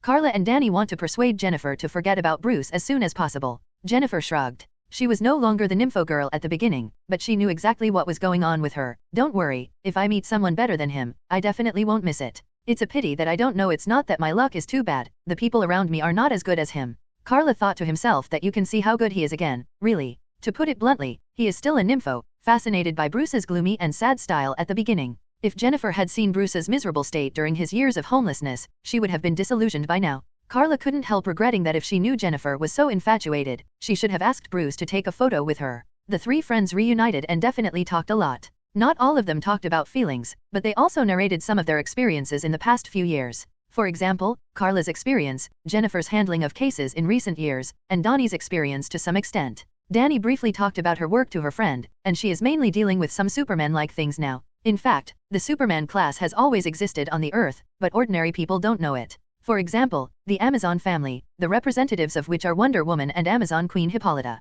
It's just that the Amazons live on the mysterious Paradise Island. Legend has it that Zeus built it for them, and there is a magic wall around it to protect the Paradise Island from being discovered. Even Carla didn't find the whereabouts of Paradise Island at the beginning, and she definitely didn't look for it specially, otherwise she could still find it. Amazons have greater strength and physical fitness than humans, and are said to have immortality because of the magic shield. Or maybe it was the extraordinary ability of the Amazons originally. In addition, there is a Superman race in the depths of the sea, who call themselves Atlanteans, and the representative of them is naturally Aquaman. When Carla and Clark went into the sea, they also vaguely noticed this race of life, but they didn't provoke it, not wanting to cause trouble. In addition, the gods in the legendary myths are actually real, but they have left the Earth now, and are even called the Old Gods. In the universe, there is a planetary civilization named Apocalypse, and the residents on it are called New Gods, who are about to replace the Old Gods and become the new gods and rulers of the universe. There was even a collision between the new god and the old god in ancient times, and Dani also brought a news that she unearthed a thing called the Mother Box not long ago. Carla slapped his forehead. You just die. The Mother Box is the power brought by the Apocalypse star, and it is the original existence of power. Just like the infinite gems in the Marvel world, although the origin of the Mother Box may not be as noble as infinite gems, if the three Mother Boxes are integrated together, the huge power generated can easily destroy a planet, and it can also be destroyed simultaneously transform the planet. The war that took place on Earth in ancient times was because the Steppenwolf from Apocalypse led an army to destroy the Earth and transform it into a more suitable environment for Apocalypse. At that time, the old gods, Atlanteans, Amazons, and people from all countries and tribes in the world all gathered together, combined all their forces to defeat Steppenwolf, and divided the Mother Box into three, and gave them to Atlanta respectively. One was kept by the Ts, one was kept by the Amazons, and finally the Mother Box belonging to humans was hidden, in order to prevent humans from pursuing this power and facing the threat of Steppenwolves again. But I never expected, did I still dig it out? But at least there is no danger for now, and Carla did not disclose the information she knew about the Mother Box, because after all, Dani is mainly responsible for this aspect now, and she has to consider Dani regardless of other things. It turns out that the reason why Dani's work is so mysterious is because she is now in charge of dealing with those Superman-like things, such as some mysterious ruins, and various items and props beyond human common sense. It is estimated that even if the Superman class appears in the future, she will also be responsible, right? If this is the case, Carla thought it would be okay to let Dani be in charge of monitoring her in the future. Happy reading every day during Spring Festival in the Year of the Rabbit? Recharge 100 and get 500 VIP coupons. Immediate recharge, activity period, January 21st to February 5th. The reunion between Carla and Jennifer and Dani didn't take too long. At most, they had lunch, and the conversation broke up after a while. The reason is that they are all very busy at work now, and it is not easy to find time to meet Carla. Also, the news of Carla was too sudden. She called on the train coming to Metropolis, and she was dead. Later, they agreed to wait for the two to adjust their rest days, and then find opportunities to get together and spend a few days in the Metropolis. Carla also has things to do here, such as finding a house first. Now that I have decided to come to work for the Metropolitan Daily Planet, I have to find a place to live. I can't fly home every night and come back in the morning, right? Not to mention it was too troublesome. Jonathan would not agree. It was impossible for her to do such a dangerous behavior that would expose herself at any time. In order to make it easier to get off work, Carla finally found an apartment near the Daily Planet and rented it on the spot. She is not short of money, not that she was given a lot of money by her parents. In fact, the package she brought back was not simple. It contained a lot of gold and a few diamonds. That's what she discovered during her travels. She found an undiscovered gold mine, and even a vein that could yield large quantities of raw diamonds. Carla doesn't care which country those people are from. When she came back, she first refined some gold bricks with heat vision rays and collected some diamonds. In fact, she didn't need to work to live in style. But Carla felt that just living a life of doing nothing every day is not a life, and she still needs to have a job, even if she is a little busy, it doesn't matter. Those gold and diamonds startled Jonathan and Martha. This wealth could easily buy their farm, worth at least tens of millions of dollars. Those few diamonds alone could sell for tens of millions. This also shows the bug of Superman. Supervision can easily discover underground mineral deposits, and even complete mining easily by one person, including mineral veins and even oil fields on the seabed. Carla can find them as long as she wants to look for them. As for the news about the mother box that Danny brought, Carla didn't take it seriously. The mother box has not been activated yet. Even if it is now in the official hands, it is very difficult to study the power of the mother box. With the current level of technology, it is impossible to think about it in a short time. Therefore, Steppenwolf will not appear immediately, and there is still a peaceful atmosphere. At least Metropolis is much more peaceful than Gotham City. In the evening, Carla returned home and shared the good news of her successful application with her family. At the same time, Carla also expressed her willingness to move away, and she will completely move to the Metropolis. To tell the truth, Martha was very reluctant to leave again just after returning. It was Jonathan who comforted Martha. Clark was still at home, not to mention that Carla was already so old, and it was impossible for her to stay at home forever. When are you going to start moving there? Jonathan asked Carla's intentions and plans. Carla said without even thinking about it, start tomorrow, move the things there first, and then tidy up the house, so as not to be overwhelmed when you have to move at the same time as you have to enter the job. Jonathan nodded. Carla was right. Just before going to work, she should prepare everything that should be done, otherwise she would be too busy if they all rush together, and she doesn't have the super ability of duplication. Then make some preparations tomorrow, and I'll drive you off. Jonathan took the initiative to help his daughter move. Clark also said, I have a day off tomorrow, so I can help. Seeing that her family supported Carla's moving out, Martha could only sigh and mutter, it's really a girl who doesn't want to stay, so let me help too. It's not for the purpose of not staying in a female university. Mom, I haven't planned to get married yet. Carla smiled wryly. In this way, the whole family began to discuss Carla's moving again. Martha was the most resistant at the beginning, but after she agreed, she cared the most. If it wasn't for Carla's obstruction, Martha even planned to move Carla's bed away, worrying that she wouldn't be used to sleeping in a strange bed. But Carla asked dumbfoundedly, it's not like I was kicked out, where will I live if I come back? Martha had no choice but to give up. Actually, it doesn't have to be so troublesome. At most, I just bring some clothes and some handy things. I can buy anything else I need there. I still hope to keep the things at home as much as possible. I always come back for a few days every once in a while, or do you mean you are not welcome? Carla didn't intend to move all her things away, as if she was going to leave the house completely. This is the only place on Earth Carla can call home, and only these 3 family members. If she severed her relationship with this place, what bond would she still have with the Earth? Danny and Jennifer are best friends at best, but one needs a family. Hearing this, Jonathan and Martha felt relieved, and hoped that she would come back several times, preferably every night. It's okay to have your dad pick you up and drive you to get off work every day, Martha actually mentioned. Jonathan said in his heart that I am not too young, so you can't pity me? Still, Carla felt sorry for her adoptive father. It was too hard and troublesome. You should spare Dad. Clark also persuaded with a smile from the side. It's not that my sister is going to disappear this time. She's in the Metropolis. If you have time or miss her, you can go and stay with her for a few days. Welcome, welcome. My 3 meals a day will be taken care of by then. Am I your nanny? Ha ha ha. There was a burst of laughter in the Kent house. The next day, the whole family went into action. Carla and Martha were responsible for packing the things she was going to take away, and then Jonathan was responsible for driving the car out, and Clark was responsible for the strength, and he was the one who carried the things. It is obvious that Carla's strength is the greatest, but what is the younger brother used for? Isn't it just for bullying? Cough cough cough. After packing up Carla's salute, the family had some bread and milk before driving to the Metropolis.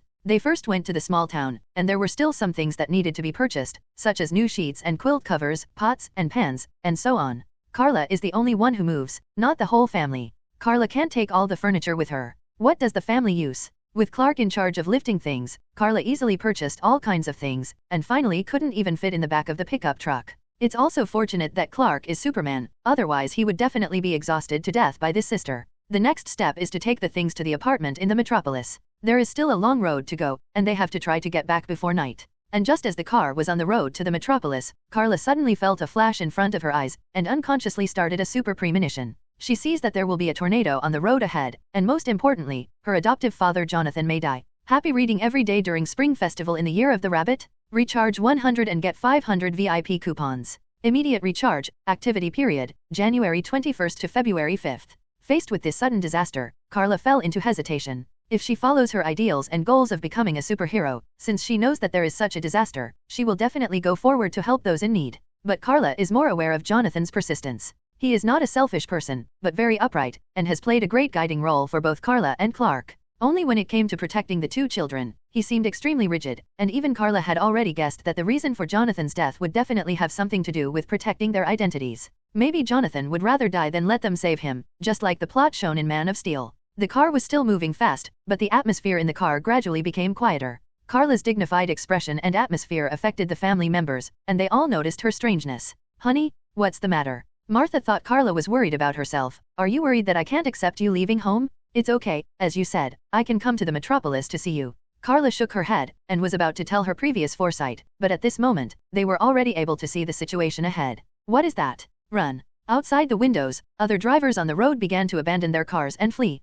This road is not the kind of deserted road where you can hardly see anyone, so it is unrealistic to turn around and drive away. I would rather escape on foot. Jonathan stopped the car slowly. The front was impassable, and many cars were parked there, blocking the road. The family got out of the car and looked forward. I saw a tornado appeared on the road somehow, and the scale of the tornado was getting bigger and bigger. Gradually, the closest vehicles on both sides began to be affected, and many of them didn't have time to get out of the car, and there were bursts of terrified cries. Jonathan subconsciously wanted to go forward to help, but Carla grabbed his hand. Carla shook her head at Jonathan. Jonathan didn't know that Carla saw the future picture of himself dead, so he just comforted. You and Clark stay here to protect your mother. I'll go ahead and have a look. I'm going too. Clark was about to follow, but Jonathan pointed at Clark. Clark, stop. Don't let more people see your strength. He cared a lot about Clark exposing himself. Clark was very helpless and powerless. He could only watch Jonathan walk towards the tornado step by step. What to do? Just watch. Clark turned to Carla and asked, just watch him approach danger.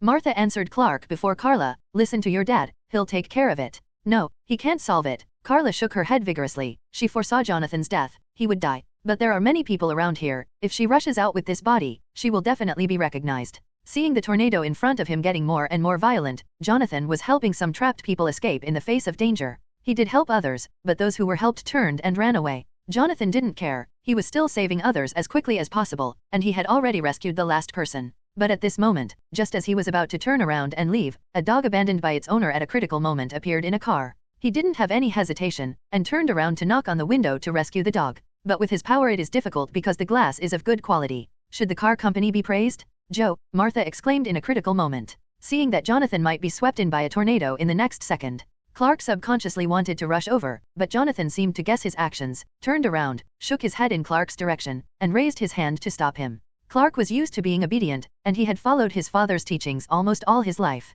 At this time, he thought about the past again, but he still couldn't help but obey his father's words. Jonathan looked up again. He also has an adopted daughter, Carla. But he didn't have time to stop this time, because Carla was no longer by Martha's side. Where did she go? Jonathan was anxious. He never wanted to see Carla expose her powers in order to save himself. But it's too late. SHHH. A piece of clothing was scattered around. Carla took off her glasses, and suddenly changed into a dark blue top, a bright red skirt and cape, and a pair of red knee-high boots. Kenjin's long hair flutters behind her, but Carla still can't help showing the Superman's figure, because she can't just watch her adoptive father die anyway. Whoosh. A red and blue figure quickly rushed to the front of the tornado. The people behind looked at the figure and exclaimed, is that a bird? Is that a plane? No, it's Superman. Carla turned around, revealing the first appearance of Superman, but it was her, the female Superman, who appeared first. The next moment, Carla came in front of Jonathan. She stretched out her hand and patted it lightly, and the glass of the car was easily shattered by her immediately. The dog inside was startled, but before he could react, Carla grabbed the deadly scrunchie.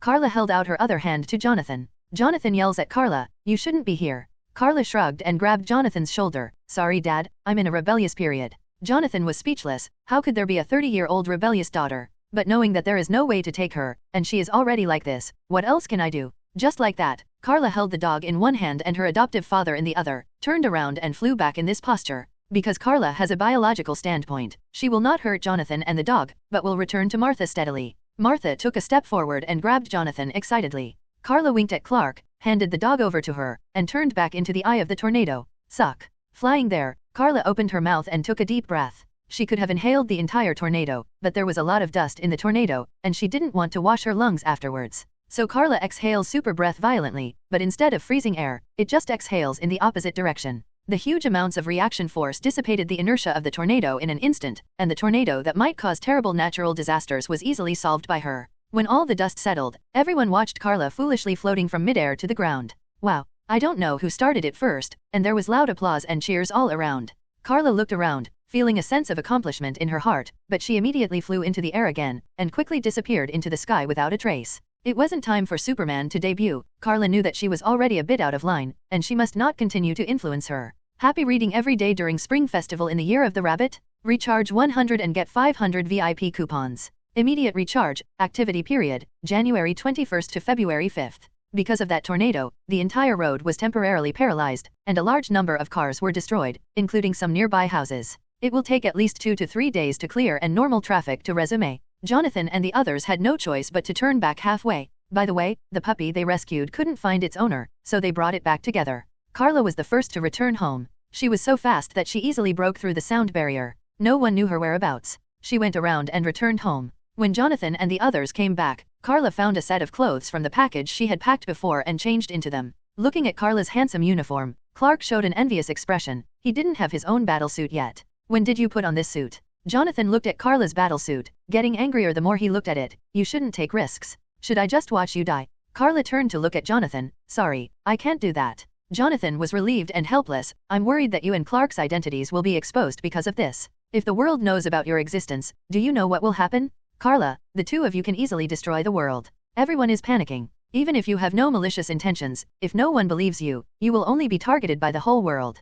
The world is not ready to accept you. Jonathan had always seen clearly. Carla put a long-sleeved sweater on indiscriminately. The tights were okay, but the cloak was a bit in the way, which made her feel a little annoyed. Martha sighed, and came to help her hide the cloak under the hem of her blouse, and lifted up her skirt. Jonathan looked back, but it was nothing. Carla was wearing an extra pair of shorts under her skirt, which she used as safety pants, to protect herself. No wonder she was able to wear pants outside the skirt before, but she could lift the skirt up. It's a little unladylike though. As for the shoes, Carla hides her boots in her trousers and puts a pair of shoes on top of the boots. In fact, this is also the first time she has done this, but Carla is worried that she may have to do this frequently in the future to prepare for battles at any time, which can be regarded as a preview in advance. Jonathan glared at Martha, seeing her skillfully helping Carla straighten her clothes. She knew that she must have done it secretly for Carla before, so just pet her. Martha didn't care at all. Jonathan sighed and reminded Carla, this is only the first time. No one has had time to take your video yet, but never take chances, Carla. Never do it again next time. It's you. Don't be too selfish, Dad.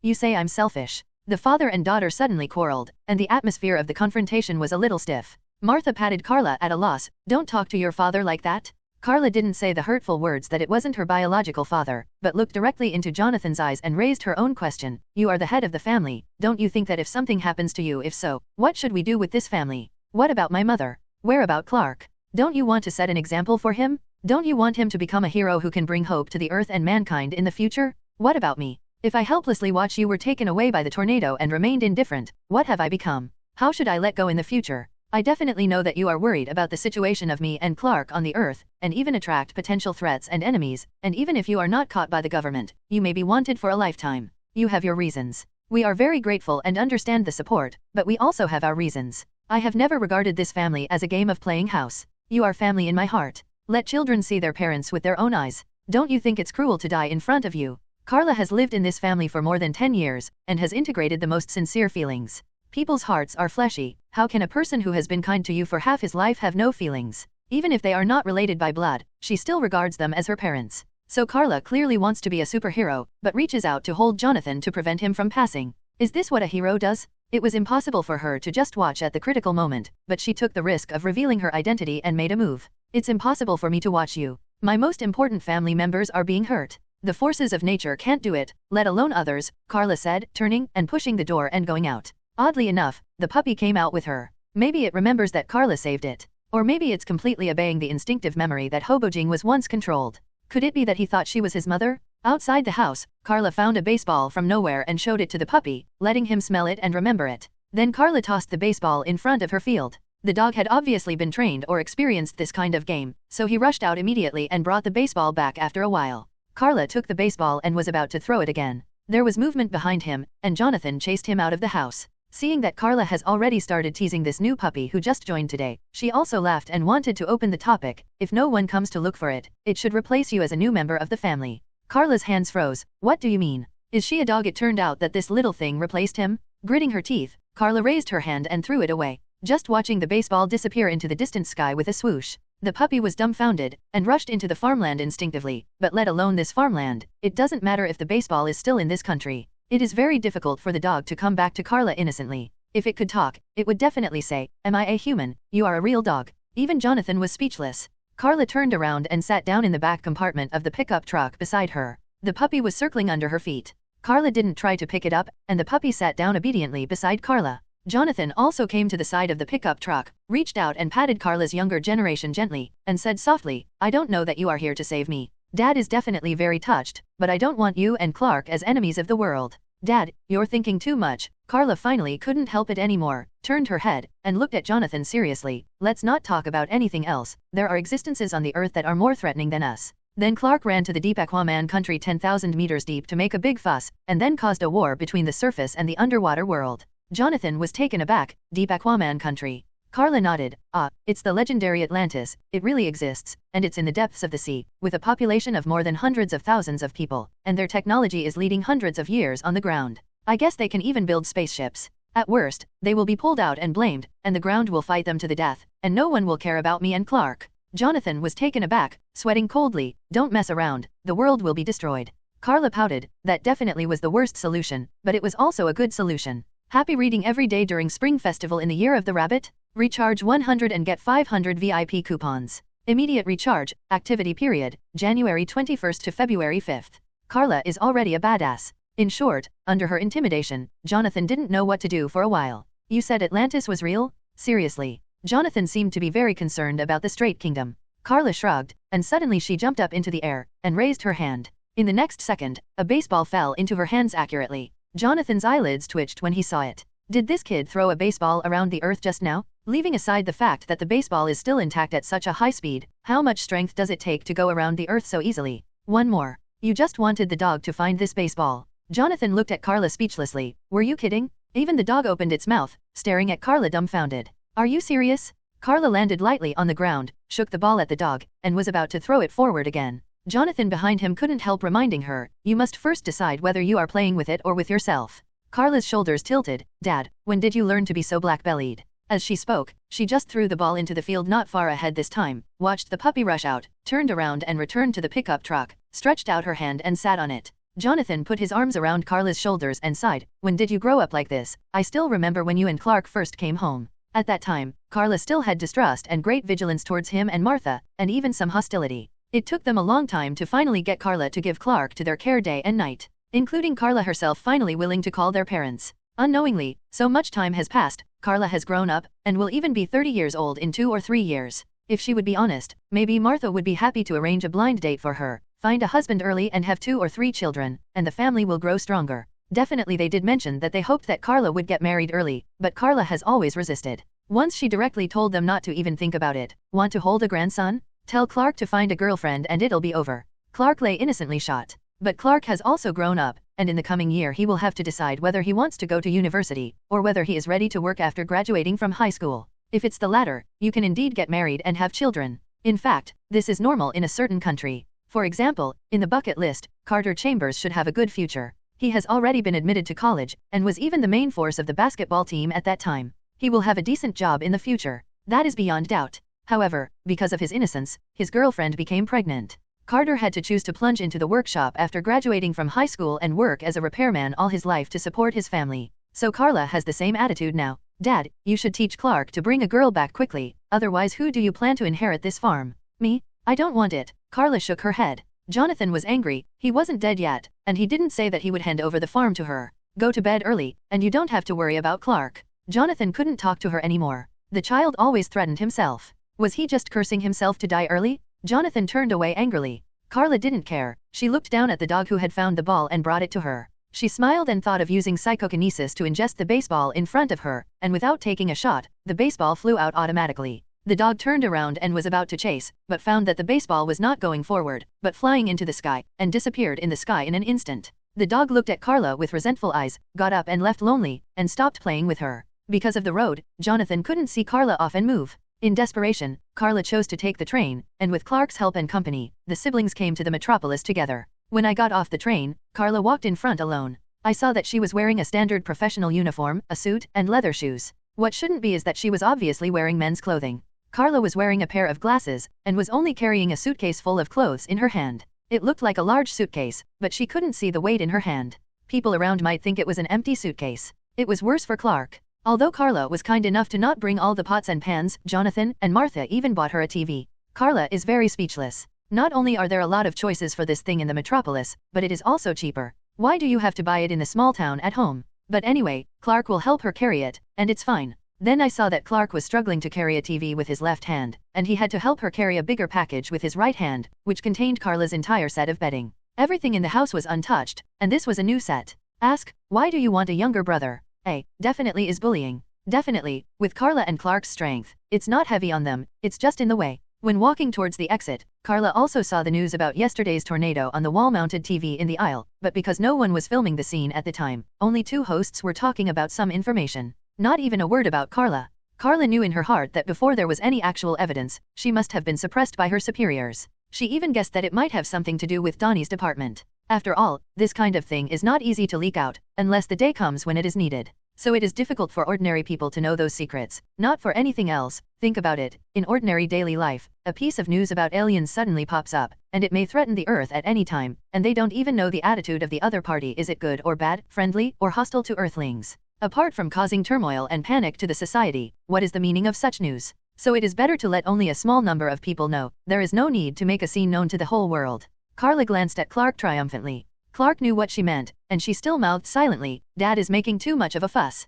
Clark shook his head with a wry smile, but you still have to be honest for a while. Hey Clark, who's the sister from? Okay. Happy reading every day during Spring Festival in the Year of the Rabbit? Recharge 100 and get 500 VIP coupons. Immediate recharge, activity period, January 21st to February 5th. With Clark's help, Carla simply arranged the new home. Not bad, just buy what you need directly in the nearby shopping mall. That's why she said, wouldn't it be more convenient to buy it nearby without having to worry about it at home? It's just that Clark was pulled over by her as a labor force again. To reward Clark, Carla also cooked for him and made him a sumptuous dinner. When did you learn to cook? Clark was surprised. Carla snorted softly, just kidding, I have traveled all over the world. Not only have I seen the scenery of various places, but I have also eaten almost all the delicacies of various places. So taking advantage of the travel, I learned all kinds of cuisine. Learn to cook with super learning ability, just read it once.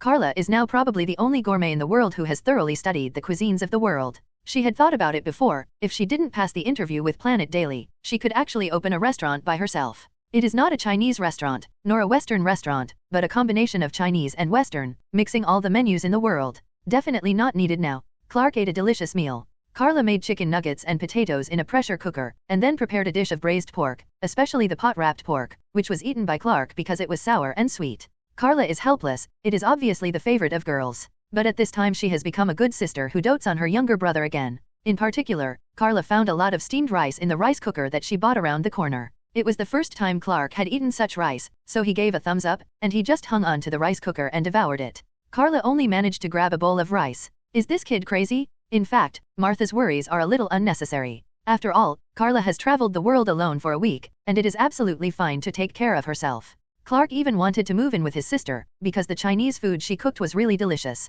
It's just that Clark still didn't choose to stay overnight, but had to fly back in the middle of the night. Carla also warned Clark not to go back and talk nonsense to her mother. She still likes the food made by Martha very much, it tastes like home. Clark expressed his understanding, then said goodbye to Carla, and flew back home overnight. Carla looked at the mess left after Clark left, and had no choice but to clean it up. In the blink of an eye, a week later, Carla came to the office building of Planet Daily again. She changed into an elite female white-collar dress again. There was nothing wrong with it except that the skirt was replaced by trousers and the shoes were small flat leather shoes. A head of beautiful long hair is tied into a single ponytail and hangs obediently on the back. Carla is still wearing those glasses. At first glance, she has a sense of sight of an intellectual literary big sister. Today she came to work officially, holding a folder in her hand, which contained the planning she had completed alone in the past week, and it was also a task assigned to her by the editor-in-chief before. Carla was asked to make a plan, which was about her self-column copy. Carla is also unambiguous, using her rich knowledge to get it done easily. There are even 3 categories in total.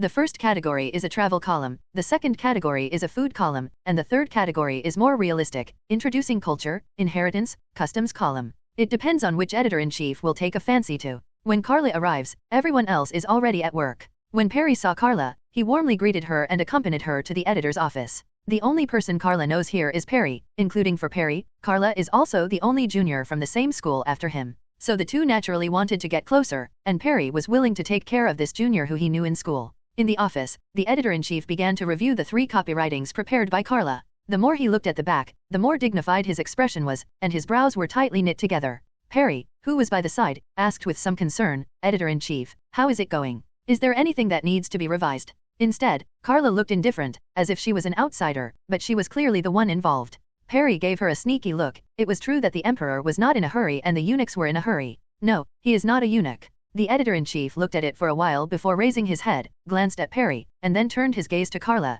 took a long breath and said, the 3 copywritings are all good, I really want to accept them all at once. But you are still I'm a newcomer, so I plan to let you only be responsible for 1 column for the time being, and when you become more proficient in your business and gain a reputation, you can find an opportunity to create a new column. It turned out that it wasn't that it was bad, but that it was so good that he wanted to accept all 3 proposals. Doesn't this mean that there are 3 columns for Carla? This status is an honor that only those old seniority who have already gained a reputation outside have. It is even difficult for ordinary people to have a column dedicated to themselves. It can be seen how outstanding Carla's ability to write copywriting is. At the same time, the Editor-in-Chief is also testing Carla. If her level of column writing is far inferior to that of copywriting, she will not even be able to keep a column. Only when Carla becomes famous for her writing will a new column be created for her. It's just that it doesn't need to be said. Tell me about your thoughts. Which aspect do you want to start with? The Editor-in-Chief threw Carla a difficult problem. The 3 copywritings were all good, but it was difficult to choose. At that time, the food column was also very popular, and there were even many TV programs that featured food as the selling point, such as teaching people how to cook, or cooking competitions, food tasting and so on. Definitely travel style is also good. This is the era when the world is restoring peace. Rich people will inevitably want to go out and see the world. So Carla's experience of traveling the world helps a lot. As for the introduction of the world in a realistic style, it will also attract many readers who are curious about this aspect. In short, the Editor-in-Chief always feels like he has found a treasure. Carla's final choice is to use the travel style as her first battle, because this aspect needs to be better written, and it will be very attractive, and even have the opportunity to take some photos and share the beautiful scenery I saw from her perspective. So Carla started working at the Daily Planet, and she got her own desk. It's not an office, she is not qualified to have her own office, and even Perry is just an ordinary employee now, and she doesn't have an office either. From this day on, Carla has been commuting to get off work every day and can take at least 1 day off every week. And Carla is not a reporter yet, so she doesn't need to go out to run news, just sit in the office all day and write at least 1 column a week. Carla's writing style is at least much better than the author's, which made her very popular among readers. Many people even came to the gate of the newspaper office to wish her to write an article every day. The Editor-in-Chief also talked to her once. Carla is very helpless, even if the earth is so big, if you have to write an article every day, you will finish it sooner or later, so you refuse decisively. Why don't you change someone? The Editor-in-Chief is also very helpless. This girl is really rude. If you can change people, what can you say? Isn't this a column for you? Everything was normal at first, but Carla seemed to have forgotten about the tornado incident, and Supergirl just had a flash of inspiration and then disappeared, as if she had never appeared before. But can she really go on like this forever? A year after Carla's comeback, a piece of news suddenly caused a stir. Bruce Wayne, the son of the Wayne Group who had disappeared for 7 years, suddenly returned. Even Metropolis, which is next door to Gotham, was screened by this news. Happy reading every day during Spring Festival in the Year of the Rabbit? Recharge 100 and get 500 VIP coupons. Immediate recharge, activity period, January 21st to February 5th. Unknowingly, a year has passed since Carla came to the Daily Planet. That is, 4 years have passed since she circled the world. There is nothing to say about this year. The Planet Daily is not a newspaper dedicated to reporting on Superman's deeds, but has its own news sources and various columns of its own as selling points. Among them, Carla's column has gradually become the biggest selling point of Planet Daily since the first issue was sold. She even has a group of fans of her own, and there are many fanatical fans who once ran to the gate of the Planet Daily, wishing that she could write more, preferably 1 article a day, because the beauty of the world she portrayed is so fascinating. Sitting on the Arctic glacier, the polar bear in the distance led the little polar bear to look for food in a naive manner. The northern lights under the night sky were dazzling. Carla also attached beautiful pictures of the northern lights, and once photographed a polar bear leading a picture of 2 young suns. This degree almost caused Arctic heat, and many people wanted to see the northern lights. Because it is dangerous and costly to go to the real top of the North Pole, Carla gave a lot of advice at the end. In fact, there are many safer places to see the northern lights. And the top of Mount Everest. Mount Everest is known as the highest peak in the world. The mountain is covered with snow all the year round, and the highest point may even touch the clouds. Climbing Mount Everest is very dangerous, even for professionals. It is possible to sleep on it forever. But Carla climbed up in person, and took pictures of the scenery and environment on the top of the mountain. She is just a columnist, but she has recorded such precious records so truthfully and so bravely that more and more people are flocking to her articles. This year has been so fulfilling for Carla that she almost forgot about her other identity and only focused on the work in front of her. Moreover, Carla's development is very smooth, and she will soon be able to get a lot of royalties, and officially signed a contract with the planet daily. Everything seems so smooth and peaceful. Carla has at least one day off every week, and sometimes she chooses to go back to her hometown to be with her parents. This year Clark will go to university and leave her hometown. She is afraid that her adoptive parents will be lonely. Sometimes she would stay in her apartment and have a good rest for a day. At that time, Martha came by train to accompany her, tidy up the house, wash, and cook for her. Originally, it was no problem for Carla to take care of herself, and the house was well organized. But as soon as Martha came, the house suddenly became a mess. Although she is already 28 years old, Carla still seems to be a young child who likes to act like a baby with her parents. Definitely this time she did not continue to be unfamiliar with Danny and Jennifer, but often found time to get together. Sometimes it was after get off work in the afternoon, and the three of them found a bar to have a drink. During the period, I also encountered a lot of experiences of being harassed. After all, they are all beautiful. However, Carla is no longer needed to protect Jennifer and Danny. The two of them have also practiced self-defense at some point. In Donnie's words, her profession requires her to have a certain self-protection ability. And Jennifer is a trustworthy and upright prosecutor because of her stern face, and sometimes uses self-defense techniques. For example, if she is targeted by a prisoner. Everything was going smoothly. Clark was also admitted to the Metropolitan University, and he wanted to follow his sister's life trajectory to study at the Metropolitan University. Carla is also ready to welcome Clark next month, and she even wants Clark to live in her own apartment instead of the dormitory. Anyway, there was already a spare guest room, and the apartment she rented was so big that it could accommodate her two siblings.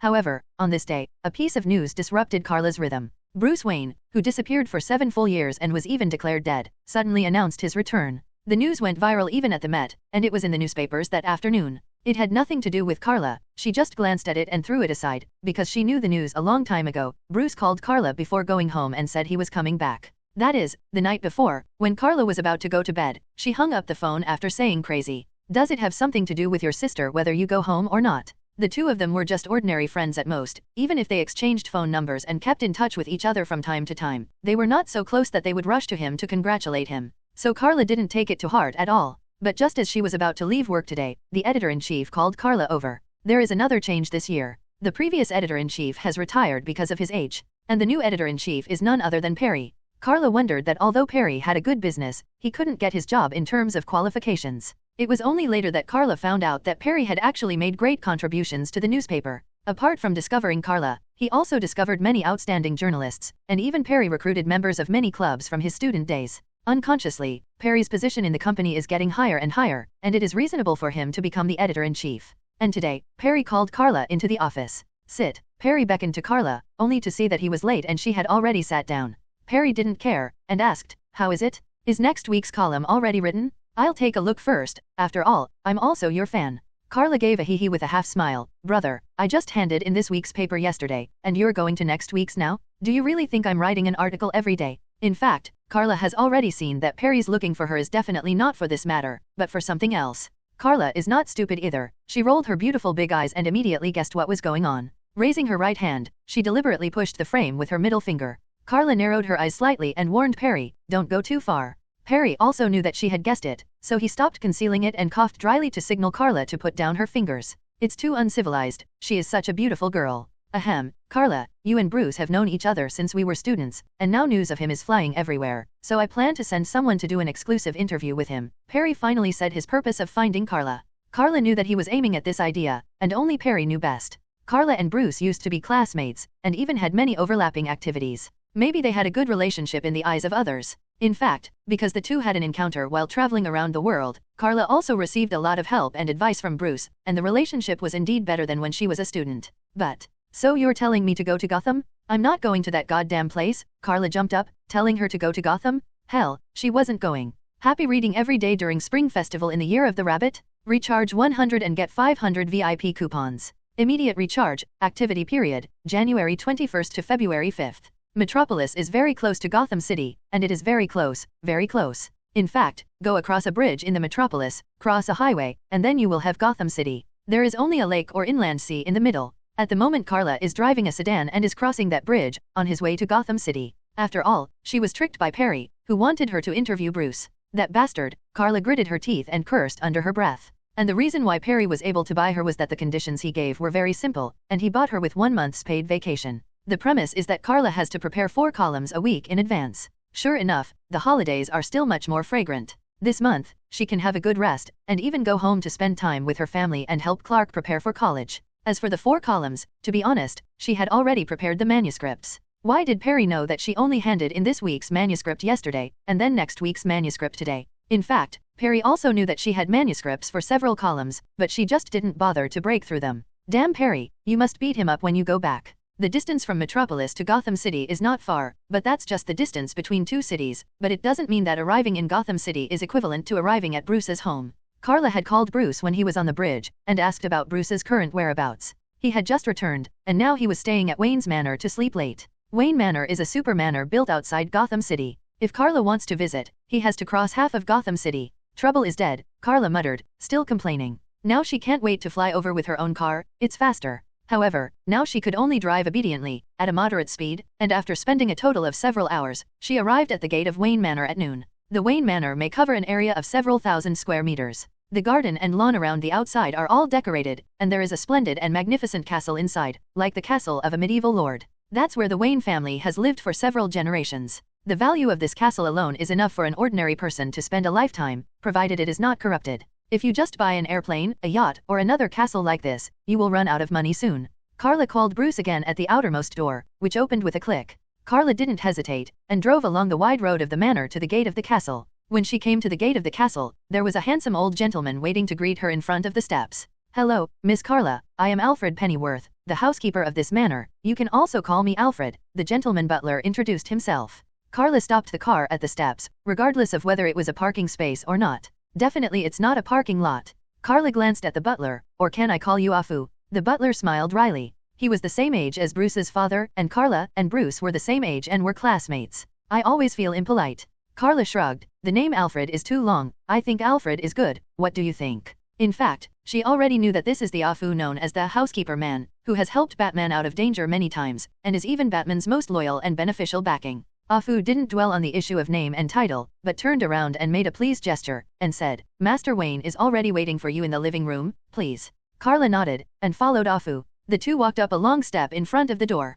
After entering the door, they crossed a long corridor and came to a spacious living room. With the wealth of the Wayne Group family, not to mention the luxurious and historical cultural relics and decorations, Carla didn't bother to care about them. When I came to the living room, I saw Bruce, whom I hadn't seen for several years, sitting in front of the sofa by the window. It was already noon, but he was only wearing pajamas, with his legs crossed, and a glass of red wine in his hand. Watch Carla come in. Carla rolled her eyes, turned her head and asked Afu, is that how you indulged him? Afu shrugged. After all, he is the young master. Although I don't want to see the heir of the Wayne family look so sloppy and decadent, I can't say anything. Bruce blinked. Alfred, you've talked a lot. As soon as they sang together, they came in and heard him. You know, he just came back from wandering, so why not take a break? Carla pursed her lips, holding back a smile and took a shoulder bag from her shoulder. It wasn't an LV bag, let alone a decoration, but a very practical, slightly large bag, and it wasn't a tool bag that I didn't care about. Carla started to dig things out of it. Bruce took a sip of the wine, but Afu forcibly took the glass away. He turned his head and looked at Carla's movements curiously. She took out the camera first, and clicked the shutter button of Bruce involuntarily. Bruce caught off guard and raised his hand to block it, and shouted, wait a minute, you don't intend to use these photos as the cover, do you? Afu was about to leave to prepare black tea for the two of them. Hearing this, he couldn't help dissuading Carla. Miss Carla, anyway, Master Wayne is also the heir of the Wayne Group and family. Bruce thought to himself that the rhetoric of anyway is needless to say. Carla waved the camera in her hand and threatened, why don't you go and change my clothes? Bruce sighed, Miss, who is begging whom now? There are countless people who want to interview him, but he only agreed because Carla is a friend. I have to say that Perry is very smart. If it were another reporter from the metropolis, Bruce wouldn't have the time to deal with it. Wouldn't it be nice to sleep in if he had this time? Faced with Carla's threat, Bruce had to go to his bedroom with a little helplessness, take a shower and change into formal clothes. It is said that a man depends on his clothes and a horse depends on his saddle. This saying is absolutely true. If the Bruce just now was completely a decadent and unrestrained young man, wearing pajamas and holding a glass of wine early in the morning, it would be outrageous at all. So the current Bruce is really a bit like the helm of the business empire Wayne Group. Afu also brought a pot of black tea to the two in time, and then disappeared voluntarily, allowing the two to chat alone. Happy reading every day during Spring Festival in the Year of the Rabbit? Recharge 100 and get 500 VIP coupons. Immediate recharge, activity period, January 21st to February 5th. Facing Bruce, who had changed into a formal attire, Carla also asked him to pose a few poses. This is a photo for the cover, replacing his previous sloppy look. Bruce was being manipulated helplessly by her, very obedient, at least he didn't want his previous photos to be published. It seems that you also know the importance of appearance. Carla also joked with a smile, I thought you didn't care all the time. Bruce couldn't help but let out a chuckle, I remember you weren't much better back then, right? The two were referring to their previous encounters while traveling the world, when neither of them was much better off. Carla shrugged. After taking the photo, she put away the camera, then took out a voice recorder and put it aside, took out a notebook and pen, and made a mouth gesture to indicate that it was about to start. Bruce sighed, you definitely want to treat me to dinner, this interview will definitely make you a lot of money. My money is nothing compared to yours, Bruce. Carla wasn't fooled. Bruce was about to start saying, didn't you find several uninhabited gold mines, and even a nice diamond vein? Carla raised her hand in a SHH gesture. Shut up, Bruce, those gold mines and diamond veins are the wealth of other countries, and she can mine some secretly at best. Okay, let's get into the topic officially. Mr. Bruce, you disappeared for 7 years before, and you didn't even have time to finish your university studies. Where have you been all these years? Carla started to work, asking these are also very formal questions. Bruce wants to say, don't you know? But he noticed that Carla's eyes were very threatening, so he cleverly changed his words and replied, in fact, I have used these years to broaden my horizons. I have traveled to many places to allow myself to grow. At least personally I feel that I am much more mature now than before. So you're planning to inherit the Wayne Group when you come back this time. That's not the case. Although it is indeed the Wayne family's property, it is also very good now, so I believe that the current executive's decision-making will only make Wayne Group better. Including the executive, Mr. Earl intends to take the Wayne Group public and then sell a large number of shares to cash out. Carla's question was already a bit too much, too sharp. She seemed to be saying that the current Wayne Group executive, Earl, was going to sell Wayne Group. The Wayne Group can be said to be the most important economic support for Gotham City. Not to mention how many people the Wayne Group has provided jobs, the significance of its original existence is the most important. It can even be said that most of the construction of Gotham City is supported by the Wayne Group. At least in terms of the setting of this world, the Wayne Group, especially in the era of Bruce's father, had encountered the Great Depression era. It was the efforts of the Wayne Group and Thomas Wayne that saved Gotham City from the crisis of extinction. This was also proved afterwards. Faced with Carla's sudden sharp question in a few words, Bruce was stunned for a moment. In fact, Bruce has nothing to do with the company's decision now. However, his superficial inaction does not mean that he did not act secretly. But that obviously couldn't be said in person, especially since Carla was going to report to the office. So in the end Bruce could only say something on the scene, I believe this will make Wayne Group better. Carla didn't hold him accountable and repeated what he had said before, indicating that Bruce was just coping. Carla didn't mind at all, she was just doing it for work. Speaking of which, someone seems to have noticed recently that after Mr. Bruce came back, he suddenly frequented places where there were extravagant feasts, and often spent a lot of money, sometimes with those movie stars, and sometimes with celebrities in the social circle. Just bought a hotel for them. Is there a business plan, or is it just a hobby of a swinger? Don't be so contemptuous or sharp, right? Bruce finally couldn't take it anymore. Carla's question was more like questioning and interrogation, which made it difficult for him to answer. In fact, those are just his superficial acting skills. After Bruce returned to Gotham City, he discovered that Gotham City is darker than he knew before he left. The boss of the gang, Carmine Falcone, has almost completely controlled Gotham City. From top to bottom, from black to white, he almost controls everything with one hand. But no one can catch him, because he is black and white, and even some official people are his people. This is an exaggeration. After all, the prototype of Gotham City can be considered New York City. If the metropolis is New York City in the daytime, singing and dancing, prosperous and peaceful, so Gotham City is New York City at night, needless to say. However, this boss can control the entire Gotham City, and it is not an exaggeration to say that he is the boss behind Gotham City. In order to deal with him, Bruce knew that he had to use some means beyond common sense, and he could no longer use ordinary laws to deal with him. So under a Fuss suggestion, Bruce began to put on a mask. During the day, he was a bohemian son. At night, he had already started to act, turning into a shadow under the night, and began to search for Carmine Corney's evidence. But there is definitely no way to tell Carla about these things, let alone ask her to report everywhere. So I can only ask Carla to spare herself. Please stop being so sharp. Carla explained, no way, after all, news always needs some gimmicks. You don't know that a certain country's news has always been disregarding everything for the sake of traffic and eyeballs. It doesn't matter whether it is true or not, as long as it can be sold. It's not good for you to say that yourself, Bruce said dumbfounded. Carla didn't care. Anyway, I have my own column now, and I'm not a reporter. It doesn't matter. It doesn't matter to you, but what about others? And, Carla raised her eyelids to look at Bruce, her eyes suddenly revealed a look of accusation. You bastard, don't you know that your gossip will make a girl sad? Who? Was it you? Bruce joked with a smile. His smile was not serious, it was just a joke, because he knew that Carla and himself were just friends, and they were limited to friends. Carla was actually his favorite, but he had a sweetheart. And Bruce is very self-conscious, he is not Carla's type, otherwise there will be ambiguity back then. Carla clapped the notebook in her hand. Do you want me to ask you all the gossip again? It's definitely not me, I mean Jennifer. Do you remember her? She liked you when she was in school, and she has been around you for so many years there has never been another man. I really don't know what's wrong with you bastard, you're just a troublemaker. Happy reading every day during Spring Festival in the Year of the Rabbit? Recharge 100 and get 500 VIP coupons. Immediate recharge, activity period, January 21st to February 5th. For this exclusive interview with Bruce, Carla did a very good job, because Bruce has always been the one who suffers. Seeing that the two had a good relationship, Bruce accepted Carla's interview appointment, but many of Carla's questions were too sharp, which made him uncomfortable. Plus Carla has a bit of a personal vendetta, because Bruce has recently started dating celebrities and courtesans, which has made Jennifer very sad recently. In fact, Carla and Danny feel very helpless towards Jennifer. Obviously she and Bruce didn't have much intersection in school, so they really don't know why she is so infatuated with Bruce. In the evening, Carla declined Bruce's offer to have dinner together, and drove back to her home in Metropolis overnight. Just kidding, she doesn't want to continue to make Jennifer sad. Seriously, why does Jennifer always think she's having an affair with Bruce? Don't treat her as a rival in love, okay? What Jennifer really needs to worry about is actually a prosecutor named Rachel Dawes, who works in Gotham City. Like Jennifer's job in Metropolis, the young girl named Rachel is also the prosecutor of Gotham City, but the position is not as high as Jennifer's. Jennifer is the chief prosecutor, which is equivalent to the position of a judge, the kind who can issue search warrants and arrest warrants at critical moments. Rachel is an assistant to the Gotham City Attorney General. Sometimes Carla really sighs, she didn't expect her two girlfriends to climb to such a high position now. That naturally proves that they have sufficient ability and skills. It is said that when Carla said goodbye to Bruce, she also met Rachel's visit. It's actually Bruce's birthday tomorrow, and Rachel has come to give him a gift, and says that tomorrow might not be time to celebrate. When Carla heard this, she had to throw her hands in a hug and wish Bruce a happy birthday. This is your gift. Bruce was speechless, too stingy. Carla said in her heart that besides her family, he is the first person of the opposite sex to be embraced by her. Don't be dissatisfied, bastard. When Carla left, Rachel watched Carla drive away with obvious sourness, and asked Bruce, is she your new girlfriend? Bruce quickly explained, she was my classmate in college and now works for Planet Daily, so I just accepted her interview. I hope she won't embarrass me too much.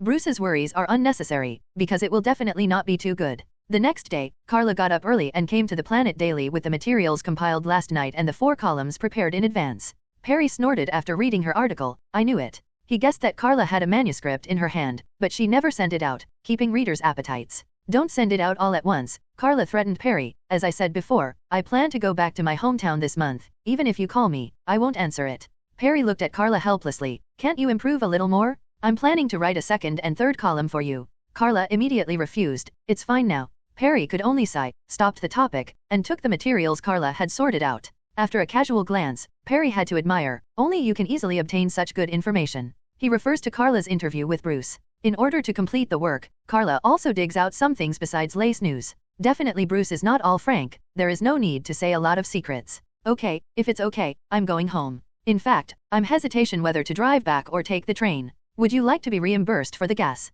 Carla said her hesitation. Her car was recently bought, and the loan has not been paid off. She felt a little distressed if she went back to the farm home, and she would be too embarrassed. Perry said without even thinking about it, don't think about reimbursement. At most you can report some of the gas money you went to Gotham City. Carla rolled her eyes. The distance between Gotham City and Metropolis is not as good as if she went back home, and she could go back and forth twice. What a sting. Forget it, a month of paid vacation is better than anything else. Definitely, Perry is not taking special care of Carla. One is to buy Carla to let her conduct an exclusive interview with Bruce, and the other is that Carla has been working for a year, so she can take some annual leave, not to mention that she is not prepared enough in advance to publish a month's article yet. So Carla came to the company less than half an hour before leaving, and she was not driving to go home. To be precise, she didn't intend to go back to her apartment, but went straight to the town where her farm was located. The trip took several hours, and when Carla suddenly drove back to the farm, both her adoptive parents and Clark came out to greet her in surprise. And that dog, the original puppy, is now grown up, standing upright and hugging Carla's waist, wagging his tail and holding a baseball in his mouth.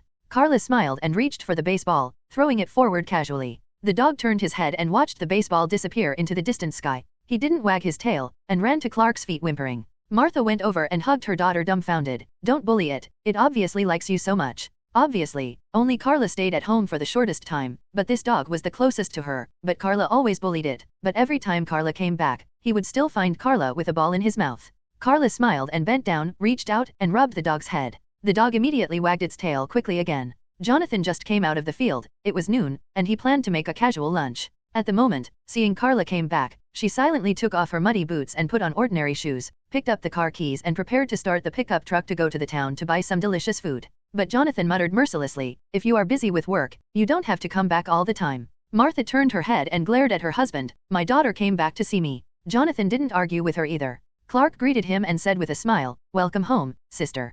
Carla also greeted Clark. "I'm back, by the way, Dad. I bought ingredients when I came back from the town. Clark, help me get them in." As soon as he came back, he unceremoniously instructed his younger brother to do things, as expected of his own sister. Clark went over to open the rear door, and sure enough, he took out a big bag of things. Especially when I saw a chicken inside, I couldn't help but say, "Is my sister planning to make chicken curry?" "What chicken curry?" Martha looked at Carla curiously. She couldn't cook it. Carla bit her lip, pinched her waist and stared back at Clark. "I don't know what you're talking about." "This idiot," she said, not to reveal that she can cook. She originally wanted her adoptive mother to cook roast chicken. Happy reading every day during Spring Festival in the Year of the Rabbit? Recharge 100 and get 500 VIP coupons. Immediate recharge, activity period, January 21st to February 5th. Because of Clark's revelation, or disclosure, Carla finally revealed the secret that she already knew how to cook. So the lunch meal was prepared by her herself. Martha stood at the door of the kitchen with a look of relief watching Carla busy there. Why? Carla was a little uncomfortable, and her already superb cooking skills seemed to be in a hurry. Martha just shook her head with a gratified smile, and suddenly became a little excited, and said with a choked voice, "My Carla has grown up." Carla hurried over and put her arms around her adoptive mother. Now she is the tallest in the family, with a height of 1.9 meters, even Clark is a little short. Carla comforted, "Please, I'm not married yet, I'm still the daughter of the family. But you still moved out and found your own life and job in the big city," Martha said, still with a little resentment. Jonathan's voice came from the living room outside the door, "Martha, don't embarrass Carla. And I'm starving to death, come out and stop hindering her." Martha was angry, this old thing. Carla let go of her with a smile, and pushed her adoptive mother out. "You are really going to hinder me, Mom, I can eat later." Because it was noon, Carla didn't prepare too many things, just as Clark expected, using the potatoes and carrots at home as ingredients, and the rice usually used to make soup, steamed a large pot of rice, and made a curry chicken. I also specially boiled some chicken in white water, and 2 eggs for the dog at home. I don't know when the dog's food became picky. Many people say that dogs cannot eat salty food, spicy food, this or that. I really don't know what dogs ate when there was no dog food. Maybe dog food first and dogs later? Martha and Jonathan may have eaten such a lunch for the first time, or they may have eaten chicken curry in other restaurants, but it is definitely not as sweet and delicious as today, because this was the first time they had a meal cooked by their daughter. Including that dog also ate all the dog food mixed with Carla. Carla couldn't laugh or cry, should she save face like this. Then Carla also helped to clean up the things, and she also cleaned up the dishes. Martha began to secretly wipe tears from the side, saying that her daughter had grown up. This is also the reason why Carla has been doing nothing in front of her mother, for fear that she would think too much.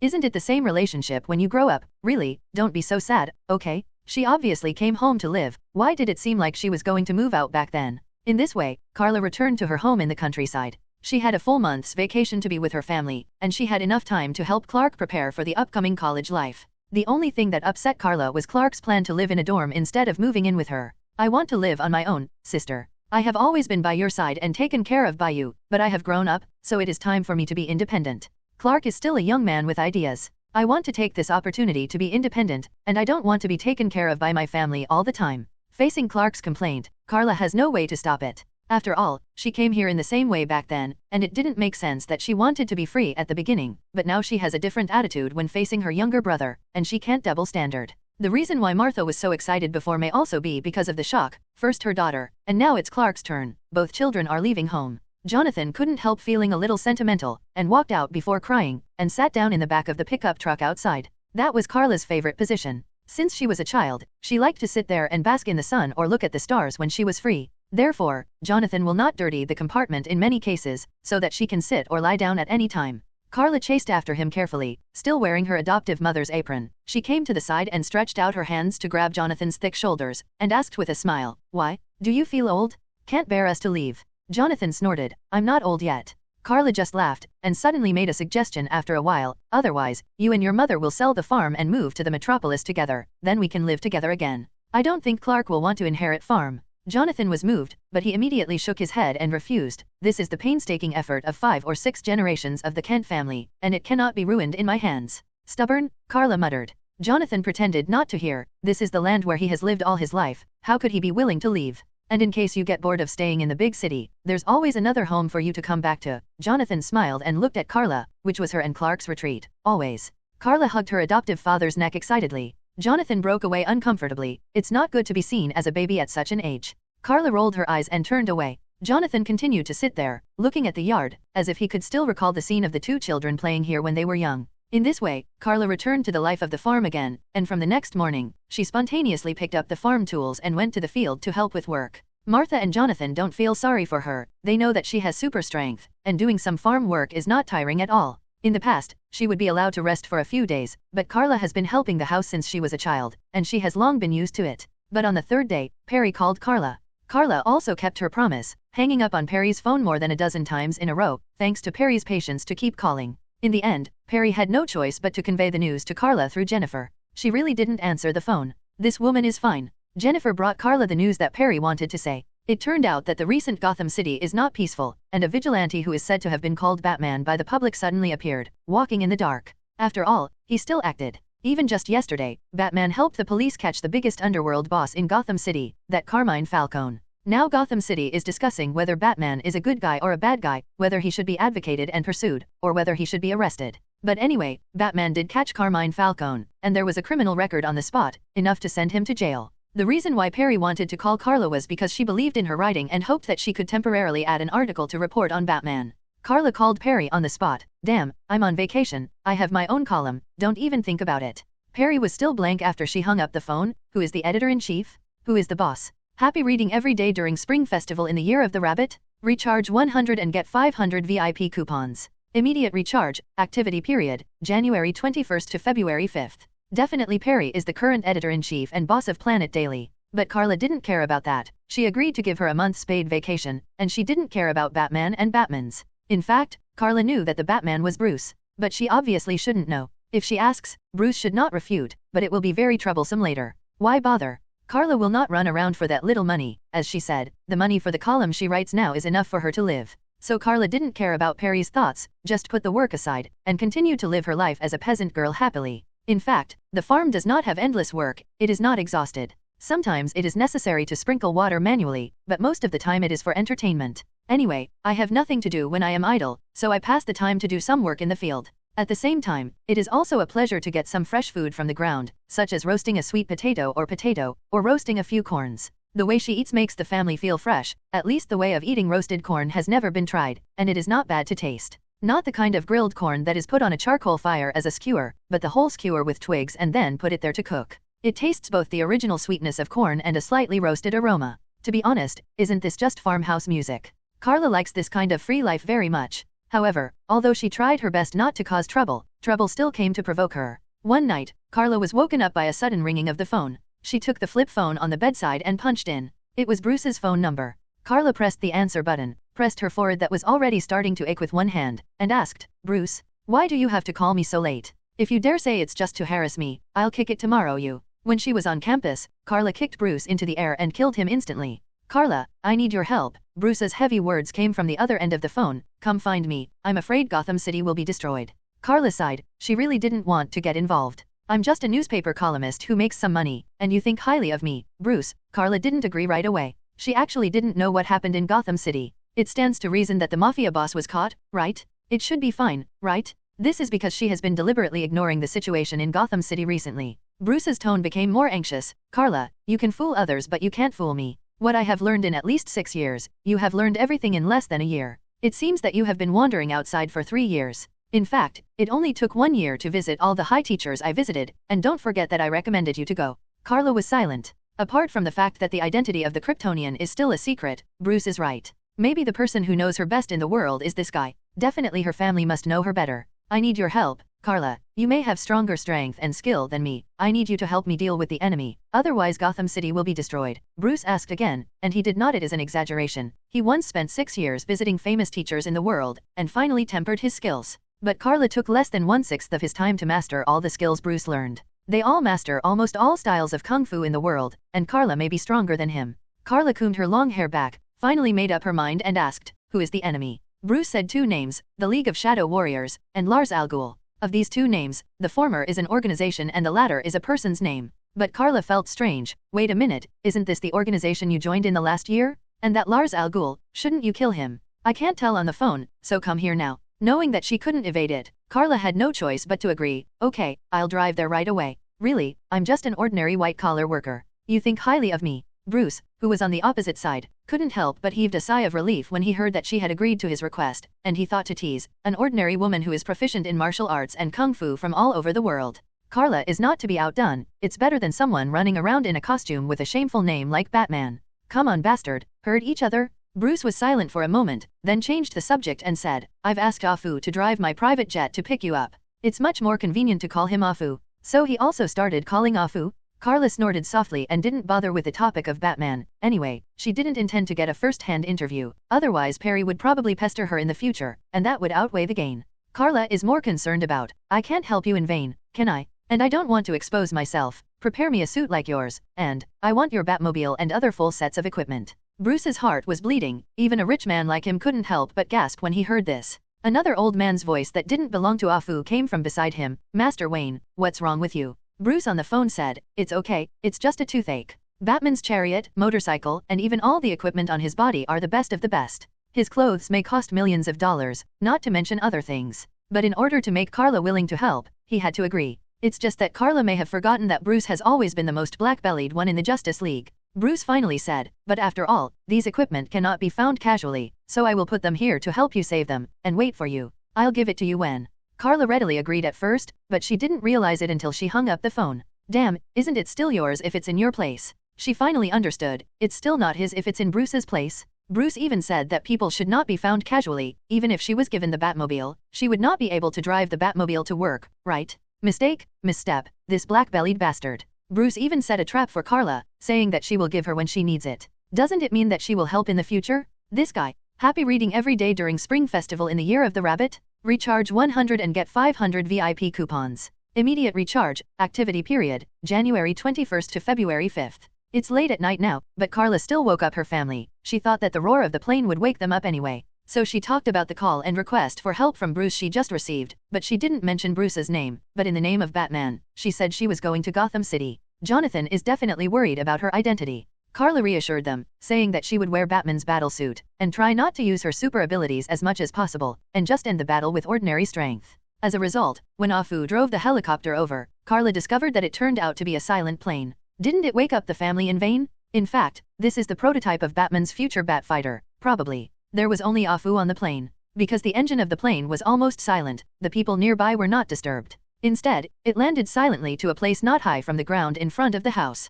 Carla heard the seriousness and haste in Bruce's tone before, and guessed that the situation in Gotham City must not be optimistic. At that moment, she bid farewell to her family, followed the rope ladder Afu dropped from the plane, and quickly climbed onto the plane. He waved goodbye to his family and stopped Clark with his eyes. He wanted to help too, but Carla had warned him to think about it later, at least a little more mature. Unlike many works where Superman tries to appease his cousin as much as possible, here is Carla who has been appeasing his cousin who wants to prove his own ideas. The speed of this plane is very fast, and Gotham City is not far away, so it can arrive at Bruce's location very soon. While on the road, Afu briefly introduced the current situation to Carla. It turned out that before this, Bruce had actually been attacked and severely injured. Just after he helped the police capture Carmine Falcone and caught his crime on the spot, Bruce discovered some unexpected clues. But when Bruce went to investigate, he was attacked with poison gas, which made him highly poisoned and had terrifying hallucinations. Later, Afu and another person named Lucius Fox detoxified Bruce in time. If Afu is Bruce's most trusted butler and assistant, he is even treated as an elder like a relative. Then Lucius is the most trusted technology leader of him and Wayne Group. Including Batman's equipment, he provided technical consultants. After that, Batman got the news that his childhood sweetheart, Miss Rachel, seemed to be in danger. Bruce had to rush to the rescue, and he rescued Rachel from the most famous Arkham Asylum. And because of this, I learned of a shocking conspiracy and crisis. There is a group of people, it is the League of Shadow Fighters and Lars Al Ghul, who plan to use a certain device stolen from the Wayne Group to make a certain psychiatrist named Jonathan G. Lois who is good at concocting this kind of poison evaporates and spreads throughout Gotham City, in order to overthrow the goal of completely destroying Gotham City. Who? Carla suddenly noticed a person's name. Afu was flying the plane. He couldn't help being surprised. What? He obviously didn't respond to Carla's question. Carla asked again, what's the name of that K. Lois? Only then did Afu realize who she was asking. We also just learned that he also has a nickname called Scarecrow. No, I mean his real name. Carla didn't want to know what his name was, Scarecrow or not, she only cared about Lois' real name. Afu felt strange and added another sentence, Jonathan, miss, his name is Jonathan Lois. Boom, Carla suddenly punched the plane's cabin wall, why not call it Jonathan? She narrowed her eyes slightly, and snorted coldly in her heart, how dare you call him Jonathan and discredit the name? You're done. In fact, Carla is a bit paranoid, and it's not a surname. There is still a high probability of overlapping the first name. For example, Martha, her adoptive mother's name is Martha, but Bruce's mother is also named Martha, but with a different surname. Martha's real name was originally Clark, and her name was Martha Clark. That's why she named Clark this, which is a combination of her own original surname and Jonathan's surname, so the name Clark Kent appeared. Bruce's mother was named Martha Wayne. Both of them were named Martha. In addition, there are many overlapping names, so I won't repeat them here. The key is not Jonathan, but the surname. In fact, in public, such as Carla's exclusive interview with Bruce, he should be called Mr. Wayne instead of Mr. Bruce. As for Afu calling Carla Miss Carla instead of Miss Kent, it is because he knows that she and Bruce are friends. So Afu called Rachel is also Miss Rachel instead of Miss Dawes. Anyway, it's more troublesome. It's just that Carla obviously held a grudge against the Scarecrow and mourned for him for a few minutes. Next, Afu was still explaining the current situation to Carla. At present, Bruce has actually been attacked by the Shadow Warrior Alliance, as well as Lars Al Ghul. When Bruce joined this mysterious assassin organization, Lars Al Ghul used another identity to guide Bruce, and the Lars Al Ghul who was actually killed by Bruce was just a substitute. So Lars Al Ghul did not die, but Bruce saved his life back then. As a result, such hidden dangers are left behind. Lars Al Ghul is now bringing a large group of elite killer assassins to Gotham City. With the help of that gangster Carmine Falcone, they were secretly transported there and prepared secretly. It turned out that Carmine Falcone was also used by the Shadow Dancer, and it was through his channel that the preparations were successfully completed. Bruce was first attacked by the Scarecrow's poison gas, and then his home was stolen by the Shadow Warrior Alliance, including the glorious Wayne Manor Castle, which was also set ablaze. What a pity, I would have known better if I had given those good things inside. Carla also saw the ruins of the castle, and Afu flew over the manor with a plane. Afu shook his hand, and the plane almost didn't fall. This Miss Carla is simply a robber. He actually heard the conditions Bruce promised her through the communicator, so why would he want to benefit? Definitely, Carla just said casually, if Bruce really dared to give it, she might not dare to accept it. What name? Just give a gift? Don't mean to chase her, she doesn't care about feelings. Here we are, now is the place where the young master temporarily uses it as his stronghold. We generally call it, the Batcave. Carla, happy birthday, old Sue. Me, thank you. Well, today is my birthday, so let's add more, 10 is better. Happy birthday to myself. Happy reading every day during Spring Festival in the Year of the Rabbit? Recharge 100 and get 500 VIP coupons. Immediate recharge, activity period, January 21st to February 5th. It was located in the backyard of Wayne's Manor. It should be a hidden underground facility in the backyard. According to Afu's introduction, this place used to be used by the Wayne family to help the enslaved slaves avoid persecution during a special period. Speaking of which, the belief of the Wayne family has the spirit of service. They serve Gotham City and many people in need. Including the Great Depression era, at least in this world, according to the Shadow Warrior Alliance, they had planned to destroy Gotham City in this way. But it was the Wayne family who saved Gotham City's economy with their own efforts, so that the Shadow Warrior Alliance had to choose tough methods and plan to make a move in the near future. When Carla came in with Afu, Bruce was decadent. What happened to him? Carla asked Afu. Bruce looked up and answered Carla's question himself. If you had been smashed to the ground by a burning beam more than an hour ago, you would have been the same as me. It turned out that I was knocked out of my head, so don't drink too much alcohol if you have nothing to do, Carla complained casually, and then she was attracted by her surroundings. Bruce smiled helplessly, and it wasn't because he drank too much that he set his house on fire. But he didn't argue, and saw Carla walking to the side workbench and picking up a helmet. That's what covered his face when he acted as Batman. Carla took off her glasses, tried to put the helmet on her head, and felt amused in her heart. Didn't she debut as a female Superman or Supergirl, but as Oracle Man? Don't get me wrong, Oracle Man is not referring to the female Batman, that is, the female version of Batman, but there is indeed such a superhero. Oracle Man generally refers to the first-generation Oracle Man Kathy Kane and the second-generation Kate Kane. They are also included in the Batman family. There is another misunderstanding that needs to be explained clearly. The Batman family has Oracle Man and Batgirl. Oracle Man is equivalent to Batman, and Batgirl is equivalent to Robin's position. The original Oracle Man was Kathy Kane, and Kate Kane was her niece and the original Batgirl. It's just that Oracle Man is definitely not as well known as Batman, so most people don't know the existence of this man. And now, instead of being Robin to help Bruce, which is Batman's, Carla will wear the same costume as Batman and debut as Oracle Man. So Carla was amused, and kind of fresh and weird. How is it? Turning around, Carla asks Bruce how she looks, as if wearing his Batman helmet. It would be better if you could cover your hair, Bruce said mercilessly.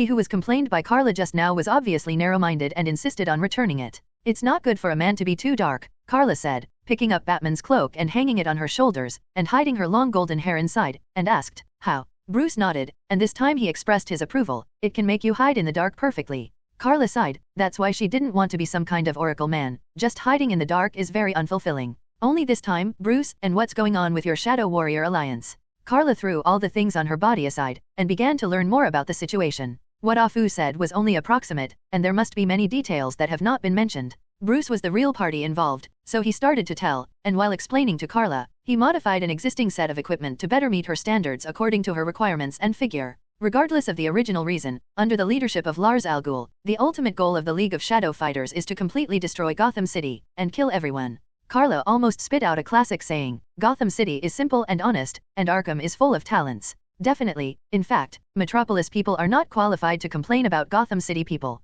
When Superman starts to rise, Metropolis will become less peaceful. It's not that Superman brought enemies in, it's just that the existence of Superman amplified the existing problems. Definitely there are also some reasons, because the existence of superhero has attracted more challenges, as the vision of a certain universe said. If there is no superhero, the bad guys can finish the bad things smoothly. Wouldn't there be so many troubles? Your resistance turned out to be the superhero's fault. Far away. Originally, the potion used by the Scarecrow, that is, Jonathan Lois, could not poison the whole city by infecting the drinking water. He used a kind of poisonous gas, so all the poison must be spread throughout the city through the sewer pipes in some way, and then repeated. Tone evaporates them. It just so happens that the Wayne Group has been a weapons businessman before and now, at least one of their departments is responsible for developing weapons. There is a device called a microwave launcher or something that can evaporate a lot of water. But now, a microwave transmitter has been stolen. As for who the prisoner is, it seems needless to say. Carla slapped his forehead, this is your pot together? Why do you want to develop something like a microwave transmitter? Bruce said, when I get back control of the company, I will dismantle the weapons development department as soon as possible.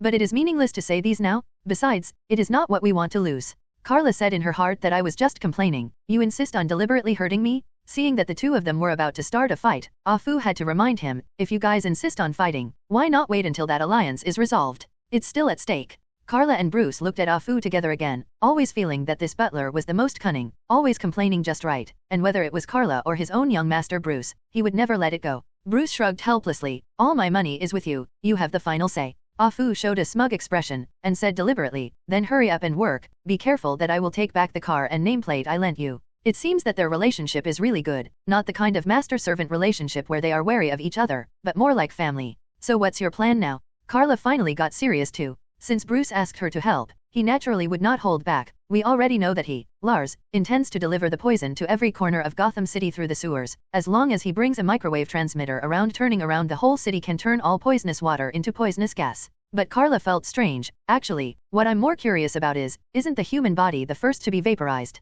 Bruce froze. If that microwave transmitter is really that powerful, logically speaking, the blood and water in the human body with not too strong physical fitness should be the first to evaporate, right? This thing is simply bug. Bruce thought for a while, and could only say, maybe they just want to do this. That's the only way to explain it. Finally, Bruce personally completed the creation of her bat battlesuit for Carla. With the help of Bruce and Afu, Carla began to put on the battlesuit that did not belong to her. By the way, you haven't said what your plan is. You interrupted me, right? Well, my plan is very simple. I hope you can help me stop Lars' plan. It's really simple, and it's too simple, right? Happy reading every day during Spring Festival in the Year of the Rabbit? Recharge 100 and get 500 VIP coupons. Immediate recharge, activity period, January 21st to February 5th. On the street in the middle of the night, Gotham City still doesn't know what's going to happen, so it's still a peaceful scene. This is Gotham City? Isn't it supposed to be full of hooligans and hooligans?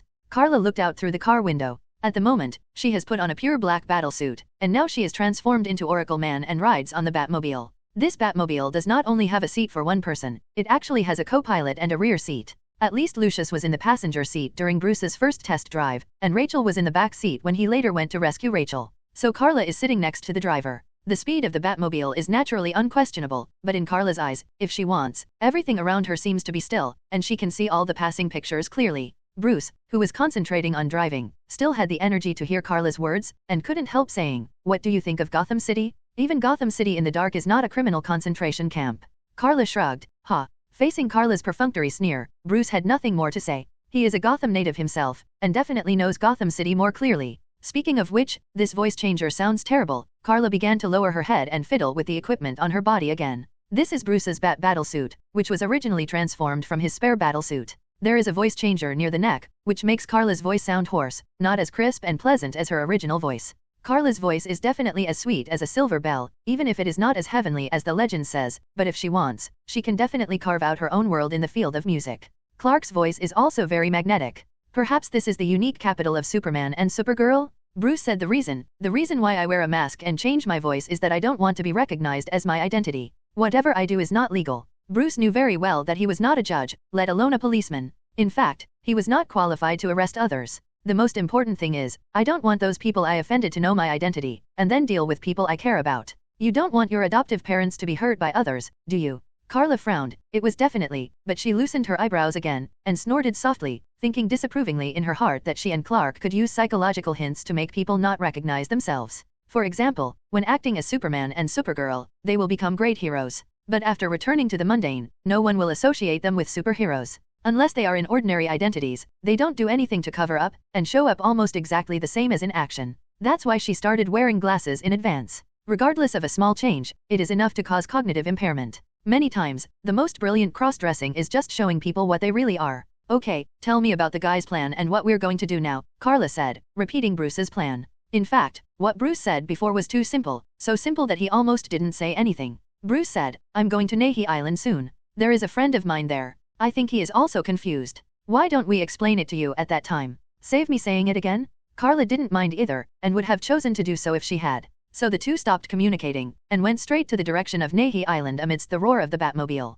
Nahi Island is a small island close to Gotham City. Because of its particularity, Gotham City built a prison called a mental hospital on it. Yes, it is the Arkham Asylum. Bruce said before that Lars transported all the fear toxins that passed through the Scarecrow Lois to the Arkham Asylum through the channel of the gangster Falcone. And today's Nahi Island is completely chaotic. Lars has already acted, at least he started to turn Nahi Island into chaos but full of fearful toxins everywhere. In such an environment, there is no need for Lars to do it himself, and Gotham City will be destroyed by itself. What a terrifying picture that was, it was full of fear like hell. But Carla and Bruce didn't hesitate, and flew into the sky along the connecting bridge between Gotham City and Nahi Island. Because of the unexpected situation on Nahi Island, the bridge has actually been suspended, which is equivalent to disconnecting the connection. But Bruce didn't mind, and rushed out along the raised broken bridge, and finally landed on the opposite Nahi Island accurately. Carla sat there with an old god all the time, until the end he complained, your flying car skills are not bad. Carla is already indifferent to exciting facilities such as roller coasters, including this speeding car, which can't make her heart beat faster.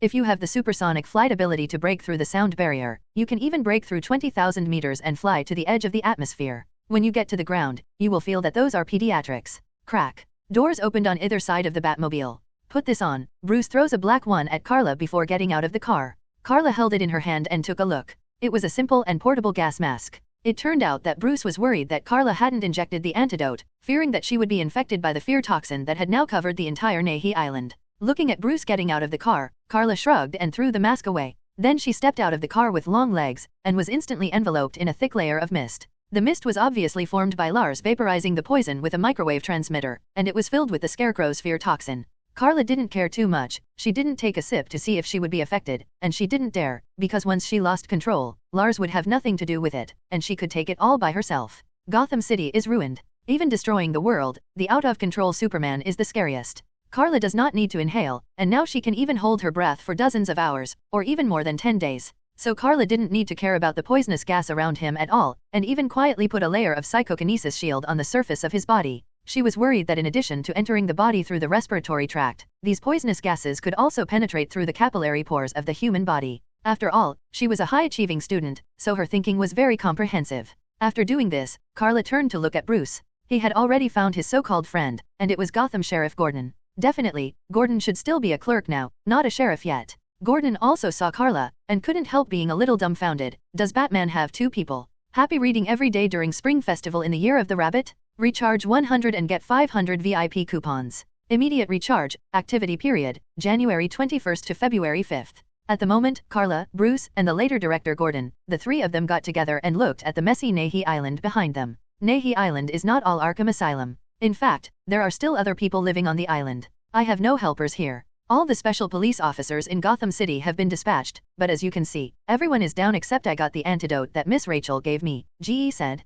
When Deng said this, the expression on his face was ugly. Because it's normal that there are only 3 of them on the entire island now. If Carla and Bruce didn't arrive, he wouldn't even have a backup. So here we are, Bruce said in an eerie husky voice. Carla glanced sideways at Bruce. Do you still have the time to comfort him? It seems that the relationship is really good. You want me to avoid it for a while, and then you two are good friends and have a good time. Carla glanced at the 2 of them, and reminded, please, is this the time for a leisurely chat? It was the first time for Gordon to come into contact with this Oracle man, because it was indeed her first debut as an Oracle man, and she couldn't accept Carla's sharp complaints. In order to prevent Carla from continuing to complain, or imagining them as some not-so-good pictures, Bruce hurried to the topic. Nahi Island is just the beginning. A group of people are planning to spread the poison throughout Gotham City through tap water and underground water pipes, and then pass through the Wayne Group's underground main hub, covering the whole city with these poisonous gases with microwave emitters. Bruce briefly talked about Lars' plan. Gordon couldn't help but thumped in his heart, and exclaimed, in that case, the entire Gotham City will be destroyed. That's right, Lars and the Shadow Warrior Alliance are planning to destroy Gotham City, and even kill everyone. They frantically believe that Gotham City is completely corrupt and hopeless, and they may even think that they are just. Carla curled her lips. Even if she also belonged to the more radical kind, she would not implicate innocent people. She will only judge the damned, but there are still many ordinary people in Gotham City. They are innocent and should never have been implicated. Therefore, Carla will never approve of the actions of the Shadow Fighters Alliance and Lars. That's why she readily agreed to Bruce's request for help. Precisely because she couldn't just sit back and watch. How do they plan to send that launcher to the Wayne Group?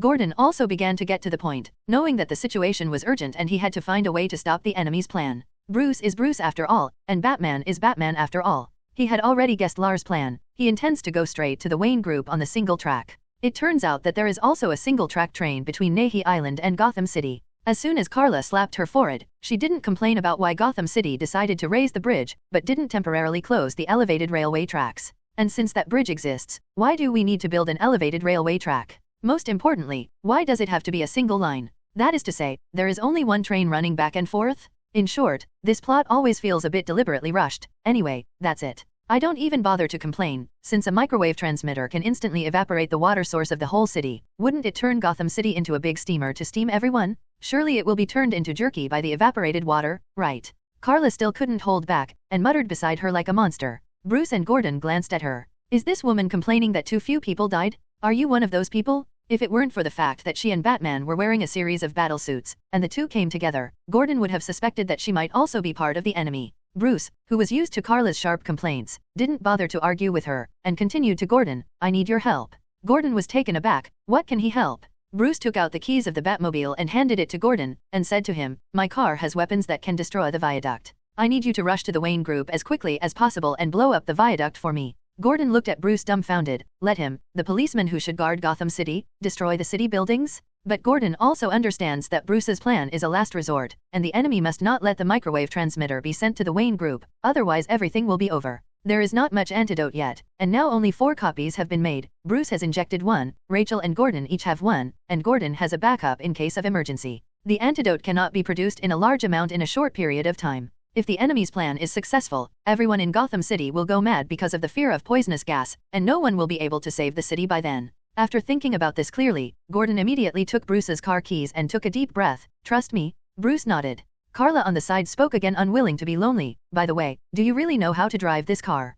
Gordon was about to cry. He watched the 2 of them jump over just now, and the suspension bridge has not been lowered. Doesn't it mean that he will also jump back to the other side? It's okay if Carla doesn't say it, but if he says it, he will retreat. What's more, Carla's worry is not without purpose. Gordon really doesn't know much about the Batmobile. Bruce glared at Carla, took Gordon to the side of the Batmobile, and comforted. Don't worry, it's just an ordinary manual transmission. Gordon looked at the complicated console. There are a lot of buttons. You call this an ordinary manual transmission? Also, Bruce said there was a weapon system in the car. Are you sure he's okay? After Bruce's simple instructions, Gordon at least knew which is the most important operation and weapon system. I'm going. Gordon said goodbye to Bruce and Carla in a decisive tone, and then he took out the walkie-talkie and shouted inside, I'm Gordon, put the bridge down for me. He didn't have the courage to jump over it. Carla laughed silently, thinking that Gordon was also quite funny. Bruce shrugged helplessly, knowing that Gordon's request for help was meaningless, and the other side would definitely not, and he did not dare to lower the suspension bridge, because the situation on Nahi Island was too bad. So in the end, Gordon still has to muster up the courage to leap over, and he will indeed have that backbone. Then, Bruce came to Carla's side. Next, it's our turn, Bruce said. Carla pressed her fingers together with both hands, and there was a crisp crackling sound at the joints, and she moved her neck and shoulders. I wish for it. Happy reading every day during Spring Festival in the Year of the Rabbit? Recharge 100 and get 500 VIP coupons. Immediate recharge, activity period, January 21st to February 5th. Although Gordon had been asked to destroy the viaduct, Carla and Bruce did not relax. They still needed to find out the source of the incident, which was Lars and the others. If it's enough to just destroy the viaduct, wouldn't they be able to destroy it first when they come? Definitely. Carla also questioned, wouldn't it be better to destroy the viaduct from Nahi Island? Must Gordon go to the city and destroy the other end? Bruce was helpless. Can't you stop complaining about me? Carla spread her hands, and kicked a guy who suddenly ran out of the slanted stab into the air, and said at the same time, it's just a rant, don't take it too seriously. But her complaints gave Bruce a headache. Because what Carla said is indeed correct, since the viaduct of the railway track must be destroyed, why not destroy it nearby, so that Lars can see that there is no chance to leave in this way, and the destruction of Gotham City can also be avoided. But since that has been done, Gordon should also start, and there is no point in saying anything. Having said that, the entire Nahi Island at the moment fell into chaos, and everyone was infected with fear toxin and became crazy. How did that sentence come from? The extreme point of fear is either collapse or madness and anger. Fights between people can be seen everywhere on the street, because in everyone's eyes, they will see things that make them fear.